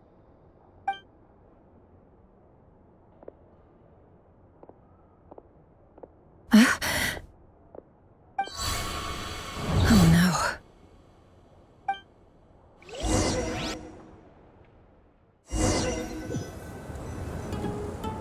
Sorry to disturb you, but we seem to have run into some trouble.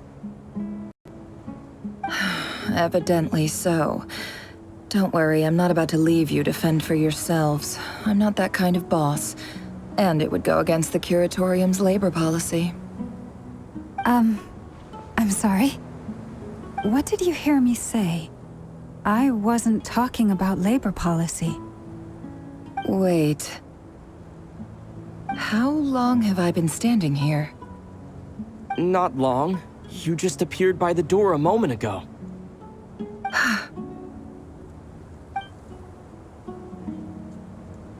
Boss, what's wrong? You look like you've seen a ghost. We've been tricked. We never left at all. Somehow I hallucinated that whole scene back inside the office. Hallucinated? But how? How indeed. This place should heed my will alone. All thoughts and actions that occur in here are just a result of pawns moving across the chessboard in a carefully calculated manner. And nobody has access to this chess set but me. So you control everything in here? More or less. But yes, it's a special technique of mine. Has anything like this ever happened before? Only once. It was the first time I used the chess set. Is there any similarity between what happened then and what's happening now? I suppose my thoughts are a little turbulent, which was also the case my first time. Is there anything I can do to help? The first clause of your contract clearly states that I only need your help with things that I'm too lazy to do myself. Meaning, you're not feeling lazy right now? Meaning, this is not something Yehoda can help with. The chess set is a personal treasure that I alone understand. I must be the one to find our way out of here. Boss, it's fine. Really. Let me do something useful. Oh, listen to you. Whatever would I do without you, Yehoda? What? Really? Yes, really. Where would I ever find another employee as obedient and servile as you? God forbid anything ever happens to you. Oh, okay. Well, anyway, I was thinking of fetching some water. There's gotta be a source around here somewhere. I suggest everyone finds someplace comfortable to take a rest. We gotta conserve our energy. Even though all this chess malarkey doesn't exist in a physical sense, mentally speaking, it's all real. And so is our tiredness and fatigue. You don't want to dismiss mental fatigue. Just because it isn't physical doesn't mean it's any less serious. But anyway, I got your backs, so don't worry about a thing. Don't I have the best employees? Jealous much? If we can find a suitable time, I'd love to borrow Yehoda for a day to help out at the Frost Moon Scions. Would you be amenable to that, Boss Nefer? Oh, Lauma. Have I ever told you just how pretty you are? Beauty runs from the tips of your antlers to the depths of your imagination. Time to rally, everyone. Follow me. As we continue our journey, the same rules will apply. That means stay focused and no talking no matter what we encounter. And don't disturb the chess pieces. You have my word that I will get us all out of here.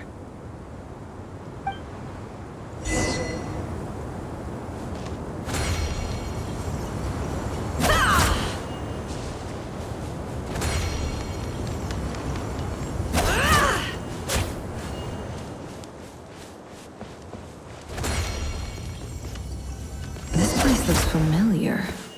That's not a good sign. There's someone up ahead. Time for a little chat. I wasn't expecting visitors at this hour. Wait, is that? Oh, it's him. There you are. Sinue's been looking for you all day. I think he has some news for you. Oh yeah? What were you doing just now, Uncle Retinue? Hiding away some more loose change?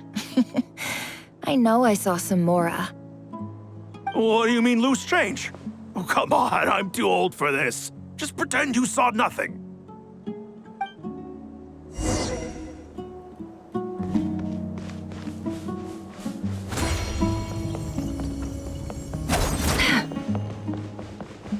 It all adds up. Hey, kid.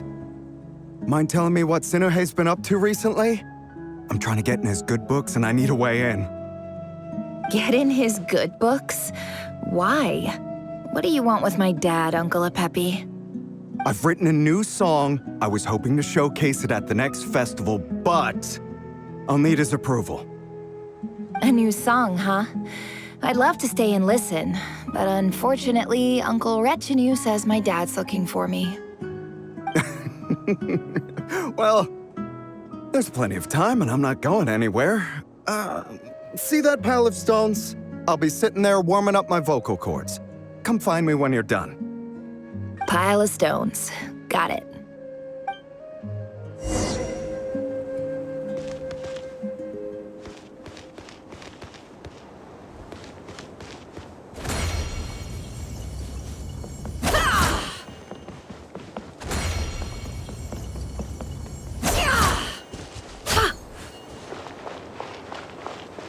Hi, Dad.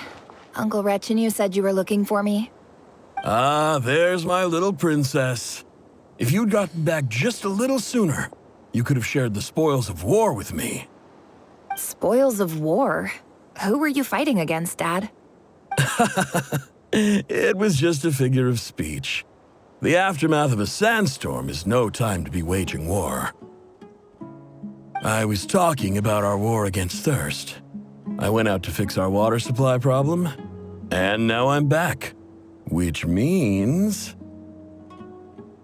We have a well again! That's right. I found a new one and brought back as much water as I could carry. It should last us for a good while. If it wasn't for these blasted sandstorms, our wells wouldn't be caving in. And you wouldn't be spending all your time out searching for new water sources. As the chief of our tribe, I'm supposed to be leading us out of hardship and poverty, onto better things. You know how prosperous our ancestors were. I've told you all the stories. And look at us now, squeezed into these hovels. No one would choose this, if it wasn't for the endless wars over the years. But things are looking up. I started working with some folks from the academia a few months back. They gave me some contacts in return for my assistance in the desert. So you're the academia's helper now? Special ambassador, they call it. Think of it as a partnership. It's nothing bad, okay? We've been isolated here in the desert for too long. Seeking opportunities elsewhere is the best thing for us, and the fastest way to progress. So, do you get anything good out of being a special ambassador? Of course. My luck's improving all the time. One day, I swear I'm gonna lead us out of this place. We'll find somewhere new. Somewhere better.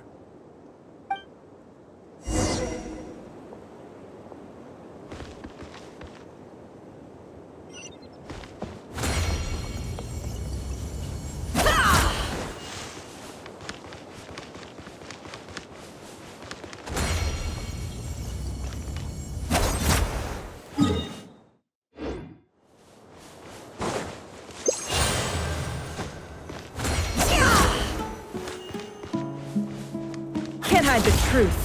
It all adds up.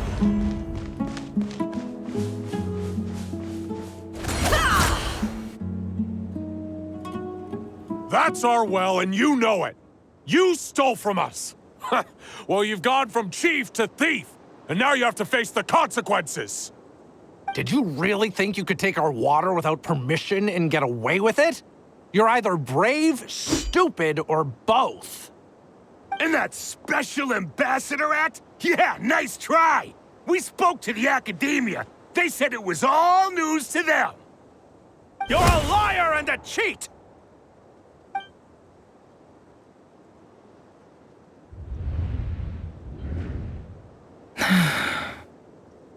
I heard Yehuda gasp, but I don't blame her. Most people are terrified by the sight of blood. Corpses strewn across the ground. The wounds are clearly from scimitars and daggers. The desert dwellers' weapons of choice. There's a handwritten note on the ground. Let's see what it says. Halil, this is Sinuhe, chief of the Shimti tribe. Surely you remember me. I was the one who helped you and your colleagues avoid the quicksand in the desert.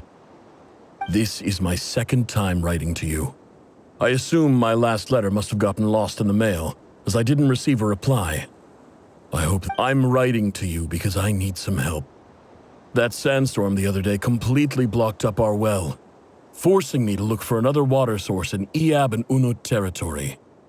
It was a matter of survival. Praise the gods. The well of the Iab tribe was intact. It was my last resort. I drew what water I could and left, but not without being spotted. I fear they will retaliate. You told me to write to you if I ever needed help. You said you'd be my ally in the academia. I urgently need you to formally recognize my title of Special Ambassador and send some of your people to assist me for a few days. It's the only way I can convince them that this was the academia's decision and prevent them from retaliating. This is an emergency. Please send help as soon as possible. Looks like this letter never got sent. The writer died a grisly death, and the letter was trampled into the ground. It's badly defaced. Some parts are barely legible. What a ridiculous lie the surviving Shimti tell. Their whole village was butchered over a sip of water.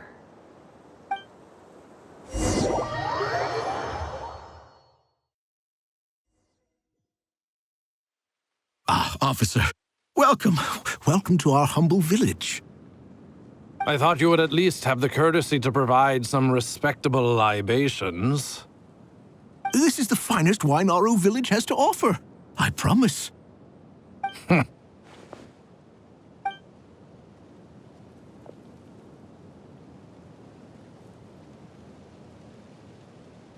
The Academia has agreed to reserve a single space for a candidate from your village. But I remain skeptical of this entire endeavor. I highly doubt anyone in this desert possesses serious academic potential. Please, have faith. If not in us, then in our god. The child we found shows great promise. I beg you, take her away from this place. Give her a chance. Don't let her talent go to waste. I don't recognize her. New arrival? She showed up here a few days ago and we took her in. She's a really bright kid. Please help. I'm begging you. So, where are you from? Nowhere special. Just a sand dune. What about the rest of your family? How many of you are there? Just the one. It's only you? Correct. So, no brothers, no sisters, no mother or father? Any who have slept on a bed of sand, I call my brothers and my sisters. Apart from that, I have no family. All right. Get over here. Sign your name on the form.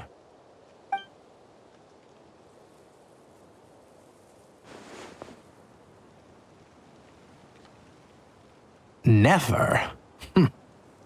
You're rather fair-skinned for a desert dweller.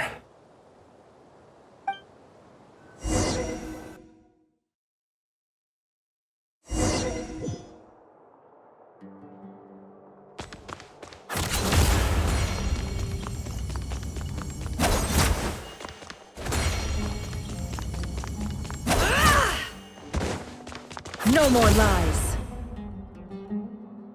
Nefer, this term's assignments have been issued already. Please read through the materials thoroughly, conduct your own additional research, and then write an essay on the topic. Yes, Professor, I'm aware. I just had a couple more questions I wanted to get your perspective on. Oh? Please, ask away. Well, I saw the other students' problem sheets, and I couldn't help but notice that my assignment is much easier than theirs. Do you really think I'm a weak student? A weak student? Goodness, no. Quite the opposite. You have a sharp mind, almost too sharp. I think what you're saying is, a weak student wouldn't have noticed the discrepancy. And if they did, they certainly wouldn't complain about the lighter workload.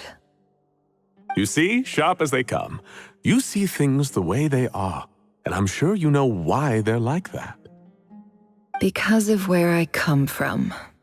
Because I'm different. I'm sorry, Nefer. I don't like it any more than you do. It's just... Anyway, you said you had a couple of questions. What's the other one? I wanted to check... If someone sent me a letter to the Academia, where do I go to collect it? Ah, your family wrote to you. Well, as long as they put your name on the envelope, someone should hand it right to you. Not exactly. It's not even a recent letter. I was just curious where the mail would end up if no one collects it. The House of Dana, I expect. I know there's a box for unclaimed mail somewhere in there, probably sitting on a shelf. Whatever you're looking for, that'd be the place to start. Okay, got it.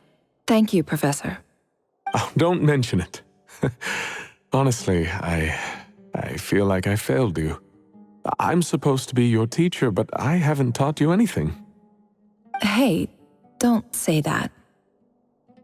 You're a great teacher, and you do your best for all your students. But the rules are the rules. You're not allowed to teach students like me. It's not just the Academia either. The whole world bends over backwards for the successful and leaves the losers to suffer and die. Oh, my dear child.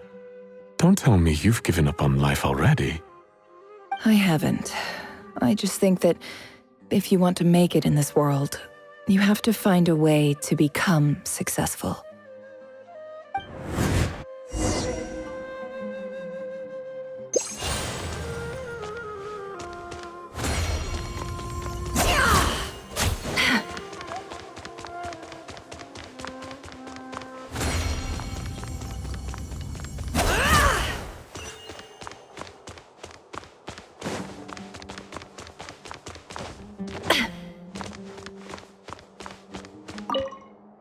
This must be it.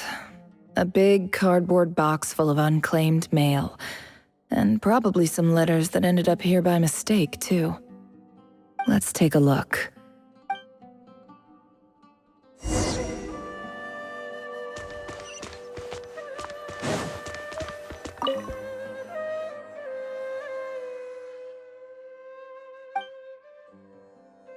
A dilapidation survey from Port Ormos. Looks like it's from a Core of 30 representative.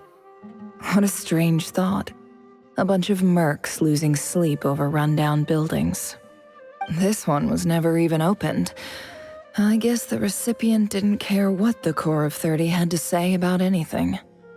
Who was it addressed to? I don't recognize the name, but it must have been a Ksharawar professor. This one is addressed to the Immorta Sage. The title is Changes Observed in Satyavada Life Symptoms. Why do all these letters read like full-blown dissertations? Guided by the incense, we became lost somewhere in the forest. All the barriers between levels of consciousness disappeared as our minds soared around in circles. Looking in clinical terms, these symptoms fit the description of incense poisoning. The Immorta Darshan strictly prohibits the use of hallucinogenic substances, but I believe there are still people getting away with it. For example, my neighbor who always breaks out into song and dance after using incense. This seems like something the academia would want to know about. Why wasn't it collected? Wait, what's this written on the back?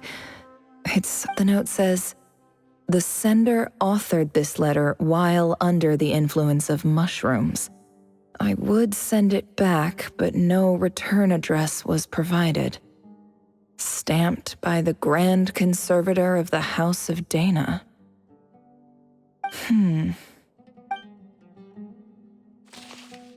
This next one is addressed to Grand Sage Azar. A few words of protest regarding recent changes in Sumeru's educational policy. In recent years, the academia has taken on a small number of students from the desert region, as per the policy to this effect. However, it appears to me that these students have not, in fact, been provided with educational opportunities that are, in any meaningful sense, equal to those enjoyed by their peers. As well as receiving dumbed-down assignments and perfunctory tutoring, they do not even have full access to the Akasha system. Education is the fundamental purpose of this institution, which should go without saying in a nation whose founding virtues are knowledge and wisdom. I ask you, is the lip service we pay to the policy of education for desert students truly the standard of pedagogy to which the academia aspires? As Grand Sage, policy decisions are your prerogative, but do not forget your roots. You and I were once students too, as was everyone else in this institution. I do hope you will give some serious attention to this matter. I encourage you to discuss issues like this with myself and others, and listen to some alternative opinions. Great letter. Shame it didn't get to where it needed to go. And the sender is... Huh? Sage Cyrus of Spantamad. I didn't realize anyone else even knew how bad students like me have it in this place. So this is where letters from the Sage of Spantamad end up? Nice one, Grand Sage. Really enlightened leadership. Whatever. This isn't what I came here for. Moving on. I'm not exactly holding out hope that a letter sent from the desert would even make it here. But if it did, where else would it end up if not in this box? I can't believe how much discarded mail there is. Must have been years since someone last went through it all. And this is just one box. The whole House of Dana is boxes on shelves. I don't believe for 1 second that any human being has sat down and read through all the documents in this place. Who has that much free time on their hands? Wait, could this be it?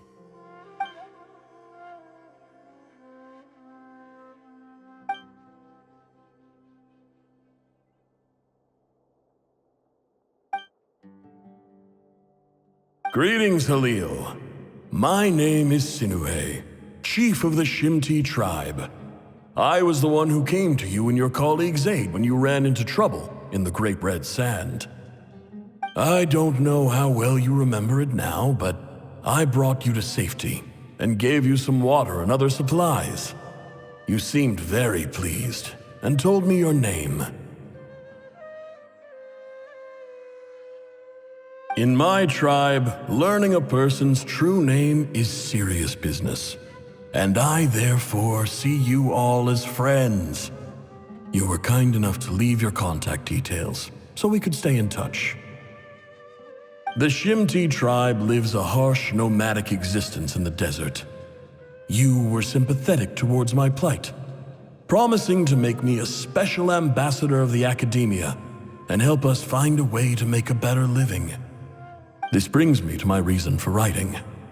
Our tribe has fallen on particularly hard times, and I would like to ask for your assistance.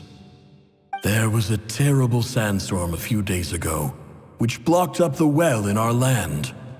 To ensure my people's survival, I had no choice but to venture into Iyab and Unut territory in search of an alternate water source.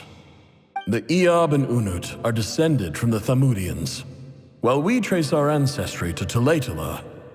We worship the Lord of Flowers and have had relatively good relations with our fellow tribes up until now.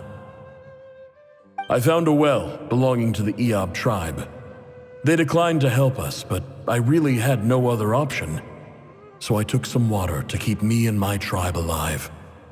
My actions are certain to incur their wrath. When we met, you assured me that you would be my ally in the academia. I would like to take you up on that offer, because I really need your help. I wonder if you could send an academia representative to meet with me. That aside, the last time you were here, you mentioned that the academia had started accepting students from the desert, and I told you a little about my daughter, Nefer. We have next to no resources here in the desert, and my power and influence are limited. Would you consider enrolling my daughter at the academia? She is a smart girl. I know she won't disappoint you. From the outset, the academia never took you seriously. Those things they promised were just empty words. I doubt they even remember the name Sinuhe. And you were so emphatic that your luck had finally changed for the better.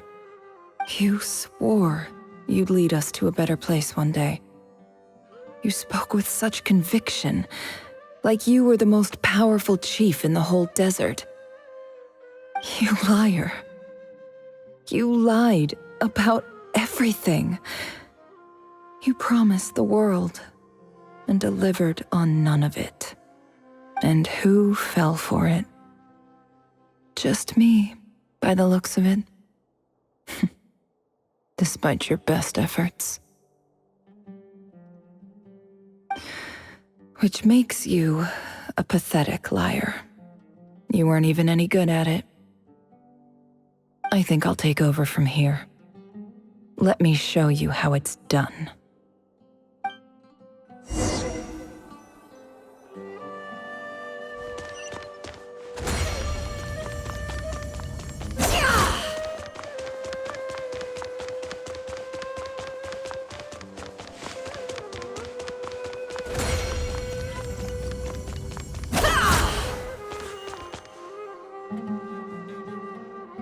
I just came to say goodbye. Thanks for everything you've done for me in my time here. Nefer? You packed your bags. Where are you going? I'm quitting. Something's come up in my hometown. Gonna head back and deal with it. Huh? But this was a hard-won opportunity for you. You know that better than I do. It was. But it doesn't matter. I have more important things to deal with, and they can't wait. Oh, and I didn't want to overfill my bags, so I left some incense on your desk. What's wrong? I thought you liked incense. Although, I did read somewhere in the House of Dana that it has hallucinogenic effects. Don't use it all at once, all right? Isn't this the stuff you brought from your hometown? You're just letting me have it? But you said it's a rare and valuable commodity. Yeah, about that. I lied. It's not rare at all. There's this bunch of ruins near my hometown that are practically overgrown with this plant. It's not worth much. Keep it, it's fine. But Nefer... All right, that's all from me. You take care.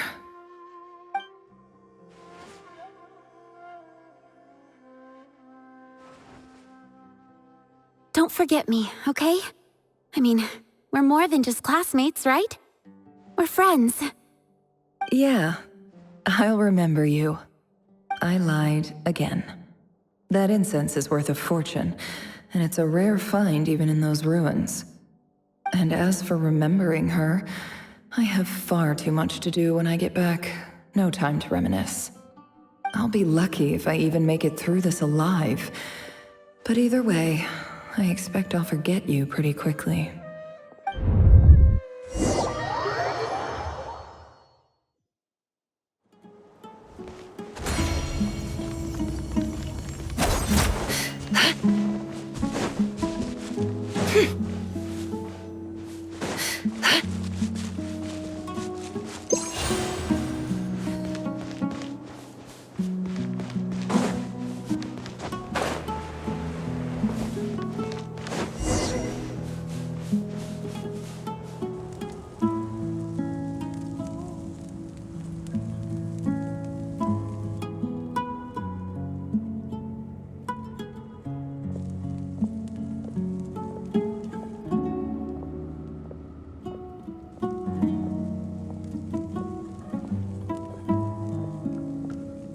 It's a pleasure to meet you, Mr. Arif.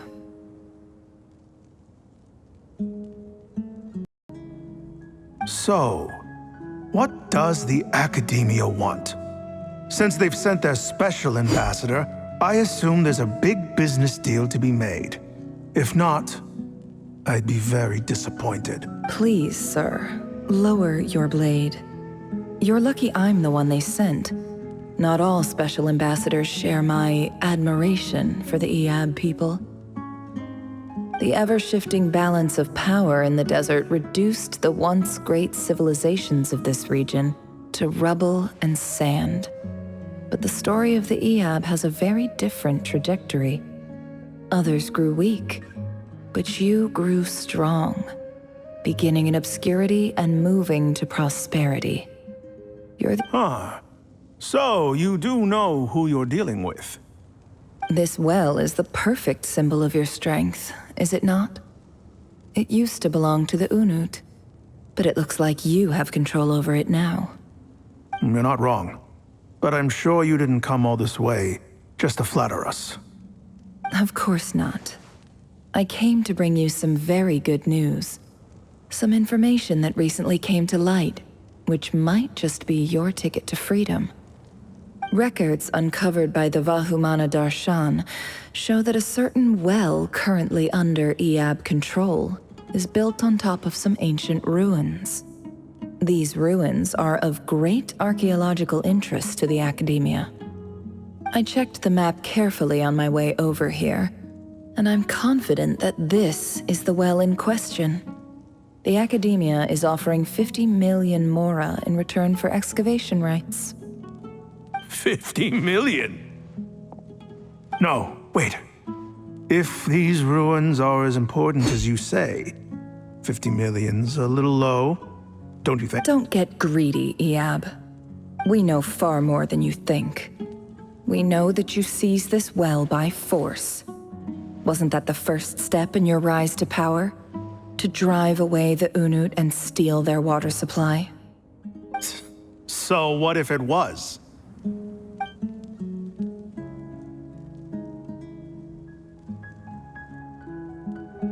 Don't worry. As unscrupulous as it was, it's something we're willing to overlook. The Academia is only interested in dealing with the de facto power holders in the region. I hope I am making myself clear. And I hope your words are the truth. If I find out the Academia is trying to play me, I'll hunt down every one of your people and make you watch as I cut their heads off one by one. I assure you, Chief, that would not be in your long-term interests. You don't want to make an enemy of the Academia. You see how I'm dressed, don't you?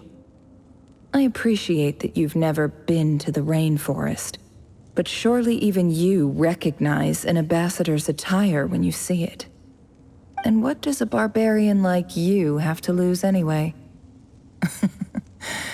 You really think the Sumeru Academia would bother to come all this way just to lie to you? We have more important things to worry about. All right, I take your point. The Academia is the highest authority in the land. I'm sure you're trustworthy people. In that case, we have a deal. We will sell you the excavation rights. I'd like to thank you, Ambassador. This is good news indeed. Excellent news. In fact, it calls for a celebration. Would you do us the honor of staying a while and enjoying some Iab hospitality? Gladly. I am partial to wine myself, and I trust you are as well. So let's indulge in a few drinks together, in celebration of this momentous occasion.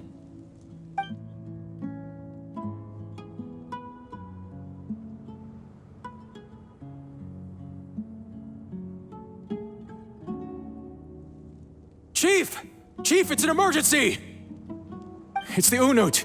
They've taken the well. What? Well, don't just stand there. Take it back. Yes, Chief. I have every confidence in the Iab's military superiority, and yet... Well, what is it? The Unut's response was alarmingly fast. The day after we reach a deal, they seize the well. This can't be a coincidence. Perhaps there is a traitor in your midst. I don't think so. I am obliged to remind you, Chief, that the Academia will only deal with the de facto power holders. If you cannot regain control over the well, I'm afraid you won't see a single mora of that 50 million. No! Please, Ambassador, just give me some time. I swear the Unut will not get away with this. That well is ours, and so is the mora. Glad to hear it. I will wait here for an update. If there is a traitor, I will find them. In the meantime, make yourself at home. I'll report back as soon as I have an update. Much obliged. Wow. All it took was a few words and I've got him wrapped around my finger.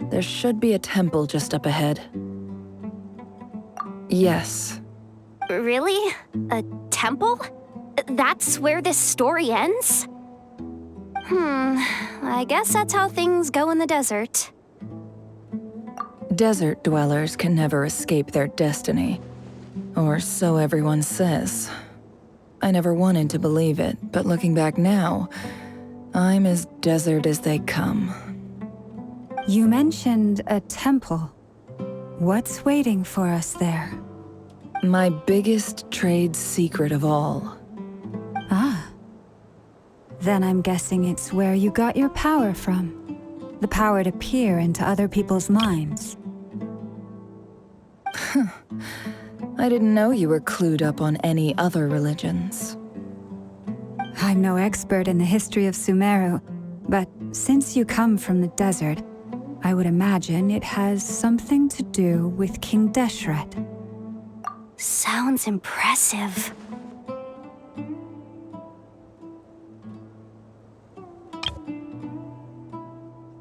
Oh, I know who you mean. General Mahamatra Sino. The spirit of Hermanubis dwells within him. That's Boss Neff for ya. She knows everything. Sino's hardly a figure of obscurity, but I know about Sethos too. What about him? Is he a big deal or something? Well, he's not a small deal, let's put it that way. Please, this is the bare-bone basics. Save the flattery.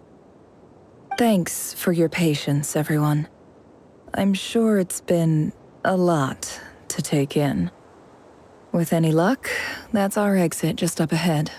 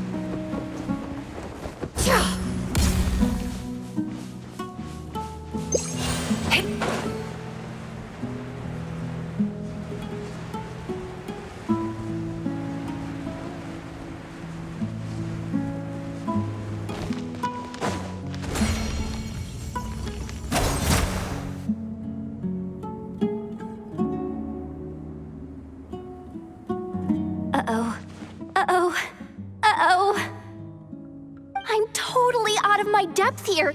I don't have anything to add about any of this stuff. Like, look at that statue, for instance. I want to do the whole name-dropping, this girl knows her stuff thing too, but I've never seen anything like it before. A statue with the head of a bird. That's Thoth, the Ibis King.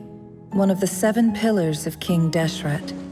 The legends say that he, the Crocodile King, and the Goat King were the 3 retainers of King Deshret. Let's take a look.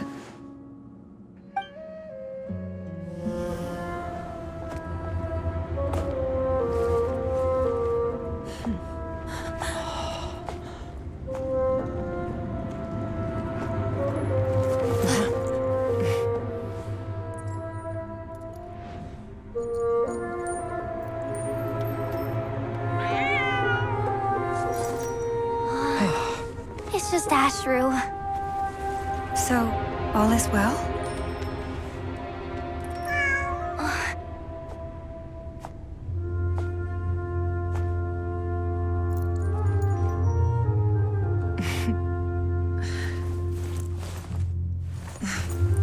Typically speaking, at this point, the world disintegrates. Then we find ourselves back in the outside world. Besides, these are my memories. There's nothing to fear. You're sure? Of course. It's almost over.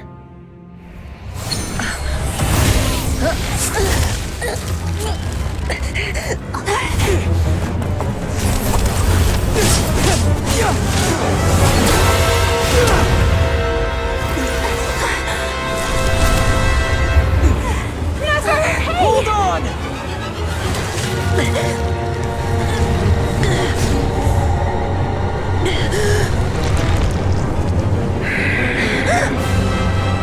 Knowing too much is always a death sentence.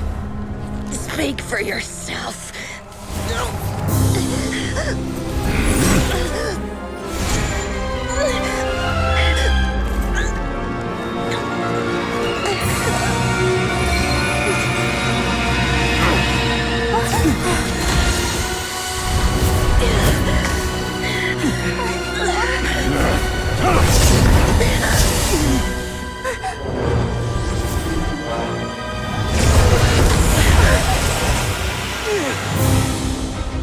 How repulsive.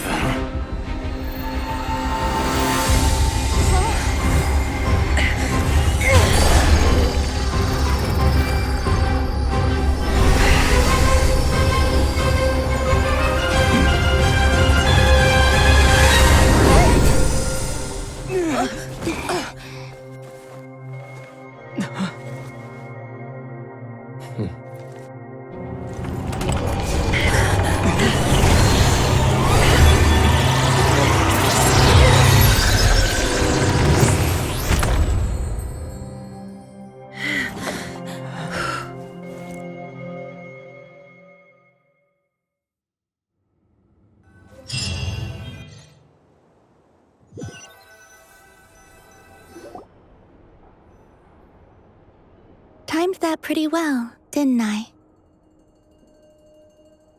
It's okay. I'm just glad no one was hurt. Paimon noticed you doing something too, Dainsleif. Were you helping get them out? Of course.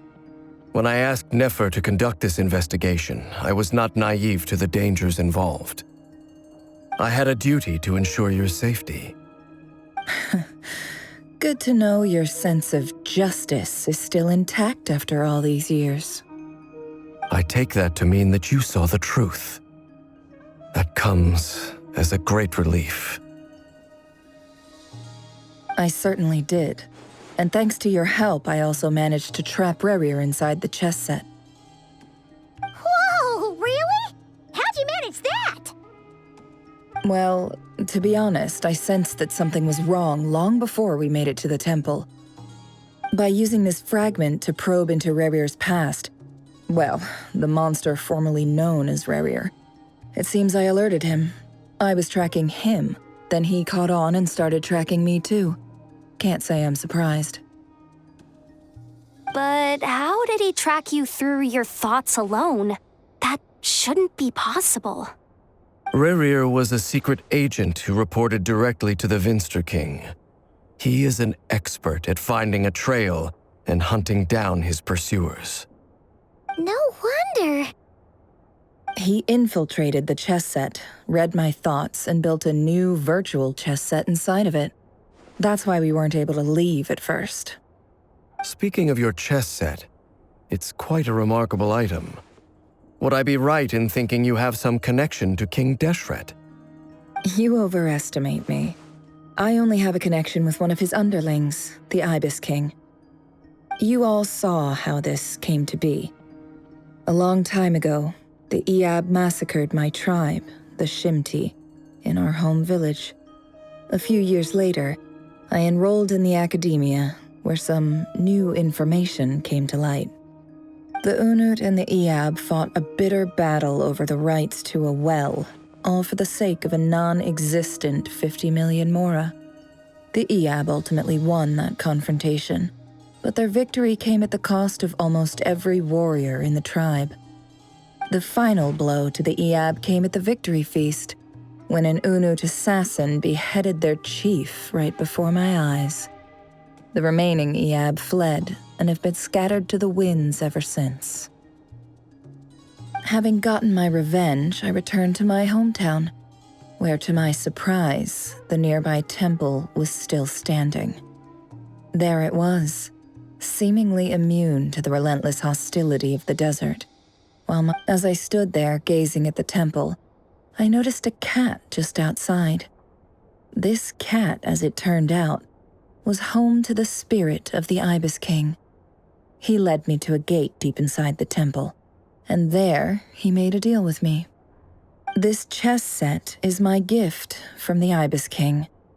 The chessboard within is made to the same specifications as the one in the mausoleum of King Deshret, and represents his power of piercing analysis. With this chessboard in its container, I gained a certain ability to perceive hidden secrets. Now, you could conclude that the Ibis King simply wanted to give the people of this world the power to seek the truth, but I don't believe that's the full story. Every god plays favorites. Their hearts are as fickle as any human's, full of secrets, perversions, egotistical tendencies. But precious few gods are willing to admit this. It is the same with all powerful forces, including fate itself. Their gaze falls preferentially upon a select few. As you rightly point out, this is an act of favoritism. If you're alluding to the Abyss, then yes, I agree.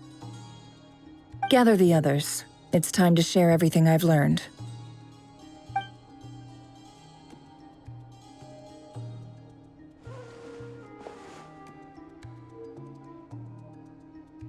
Thank you all for being here.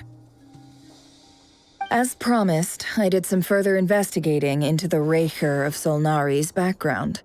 I am pleased to report that the investigation has been most fruitful indeed. The Raker of Solnari, real name Rerir, was once a Conrian subject who served the Vinster King. I will now share the important details of his story. Please save any questions or comments for the end.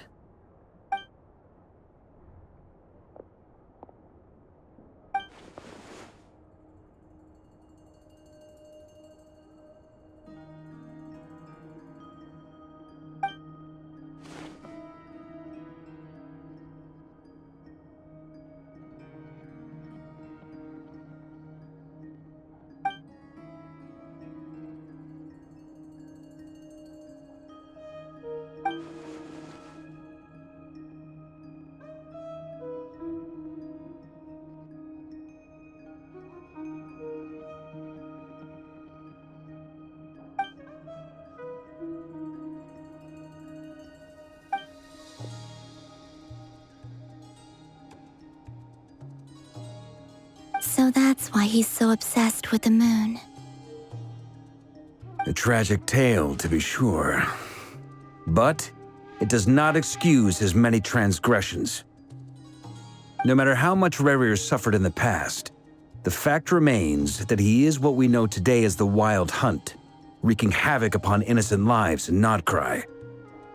He becomes more dangerous with each passing day. If left unchecked, it is simply a matter of time before all of Teyvat suffers the consequences. This is a threat that the Knights of Favonius cannot ignore. A question for Miss Columbina. Forgive me if this is presumptuous, but have you ever seen the spatial gateway that appeared in Rerir's memory? Never. But I have heard stories of something called the Moon Gate, and this seems to fit the description. Miss Lauma, any thoughts on this? In the lore of the Frost Moon Scions, the moon is believed to hold many secrets. Some sources speak of ancient knowledge, others of a gateway to the unknown. The term Moon Gate is one I have heard before, but as is the case with all of our legends, there are no records of any first-hand witnesses. We cannot know whether it truly exists. Then back to Miss Columbina. As a moon goddess yourself, do you have some idea of where the Moon Gate leads to? Not at this stage, sorry. I do hold the power of the Frost Moon, and my strength is recovering well. I can sense that the gate would open at my command, but... But there's more to the power of the Frost Moon than that? Yes. A moon goddess has the right to open the moon gate, since it is a path to the moon. But as Nefer mentioned, holding open a spatial gateway takes a huge amount of power. And right now, I need to conserve my energy to fight the Rahier of Solnari. I'm afraid this is one mystery we may have to leave unsolved for now. I agree. Better to save your strength. But if you'll humor me for a moment, I have a bold conjecture of my own regarding the world beyond the gateway. I highly suspect that neither Tholindis nor Rarir made it through unscathed. The evidence pointing to this is the fact that the Rahier of Solnari exists in the form of countless fragments. With the abyssal power he wields, no ordinary foe can touch him, let alone tear him to shreds. And yet, the wild hunt proliferates wherever his scattered fragments lie, drawing hordes of monsters to many different locations across the land. So your theory is that Rarir was physically torn to shreds by some powerful force? Hence, why the Wild Hunt is a distributed phenomenon, rather than a unified one? Makes sense to me. Explains why the Wild Hunt is so pervasive, and why he's been trying to piece himself back together. He was whole to begin with, and he wants to be whole again. Without the power of the Abyss on his side, he almost certainly would have perished the moment he was torn apart. But the Abyss, much like a curse, has kept him alive. I could not agree more. The power of the Abyss is most surely a curse. It is a compelling explanation, and one that accords with my present understanding of Abyss creatures. Whether the life form in question is primitive or advanced, if a curse has extended its lifespan unnaturally, it will continue to survive in spite of everything. This raises some interesting questions. I will run some experiments and see if there is any validity to my suspicions. That being said, regardless of whether my research bears fruit, I would like to thank Miss Nefer for conducting such a thorough investigation. Already, it has greatly enriched my understanding of the entity we face.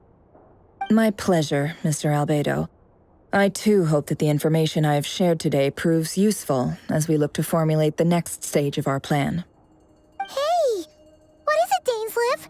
You look really upset! It's just... when I think of the man I once knew as Rarir, I struggle to understand why things had to turn out like this. The two of you used to be friends, didn't you? I don't know if these words will bring any comfort, but my heart goes out to you.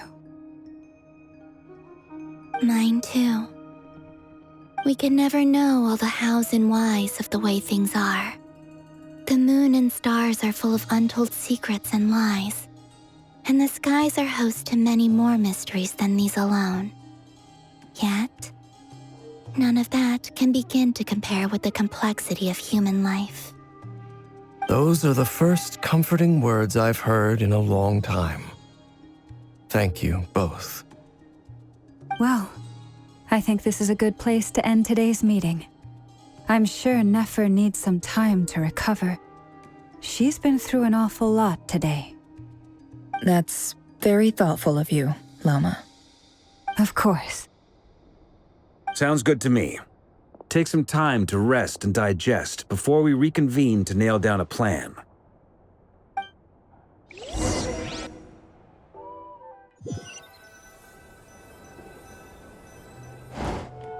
Hey, is this a bad time? Hope I didn't kill the conversation. No need. Come on, let's talk outside.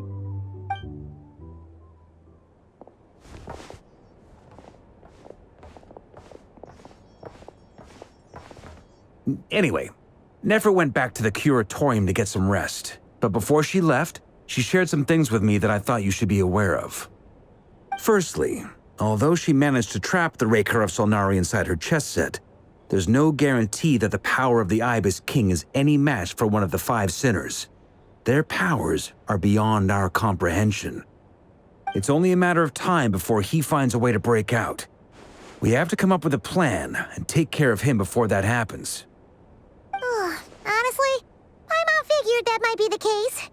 So, how long have we got? Well, I asked her that same question. She talked for a long time, but for the most part, it seemed like she was trying to convince me how precious her chess set is. What a long and storied history it has. It felt like some kind of sales pitch, you know?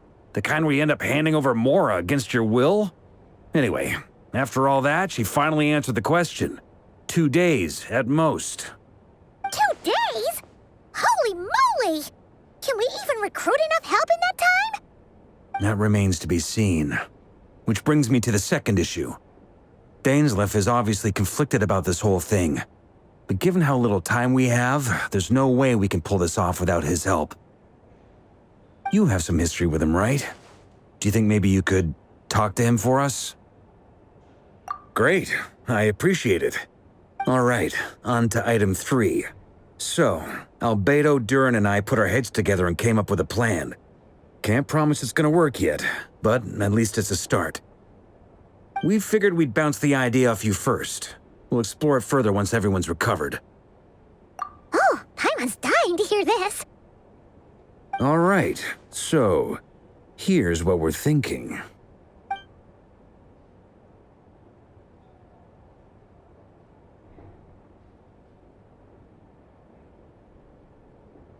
We felt a little uneasy about roping you into this. I mean, firstly, you're not locals, and secondly, none of us are your boss.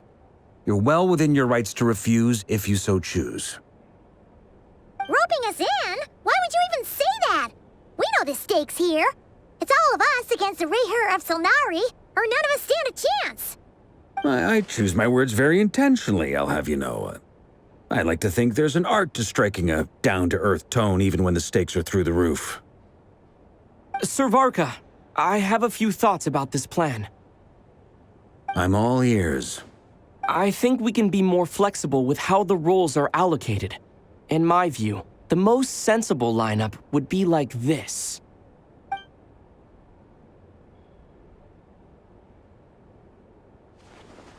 I see your point, yeah. But if that's how we're going to approach this, you'd better make sure you're ready. To be clear, I don't doubt your abilities. Far from it. I just want to make sure. Are you really willing to take all this on? I want to do everything within my power.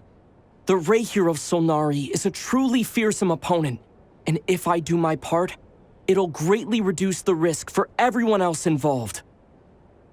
Well, that tracks with what I've heard. Jean's mentioned in her letters that you're so diligent it's almost abnormal.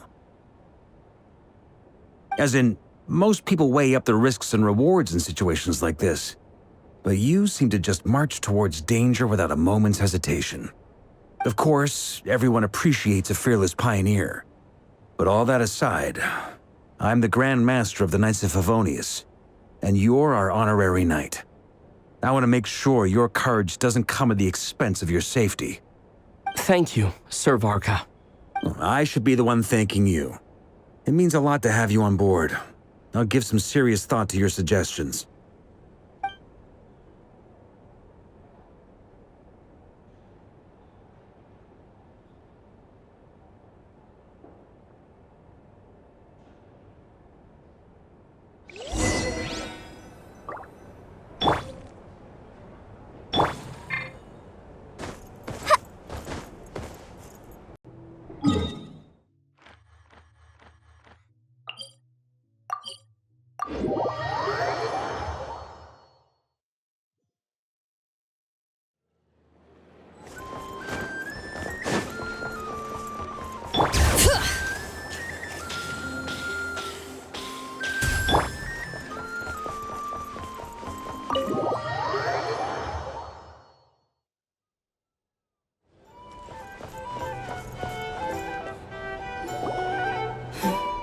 This is a thorough plan, but I do have one last question before we take action. How can we be sure that our enemy won't leave the designated area? Great question. Albedo's been hard at work analyzing Rehur and the Wild Hunt's behavioral patterns. His conclusions are as follows.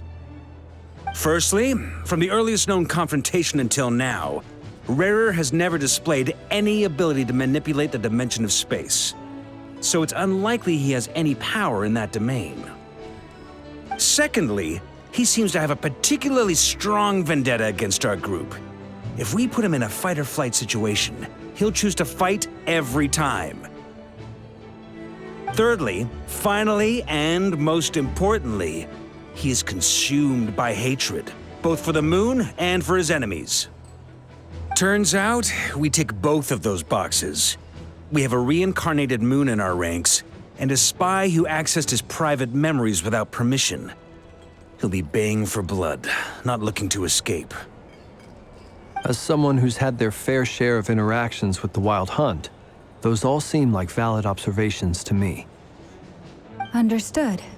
Then I will defer to the verdict of the group.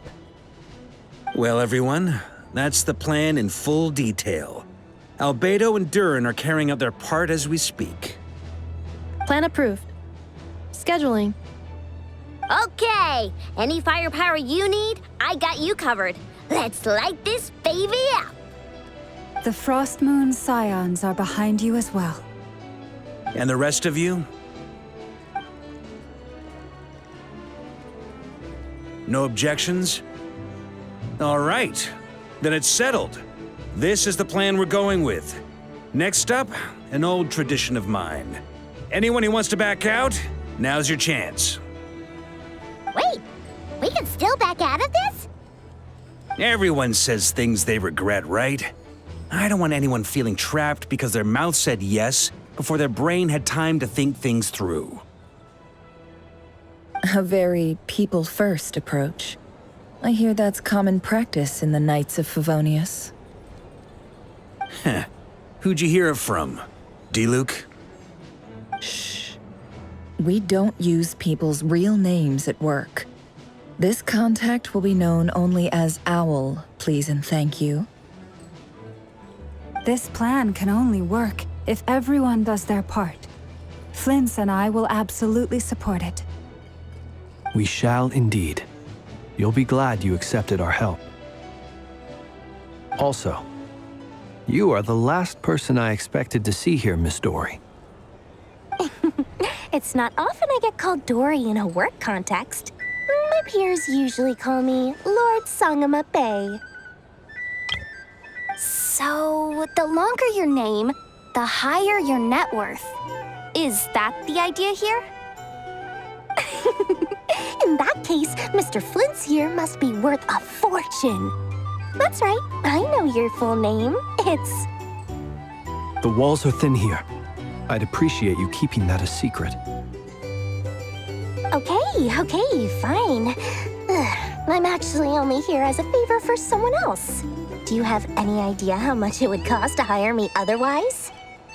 Oh, does this mean someone out there actually has the power to boss Dory around? It most certainly does not. We have a long-standing and mutually beneficial business partnership. She's actually the mom of a friend of yours. Said mom supplied me with a great little trinket, but now that lady's ruined everything. If I don't start building a little goodwill now, my whole business in Nordkai is gonna go down the drain! Okay. So what exactly is so special about this pendant? It's a lucky charm that a great mage made for me. We have a business relationship, and she was worried that something bad might happen to me. So, she wanted me to have something that can store power to protect myself with. I finally got it all fully charged up with Kuvaki, and then never went and used it all up at once! Never lost so big in my life! You're right. It was all my fault. I didn't mean to drain all the Kuvaki in the pendant, but I'll make it up to you. You will? Well, in that case, how about you give me your chess set, and we call it even? I knew you'd say that. Well, it's yours if you want it. In fact, take it now, and I'll even throw in a free Raker of Solnari. Deal? You're putting me in a difficult position here. It's a very useful thing to have around, but I have a funny feeling it won't be around much longer. I guess we'll see in a couple of days. Looks like bankruptcy for me. Hey, don't be so pessimistic. See this through and you never know. You might find a new business opportunity on the other side.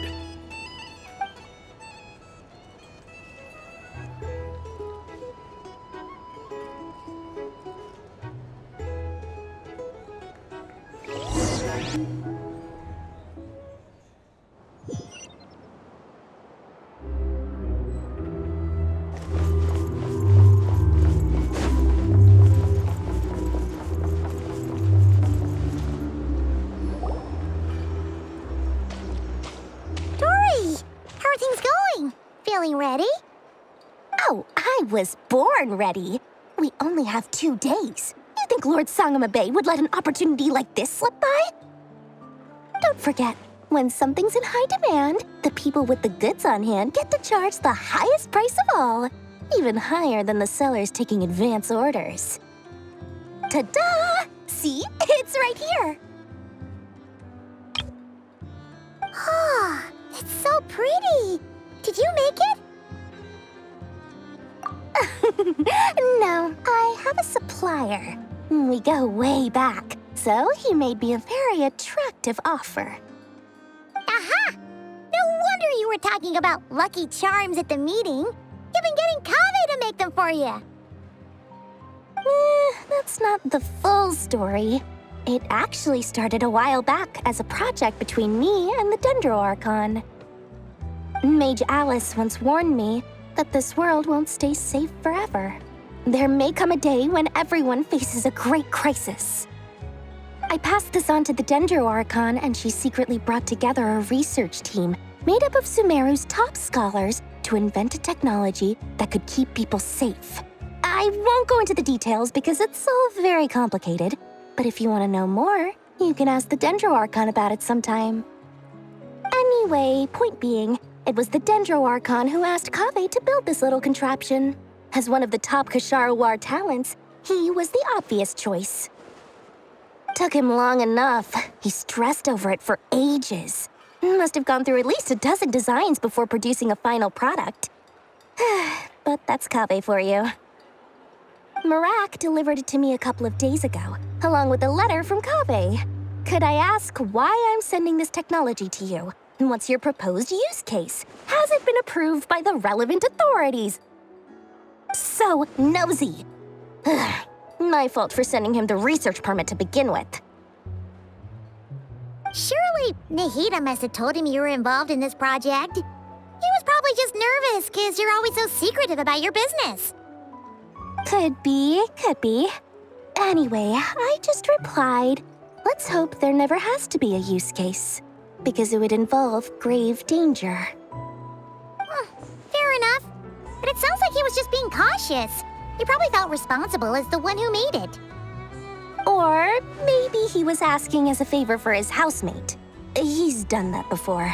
Not sure why, though. His housemate doesn't seem to really care that much about this kind of stuff. Either way, all's well that ends well. I'm just glad to finally have my hands on the product. I wouldn't want to be without it, given the potential dangers that lie ahead. Huh? What does that look mean? Paimon's just super surprised. This must be the first time we've ever seen you actually get serious about something.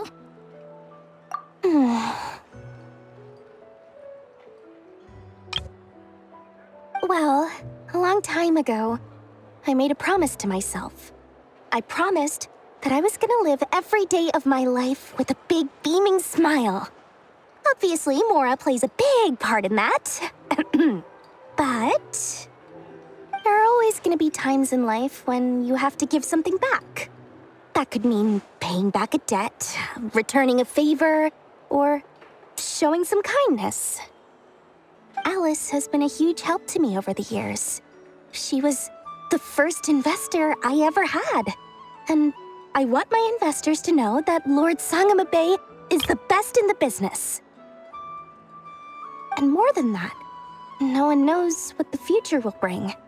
Whatever happens, I want to make sure the Dendro Archon and all of Sumeru is prepared to face whatever comes. Oh, that? I was just making sure Nefer and I are square. Don't be thinking it was some sort of benevolent act. I'm no saint, so don't treat me like something I'm not. My priority is doing the business that I want to do, so long as my conscience lets me, but it usually does. That's the Lord Sangama Bay business model. All right, if you say so. I do say so, and that's the whole point. I'm a businesswoman. Don't go trying to figure out what kind of person I am. You'll exhaust yourself. Much easier for everyone involved if you just take my word for it. Oh, and could you two help me get this stuff where it needs to be? Thanks so much. You're my favorite assistants.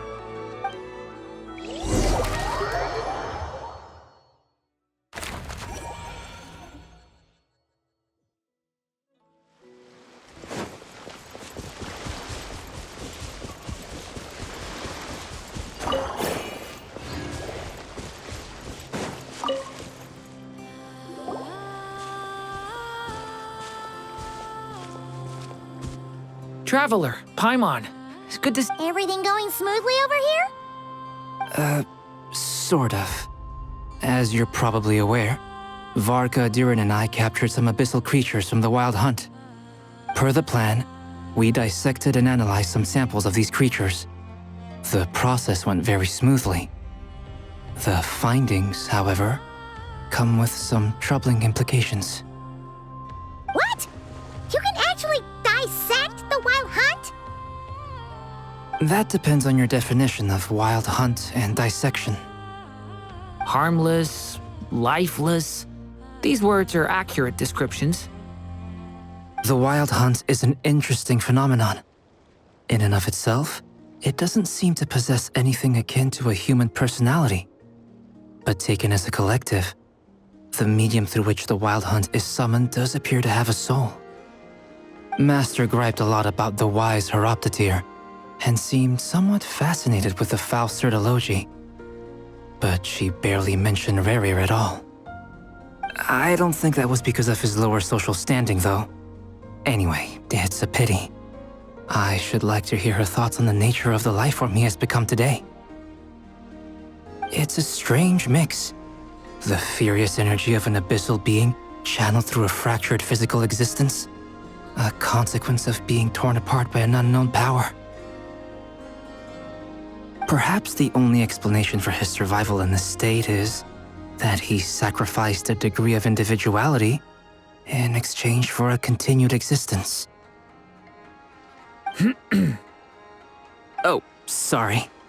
Once I get talking about interesting research, I have a tendency to go on indefinitely. Back to our research findings. Essentially, they confirm my hypothesis. Rerir's corpse is completely contaminated by the Abyss, and the effects are irreversible.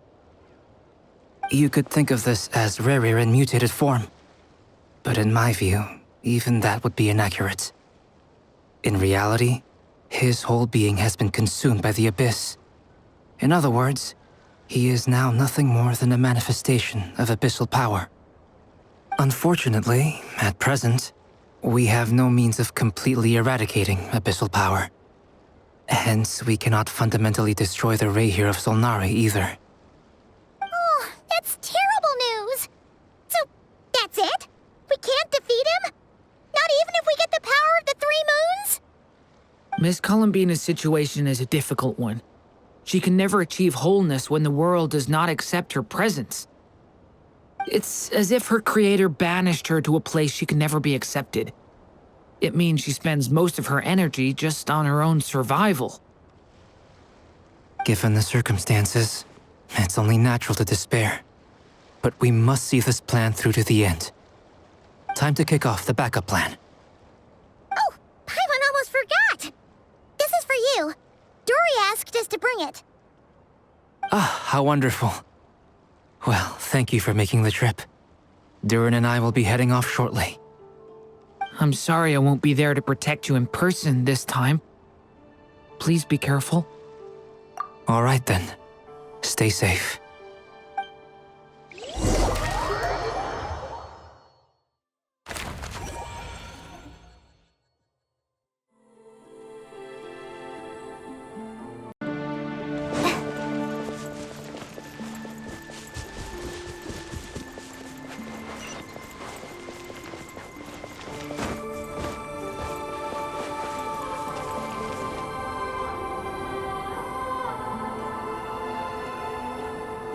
Miss Lauma, is everyone here?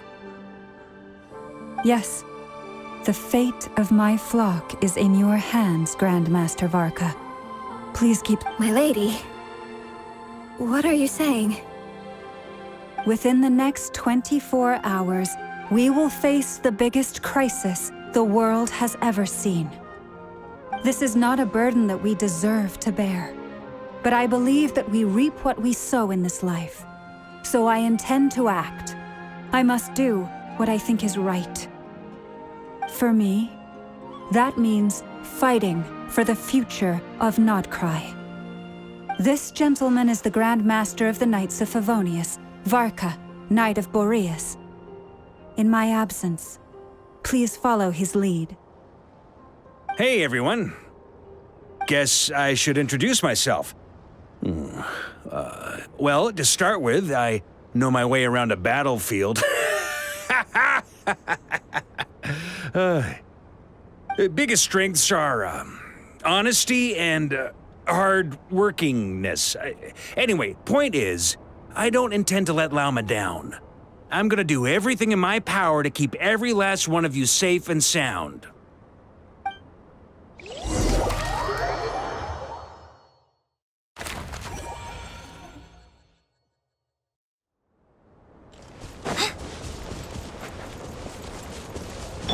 Bring it!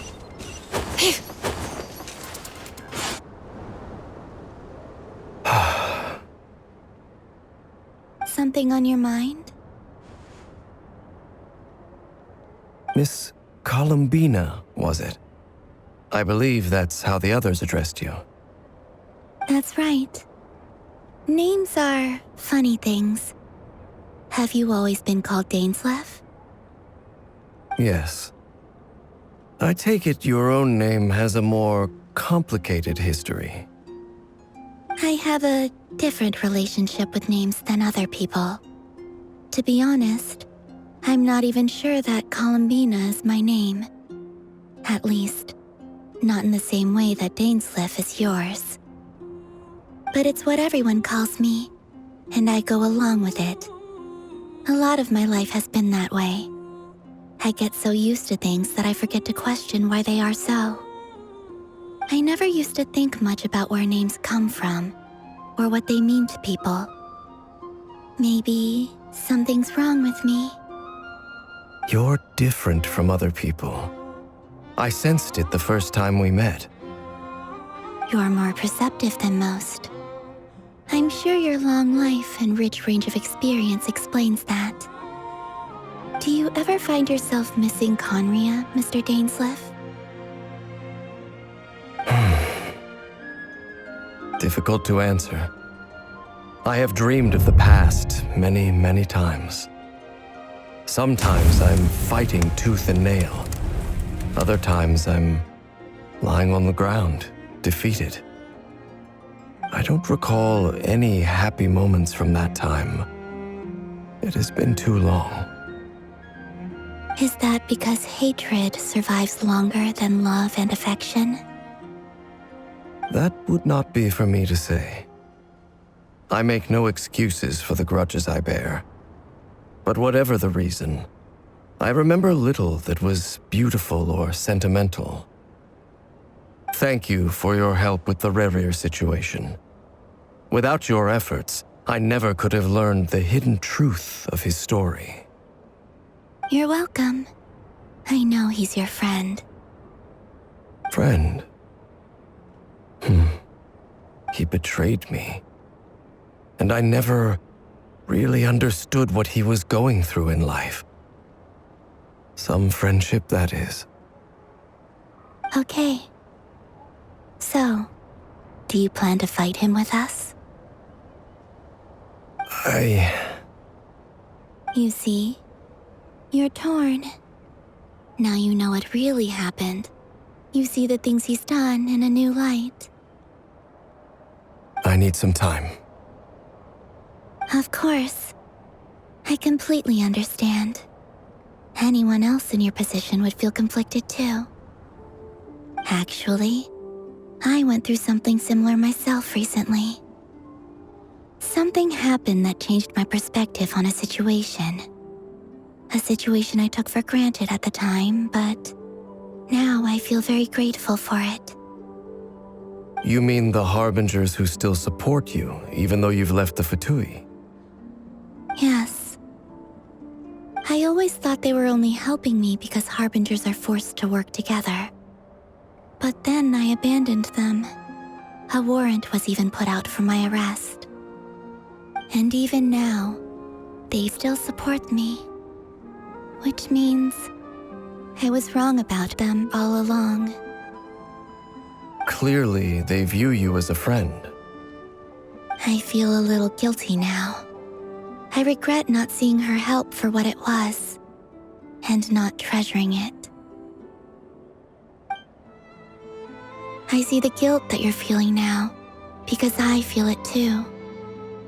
Hopefully, talking about it will do us both some good. Have you noticed that the Traveler and Paimon are over there? I think they've been listening. Huh. Shall we say hello? Sure. Hello. Ah! They caught us!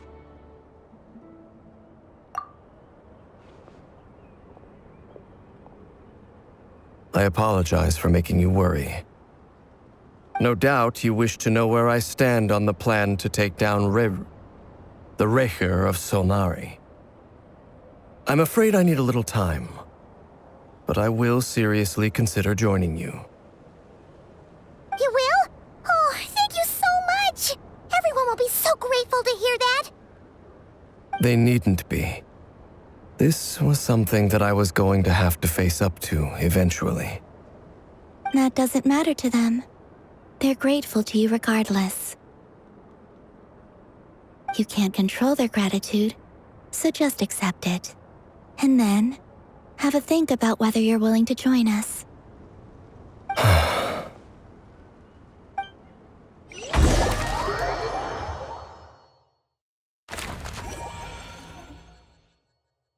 It's nearly showtime! Let's go rendezvous with the others. You know the place.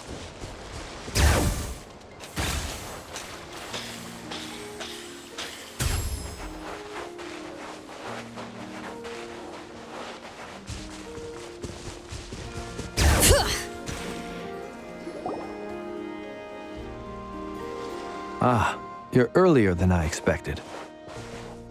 Hey, Flints! Been waiting here long? Not too long.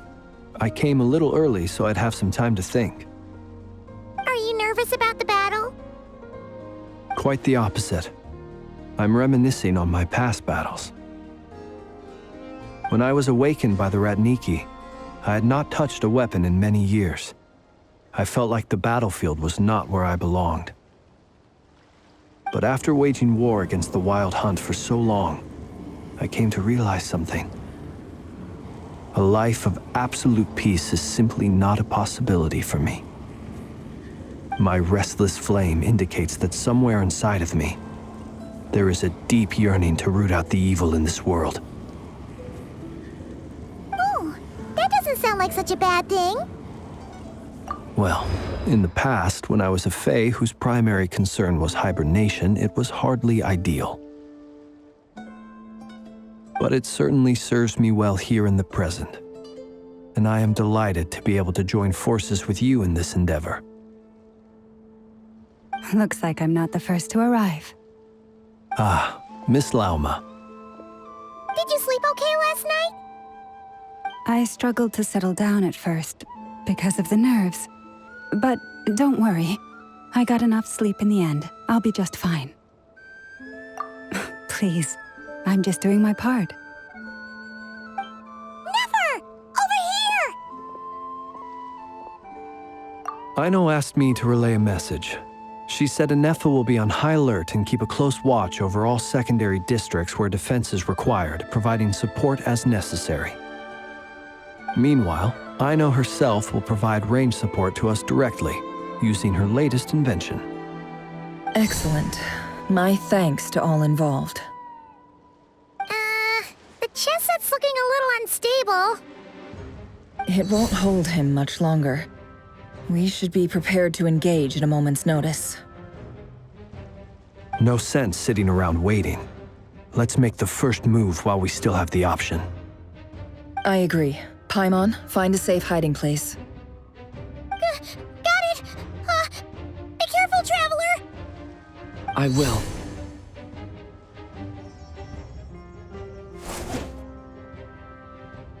Everyone, take your positions as soon as the battle starts.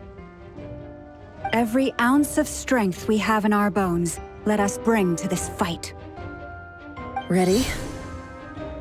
Let's go.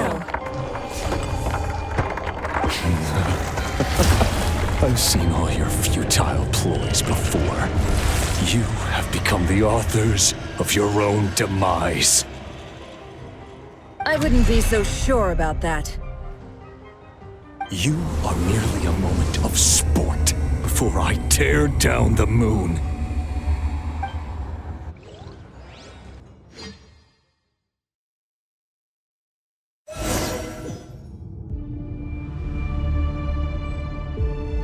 Stay on your toes. Let me help you guys.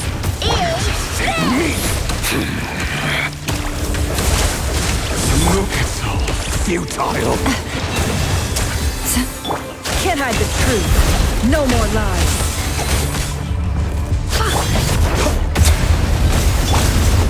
Water jet! Move! Be silent.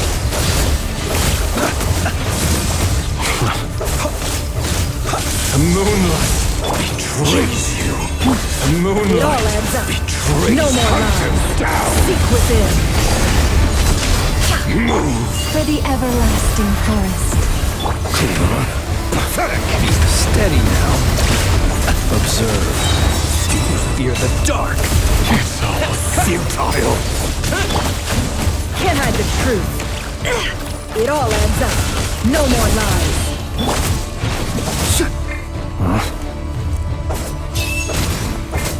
Be silent. Hunt them down! Beware the creatures of the night. It all adds up. Can't hide the truth. Wipe out! The deception ends here. With one heart, we pray. Observe.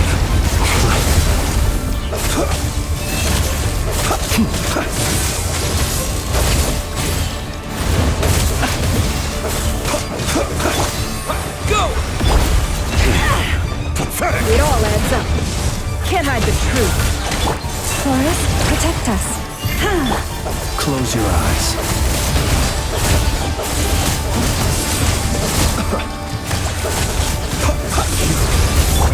Water jet! It began with the moon, and so shall it end. The moon will protect you.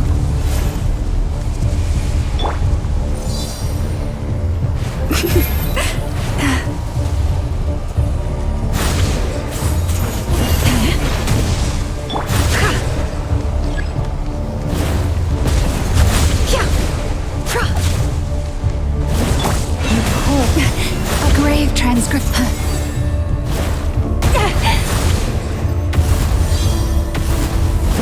Do you see now?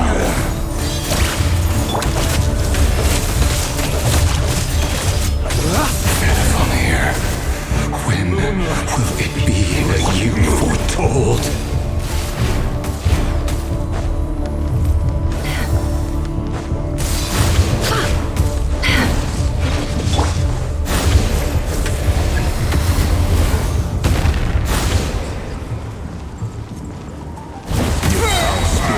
Welcome here. The long sleep beckons. It all adds up. Seek within. No more lies. Bombs away! Observed.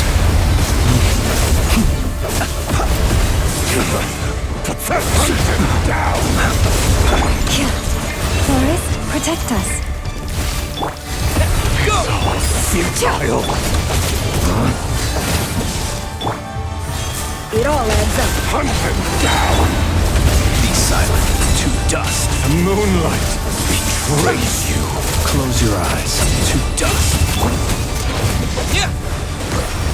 The mystery unravels. Can't hide the absurd. With one heart, we pray. Futile.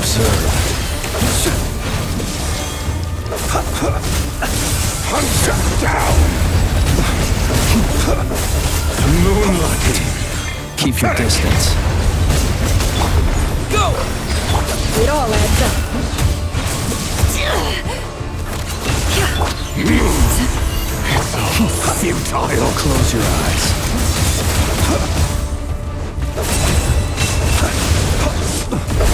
Are you quite finished?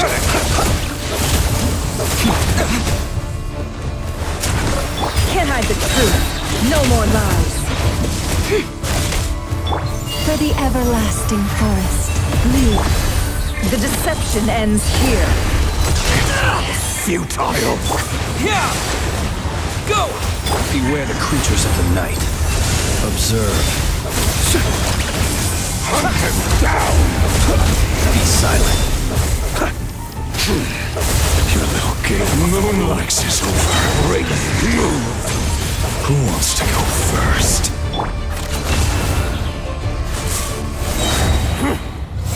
No. Get out of my sight! No! We've been separated! Will it take? You okay? Never! Where are the others? Stuck outside the barrier. I guess he really doesn't like us. I told you before. Knowing too much is always a death sentence. Be careful what you wish for.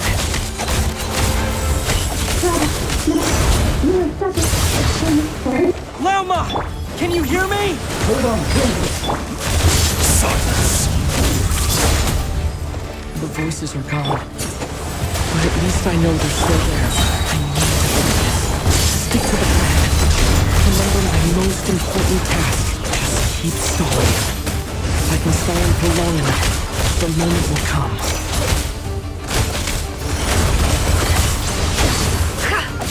Run, nowhere to hide. Go! It all adds up. No more lies. Seek within.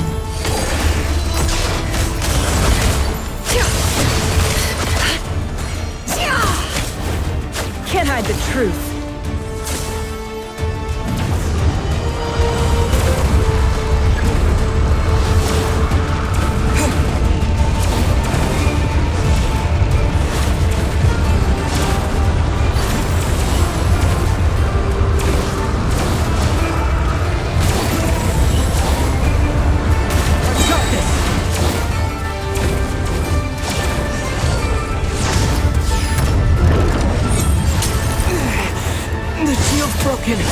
I can't keep this up!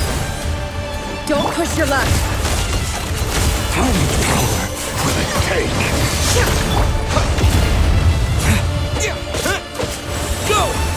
No more lies! The deception ends here!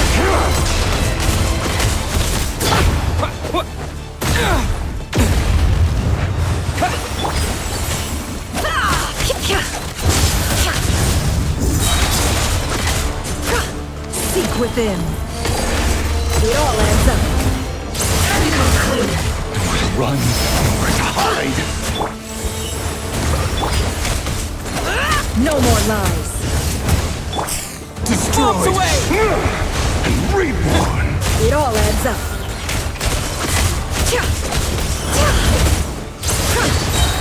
The mystery unravels. Can't hide the truth. How unfortunate.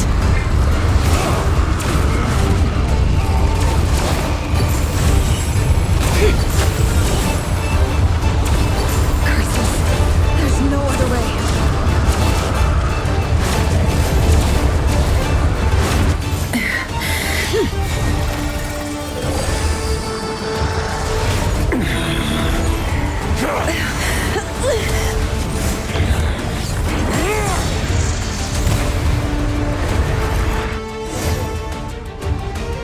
The only way to defeat Rerir is to borrow his own power. That means Columbina will have to disappear while you two bear the brunt of his attacks. You have to hold on. Find a way to keep him focused on killing the two of you.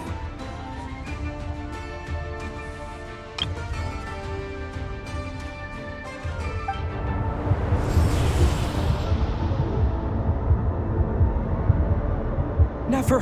Your eyes are bleeding! Soon you will be powerless to resist. And then, I will reduce you to dust. But that dust will plague your memories. Come on, keep holding on. Any other tricks up your sleeve? Let's see them. As entertaining as they are. You've backed yourself into a corner. You don't fool me. I see your fear clear as day. I have to stoke his rage. Make him unleash everything. You fear what you could never defeat. You fear the thought of never being able to save your beloved. You cannot win the fight against fate, Rerir. Is that what you think? Well, now it's your turn to feel afraid!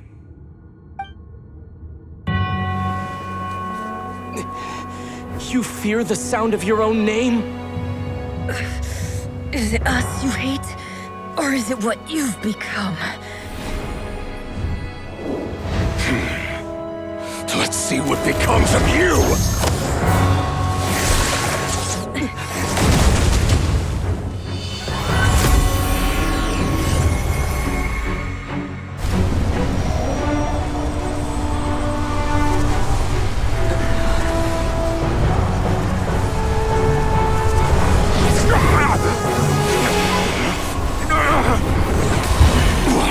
Happening? That power. I've seen it before.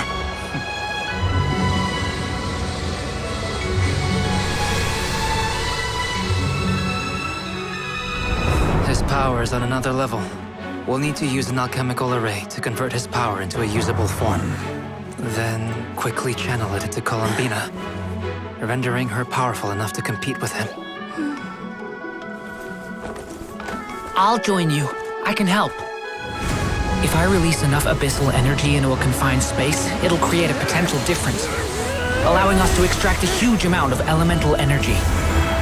Next, I'll synchronize with everyone's minds using Pyro, then give you temporary access to their abilities and fields of view. But it won't last long. Can you see? Well enough. So, we have a student of Gold Rhine-Daughter in our midst. How about that?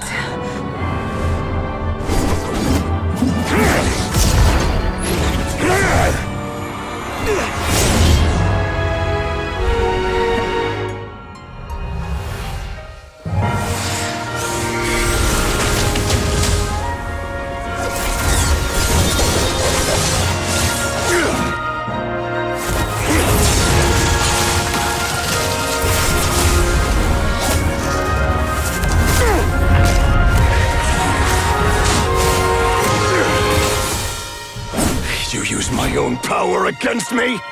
Just like how you stole Kuvaki. Look familiar?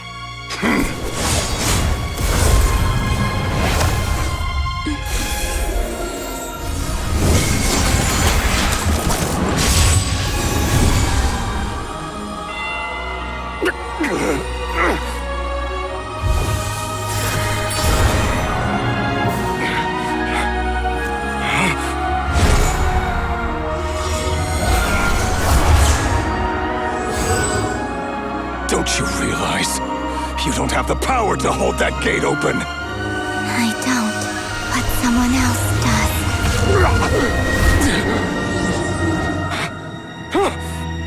Goodbye, Rerir.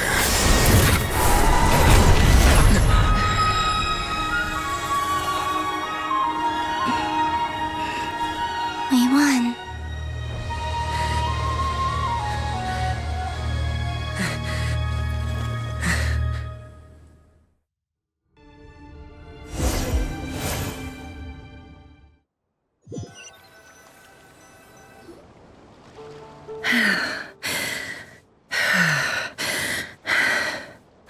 Nefer, how are your eyes? They're fine. Apart from the blindness, of course. It's not too late. Let me handle it.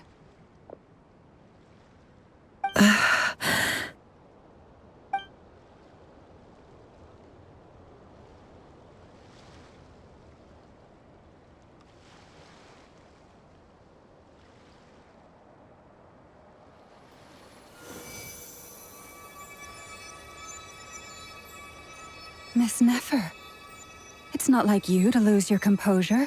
That was the most reckless thing I've ever seen you do. Reckless how? The situation was critical. Our lives were at stake. We had to do something. Even so. Okay. I guess you're right. Under the circumstances, it was a wise decision. You traded your eyes for an incredible victory. In business terms, I suppose that's a huge return on investment. I'd be hard-pressed to argue otherwise. Still, I don't like this outcome, and I don't want you to lose your sight for good. People suffer when they make sacrifices they shouldn't have to make, whether that means faith, strength, or in this case, your ability to even see. I had hoped you could win without sacrificing so much as a single hair on your head. Thank you. Really. All done. Don't try and open your eyes just yet. We'll see how you're doing in a couple of days. Until then, please follow your recovery plan to the letter. I'll send full details through Yehoda. For now, just get yourself home, relax, and rest. My dear friends, we have fought bravely and achieved a spectacular victory. A dark cloud has been lifted from the skies of Nordkai. All in this land will be grateful for what you have done. The moon will remember this day. Thank you both.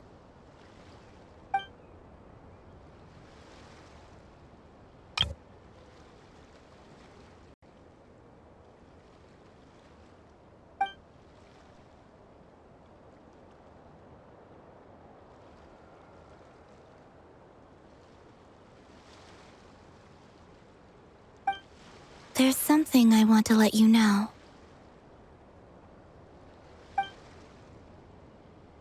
What is it? When Durin connected everyone's minds so I could access their powers, I also felt everything they felt. And since Nefer's eyes were injured, my eyes are hurting now too. Hold on. Let me try. I only feel the pain. There's no actual damage. I just thought I should tell you. You're right. There's no damage. That's a relief.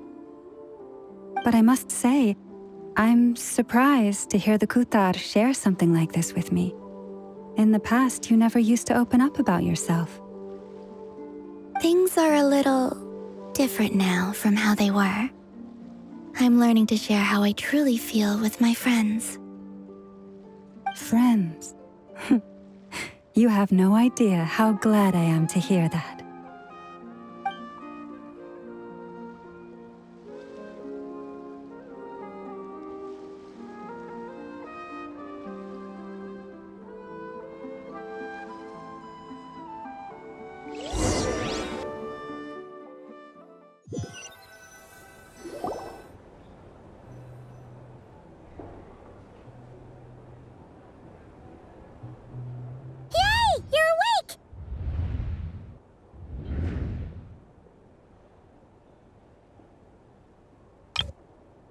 How are you feeling? Any aches and pains? Did you sleep well? I'm doing all right, Paimon. No need to worry about me. Phew, well that's good. Paimon's been sitting on the edge of the bed worrying about you for ages. You slept a whole day and night. Poor Paimon had to eat all by her lonesome. Glad to hear you didn't starve. How was the food? Well, it wasn't the same without you there to share it.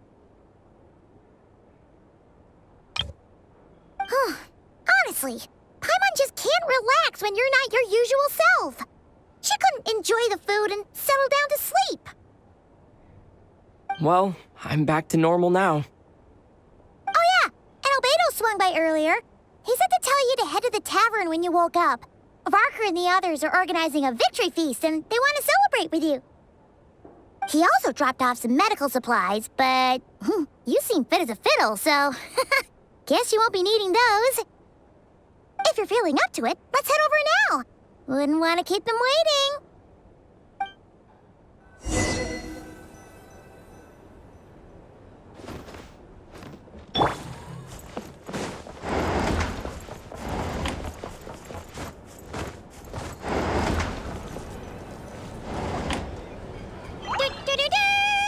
We're here!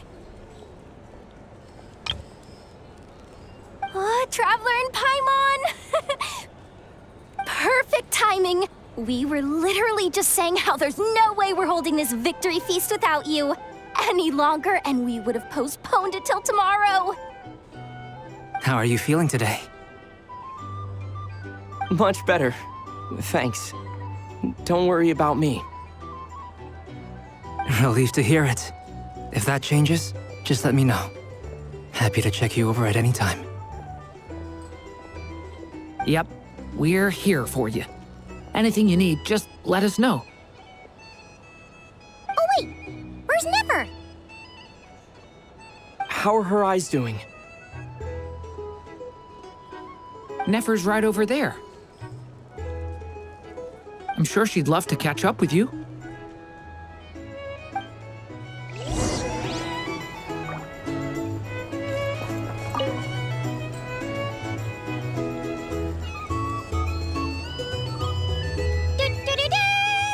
We're here! Oh, Traveler and Paimon! Perfect! How are you feeling? Much better. Relieved to... Yep. Oh wait, where's Nefer? How are her... Nefer's right over... I'm sure she'd love...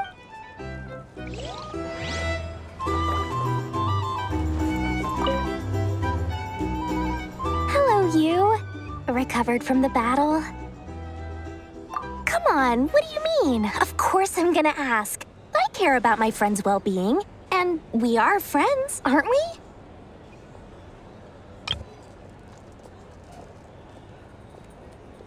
Get yourself a drink. You've more than earned it. In fact, today, your drinks are on me. Lord Sangamabe's got you covered. Wow, really? What about Paimon? Has she earned it too? Has she? Please?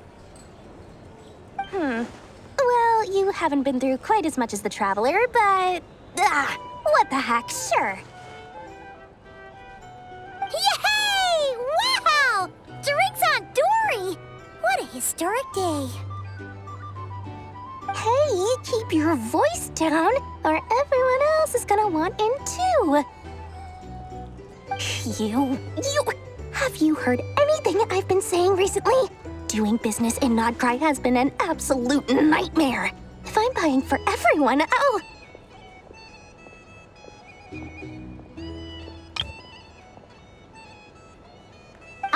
Okay. Paimon will speak more quietly. Jeez.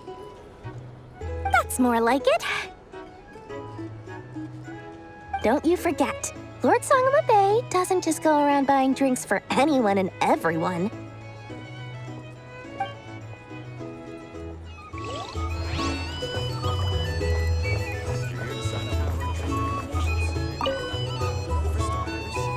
I thought of 1,000 ways to congratulate you, but now you're here, words are failing me.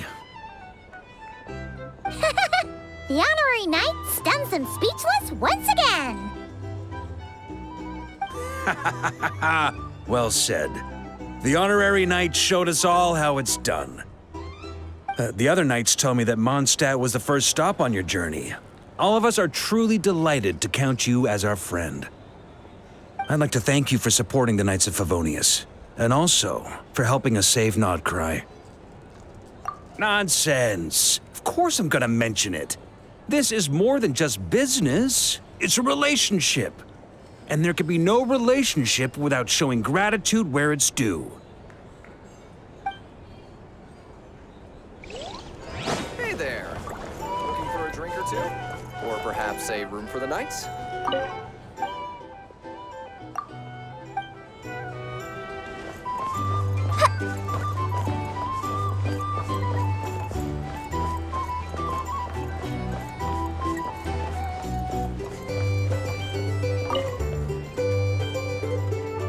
I see you've recovered? You bet! Snooze his way to a full recovery! Glad to hear it. A healthy body is paramount. Nothing else in life is possible without it. So take it slow. You can't afford an injury. Paimon too! You really saved the day when you swooped in to open that gateway! I came to accept that although Rerir was my friend in the past, here and now, he was an enemy that must be defeated. Though I will never fully understand what happened between us, I could not let this crisis deepen any further. We fought a very necessary battle, and you played your part admirably. Yeah! And if you ever need to talk, just remember, we're always here. I'll do that.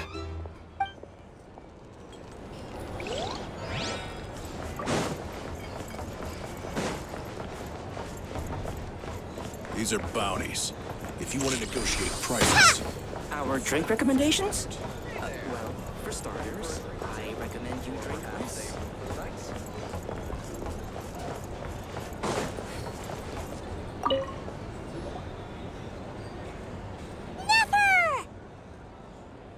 Traveler, Paimon, are you recovering well? Turns out that moon chanter has some real talent after all.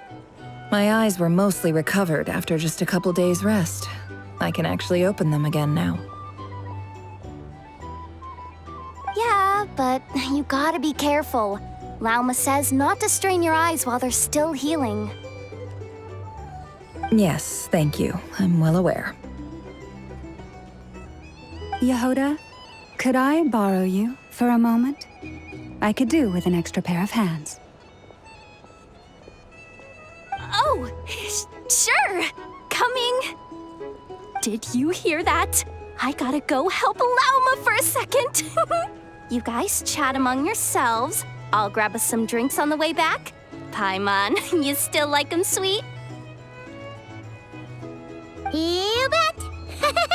Make it extra sweet, because Paimon's earned it! Sure thing!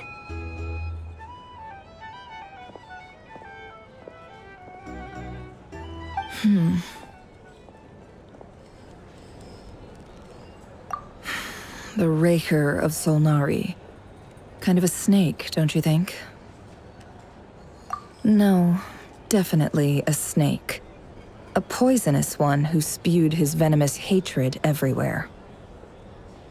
Anyone who seeks revenge out of hatred for other people has become a snake. That's something my dad used to say. Perhaps. I'm sure it sounds like a very wise and open-hearted perspective to your ears. But me? I think hatred is a perfectly justifiable emotion. What else is left when everything you depended on in life gets stripped away?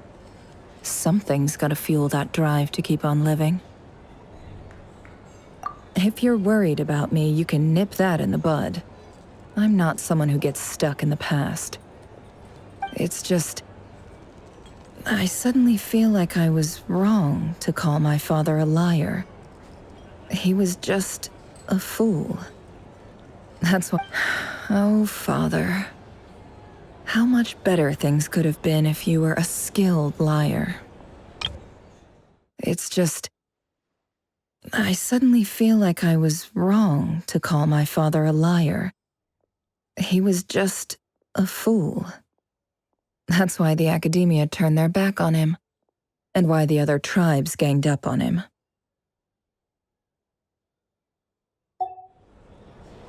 Look at the Ibis King. Thoth is a fiendishly cunning liar. And yet, strangely, he feels more like a father to me than my real dad ever was. He's never brought it up, but I'd bet he feels the same way. Why else would he give me the power to perceive the truth, while at the same time training me in the art of deception? Well, King Deshret banished him to Aru, which is essentially a prison, and posed 3 questions to him. He promised that he'd have his freedom if he could find the answers. His response was to take on a physical form and approach me, hoping that I could become his envoy and search for one of the answers on his behalf. Did he really think I'd fall for that? He's stuck there. He can't make me return what he gave to me. So that's enough for you to decide he's nice, is it? He's a prisoner, and he was scared. So he decided to perform some good deeds to win people's approval. He lives in fear because he's a deceiver. How is Rerir any different? You can't work as a spy your whole life and expect a happy ending. It's preposterous. Yet I can't say I don't understand it. Liars live in the darkness of their own making, but it's still human nature to want to go on living. They say that a liar's soul is the most worthless thing in the world. What do you think? Oh, really? Well, it takes a very kind person to find compassion even for liars. If you ask me, the soul of a liar really is worth nothing, because all they care about is themselves. For example, when something good falls into my lap, I don't go sharing the news around. Stops other people trying to steal it from me.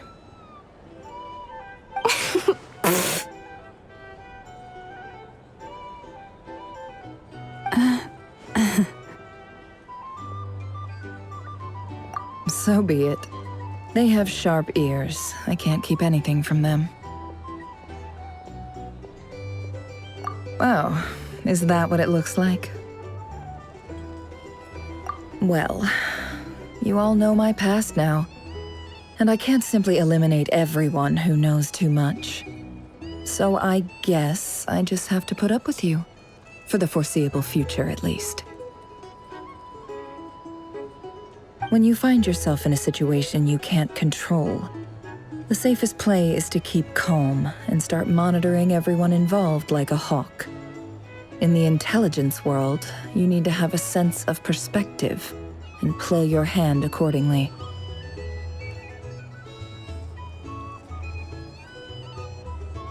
If you understand what's at stake, please ensure my secret is safe with you.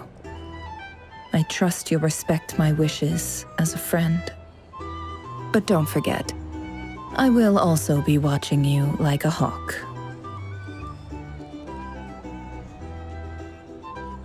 Very good. Oh, wait! Now that the panic's over and we've all calmed down, Paimon suddenly remembered something. After all that build-up, our mystery ally never showed up even once!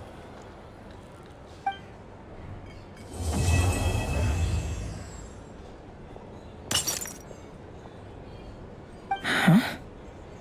Am I imagining things?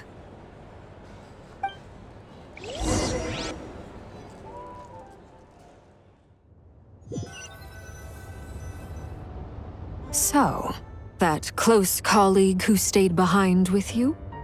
What's he been up to recently? Don't know, don't care. I get more normal human interaction from hanging out with Bosco too than him. Although, now you mention it, he hasn't bothered me in a while. I wonder if... If he's disappeared without a trace, it's the biggest gift he ever gave to the world. But I somehow doubt that's what's going on.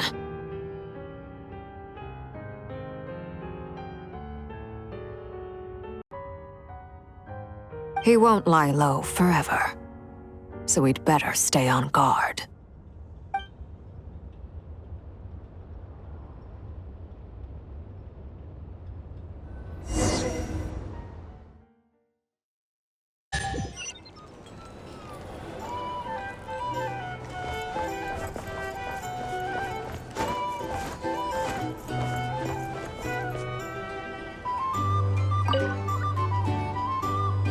How have you been holding up? Any adverse reactions? If you start to take a turn for the worse, make sure you tell me right away. You don't need to worry about me, Grandmaster. I'm fine. I mean, I barely did anything, so... What? You're too humble, young man. You played an indispensable role in the battle for Nordkai. We can't thank you enough for your support. Sometimes, when people praise you, it's because you deserve it. The best thing is to accept it calmly and with grace. It's important. Let's do a quick demonstration. Albedo, that was an incredible feat of alchemy. The pressure was on, but you worked flawlessly at lightning speed to get the job done. Sometimes, when people praise you, it's because you deserve it. The best thing is to accept it calmly and with grace. It's important to learn how to respond to words of admiration. Thank you. I can't take all the credit, though. Durin played a big part in forming the alchemical array. See? Did you catch that? A masterclass in how to take a compliment. Okay, yeah. I did work pretty hard to help prepare for the battle. No point denying that. Hey, you guys! Hey, look who's bounced back. Looking good, Traveler. Seems like you've recovered. You won't need to take any more medication. Can I get you a drink? Huh? You know how to order at a bar now? You've sure learned a lot recently. Handling a drinks order is ridiculously simple compared to alchemy. Don't worry, I'll blend into society yet. Paimon believes it. You're clearly a fast learner, just like your brother.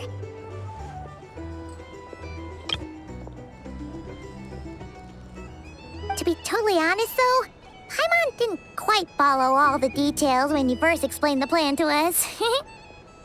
Don't worry, that's completely understandable. Unless you're a student of alchemy, it's hard to grasp the principle and how the process works. To put it in the simplest terms, we saw how our enemy stole the power of Kuvaki, and that gave us the idea of stealing his power to turn it against him. When facing an enemy you have no hope of defeating, it's best not to engage them in battle. So, instead of looking for a way to overpower him, we decided to help Columbina get strong enough to at least stand up to him in a fight. For this to work, we had to analyze his modes of attack, confirm who his main target was, and make sure that he wouldn't go beyond the range of the alchemical array. For added security, we prepared a total of 4 arrays. But to mitigate the impact of the battle, we identified one location in particular as the ideal spot, which is where the confrontation took place. The alchemical array absorbed his abyssal power. Then Durin processed it to render it usable by Columbina. That power enabled her to do what would otherwise have been nigh on impossible. What surprised me was that Dainsleif actually agreed to join us. Given his history with Rerir, he had every right to sit this one out, but we're extremely grateful for the decision he made. It must have been a painful choice to make. But I'm sure that making a decision was far better for him than staying in limbo. Absolutely. He was torn between two paths, but in the end, he made his choice and stuck to it resolutely. He doesn't strike me as the sort of person who'd stay trapped in limbo for long. Anyway, however you cut it, everyone gave a stellar performance. And now, it's time to kick back and celebrate.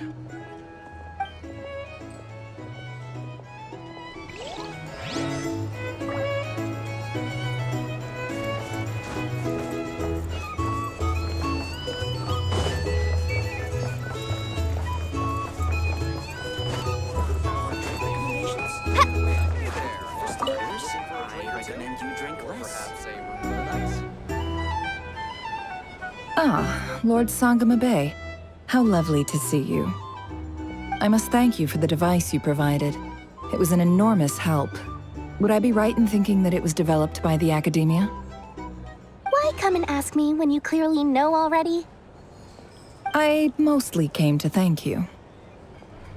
That's more like it. A little gratitude goes a long way with Lord Sangama Bay.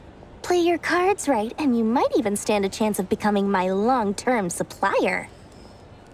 The chance to work with such a kind and charitable investor as yourself would be a great honor for the Curatorium. Huh? Charitable? Who said anything about charity? First time hearing about it. Let's see. The first plot of land you purchased in Nordkai, your desert interests, and... Stop! What do you think you're doing? Exposing my investment history! It's nothing to hide from. They're all perfectly legitimate investments. And some of the land you purchased was with the intent of building a sanctuary? Yes, I heard about that too. How did you... You're a curious case, Lord Sangama Bay. You don't like people finding out about your good deeds, do you? But I'm afraid no matter how hard you try to keep things under wraps, where there's a will, there's a way. You did it for Sumeru, didn't you? It was empty land that was gonna go to waste otherwise. I figured if I built something there, it might at least get some use in an emergency. Disasters are capricious things. They strike without any warning. I've lost family to a disaster before, and I don't want to lose any friends or business partners if I can help it. My elder sister used to dream of finding a sanctuary. Somewhere with plenty of food, water, and medicine. Where everyone could live happy lives. It was something I looked into, but after discussing things with the Dendro Archon, I decided on a more effective strategy. The tech people handled the tech, and Moneybags provided the Mora. It just made the most sense. It's a pity that so few people know the truth about you. Everyone says that you view everything in terms of Mora, and all you care about is growing your own wealth. So, what's the problem with that? Everyone wants to be rich. It's human nature. So yes, I love Mora, and it's nothing to be ashamed of. But surely you have dreams of your own beyond just making Mora. You don't get it, do you? My dream is to invest in other people's dreams. And, you know, make a nice little slice for myself along the way. Just thinking about it makes me happy. That sweet, sweet sound of Mora. Thank you. For the device? And the pendant. Oh, that. I was just returning a favor. Don't worry about it. Seems like we've both been away from home for a very long time. Yeah. So long that I barely remember what my family even looked like. That would be your mother, father, and sister? Yeah, though it's been years since my sister passed away. It's not like I want to forget them, obviously, but Memory can be even more ruthless than the most calculating business person. Beyond a certain point, if something isn't helping you, it just gets rid of it. My sister can't help me now. Slowly but surely, her face is fading from my mind's eye. It's become a vague impression. Not everything will fade. When loved ones pass away, the beautiful memories are the ones that last the longest. Yeah, that's true. If you ask me, that's the one silver lining in all of it. Well, that, plus, I'm sure that life is much better now than it was back then. Oh, absolutely. I have tons of Mora, a big beautiful house, business is booming, and I'm as happy as can be. You've got a lot going for you too. Boss of the Curatorium of Secrets? I'm sure there's plenty of Mora to be made in that line of work. I appreciate the vote of confidence.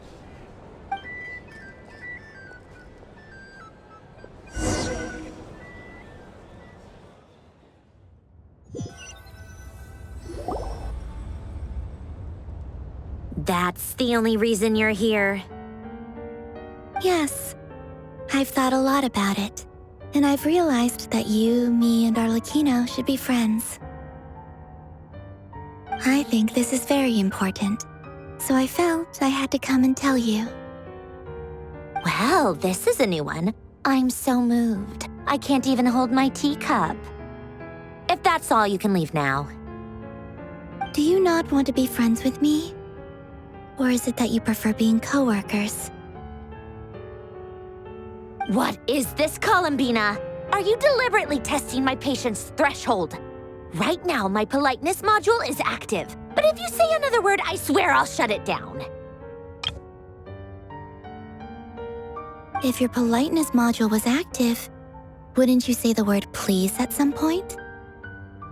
Polonia, please see Lady Columbina to the door.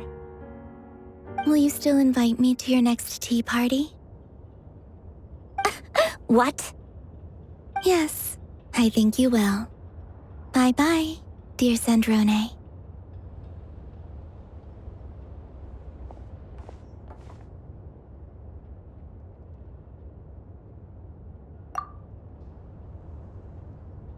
Last time, the Wild Hunt escorted you out. Would you rather I handled it myself this time? We just wanted to, see how you were doing now that it's all over. Why? Out of concern for my safety? I hope you didn't seriously think that the Rahier of Solnari would be able to lay so much as a finger upon me, given how prepared I was. Mostly because you kind of helped us out, so we just wanted to check you were okay. Looks like all your robots are fixed, huh? Oh, don't you worry about that. Tea time is already a write-off. The visitor before you managed to kill my appetite. If you're in the mood for tea, go ahead and help yourself. Otherwise, it's going to waste. My coasters are still missing in action, though. Use this notebook instead. Whoa! Pretty hefty notebook. Look at all those calculations. You can ignore those. They're just dumb scribblings. I doodle and write in my free time. Sometimes I remember the distant, dreamlike past. Sometimes I imagine the far-flung future. And other times, I grit my teeth and note down all the crazy nonsense going on in the present. Some people do the crosswords in the newspaper. This is my equivalent of that. Trying to predict the future is like daydreaming, and writing about the present just makes me furious. The past is my favorite. If nothing else, it's already set in stone, so I don't have to rack my brains trying to figure it all out. Huh. Although, having said that, the only vaguely interesting memory in my past is probably that guy they call Lord Artificer. Who else? Pretty much all the mecha and Fontaine are his personal handiwork. Wait, are you saying you know him? Like, personally? As a I mean, I guess we were friendly enough. Wait, are you saying know him? Like, personally? As a friend? Yep. In fact, I'm probably the only normal person left who knew him at all. We used to chat occasionally back when he was still around. Before he passed away, he asked me to destroy all his manuscripts. I honored his request, but I did read through everything first before destroying them. I mean, I couldn't let the genius of Lord Artificer Alain Guillotin disappear like that. Would have been such a waste.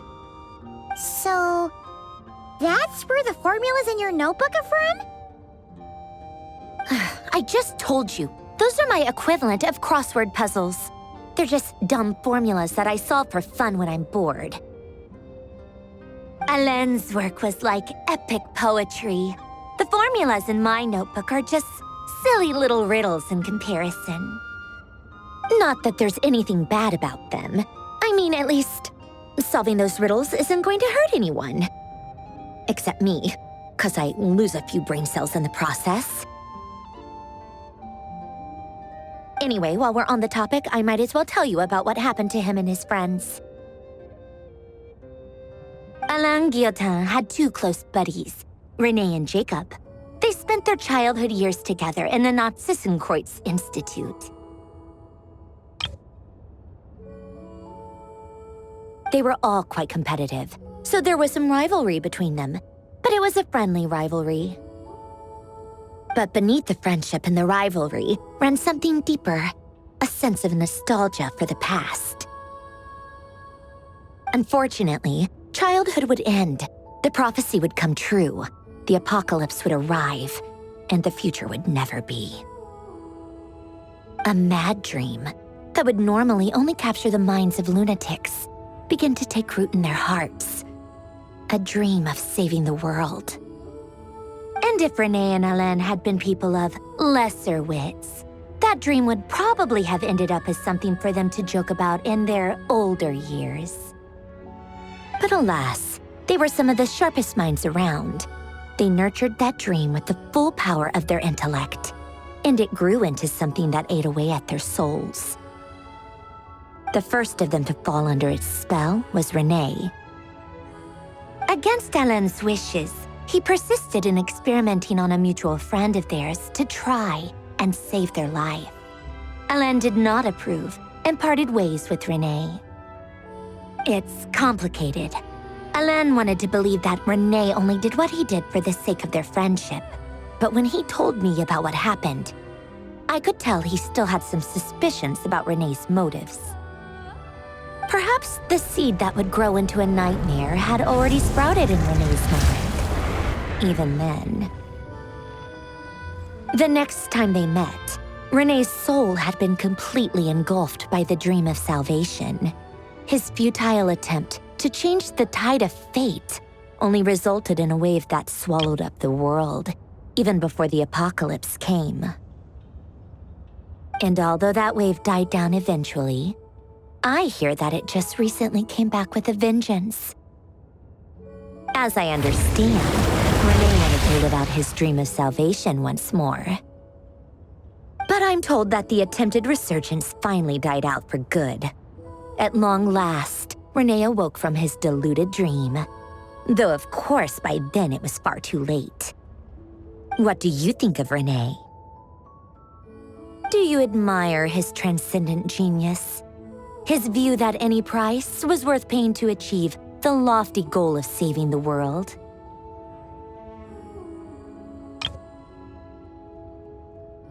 Or do you despise him? Dismiss him as an evil madman who wrought havoc on the lives of everyone around him as he pursued his delusional dream? Same difference, really. Just a matter of perspective. What a cop-out. But I suspect you'd have a more incisive and insightful answer if we dug into it further. I don't like fanatics who give up their whole lives for their ideology. Nor do I like fools who let their delusions take control. Maybe I could understand if Renee had just been an ordinary person. But he had a sage-like intellect, and still managed to get himself lost in a labyrinth of his own desires. Anyway, that's enough about Renee. Now, moving on to Alain Guillotin, the Lord Artificer. He managed to put a stop to the first storm whipped up by Renee. But after that, Alain lost his friends and family. To his credit, I suppose, the loss of his family and friends was purely a tragic accident. It's not like Alain sacrificed them for his cause or anything. After that, the only thing supporting his work was the same dream that had dragged his closest friend down to the abyss. But although the desire to save Fontaine drove him to found the Fontaine Research Institute, Alain continued to reject any form of transcendental knowledge or power. He was suspicious and fearful of it, having seen the way it had affected his closest friend. I think that formulas and machines derived solely from human intellect were the only thing that gave him a sense of spiritual comfort. Yet Alain's intellect was simply too great. It barely left him space to breathe in his lifetime. Once he realized that the end of his life was approaching, he finally accepted the truth. The Narzissenkreuz Institute needed someone, and a human being, to see its story through to the end. He quit working on his formulas, trading them in for the fairy tales that had played such a formative role in his childhood, but which he barely touched in his adult life. He told me that the director of the Narzissenkreuz Institute used to read those fairy tales to the children as bedtime stories. Apparently, they worked wonders at sending kids off to sleep. I think that all he wanted at that time in his life was to be able to sleep deeply without being plagued by depression. By that point, nothing else really mattered. At the very end, he laid down to rest in the ruins of the former Narzissenkreuz Institute orphanage, while the Fontaine Research Institute he had founded continued tirelessly with its work. Many years after that, tensions over competing dreams would once again cause a rift, this time between members of the Fontaine Research Institute.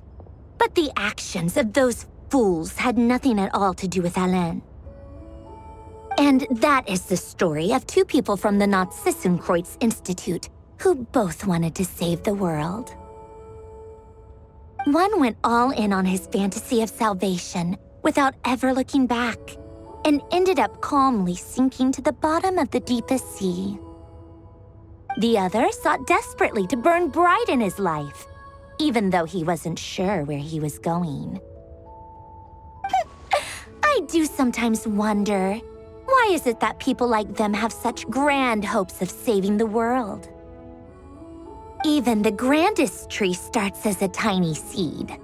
So perhaps, for each of them, their mission to save the world began with a very simple desire: to save themselves.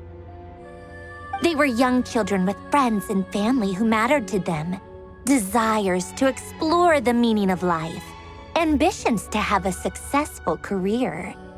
They didn't want to see all of that taken away in one fell swoop. Or maybe they just wanted to find something to anchor themselves within the chaos, to stop them getting quietly swept away by the storms of life. But instead, the search for their own salvation took them down the rocky road laid out by fate.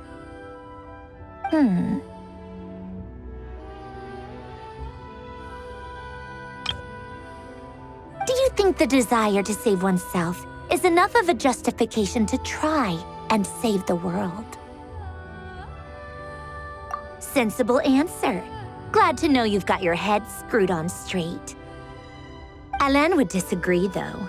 I asked him the same question back when he was in his prime, putting all of his energy into his work. Yes, it's enough. No elaboration, just a quick, short answer before getting right back to his work. He was always that way. All right, tea time's over. I owe Arlecchino a favor for telling me these stories.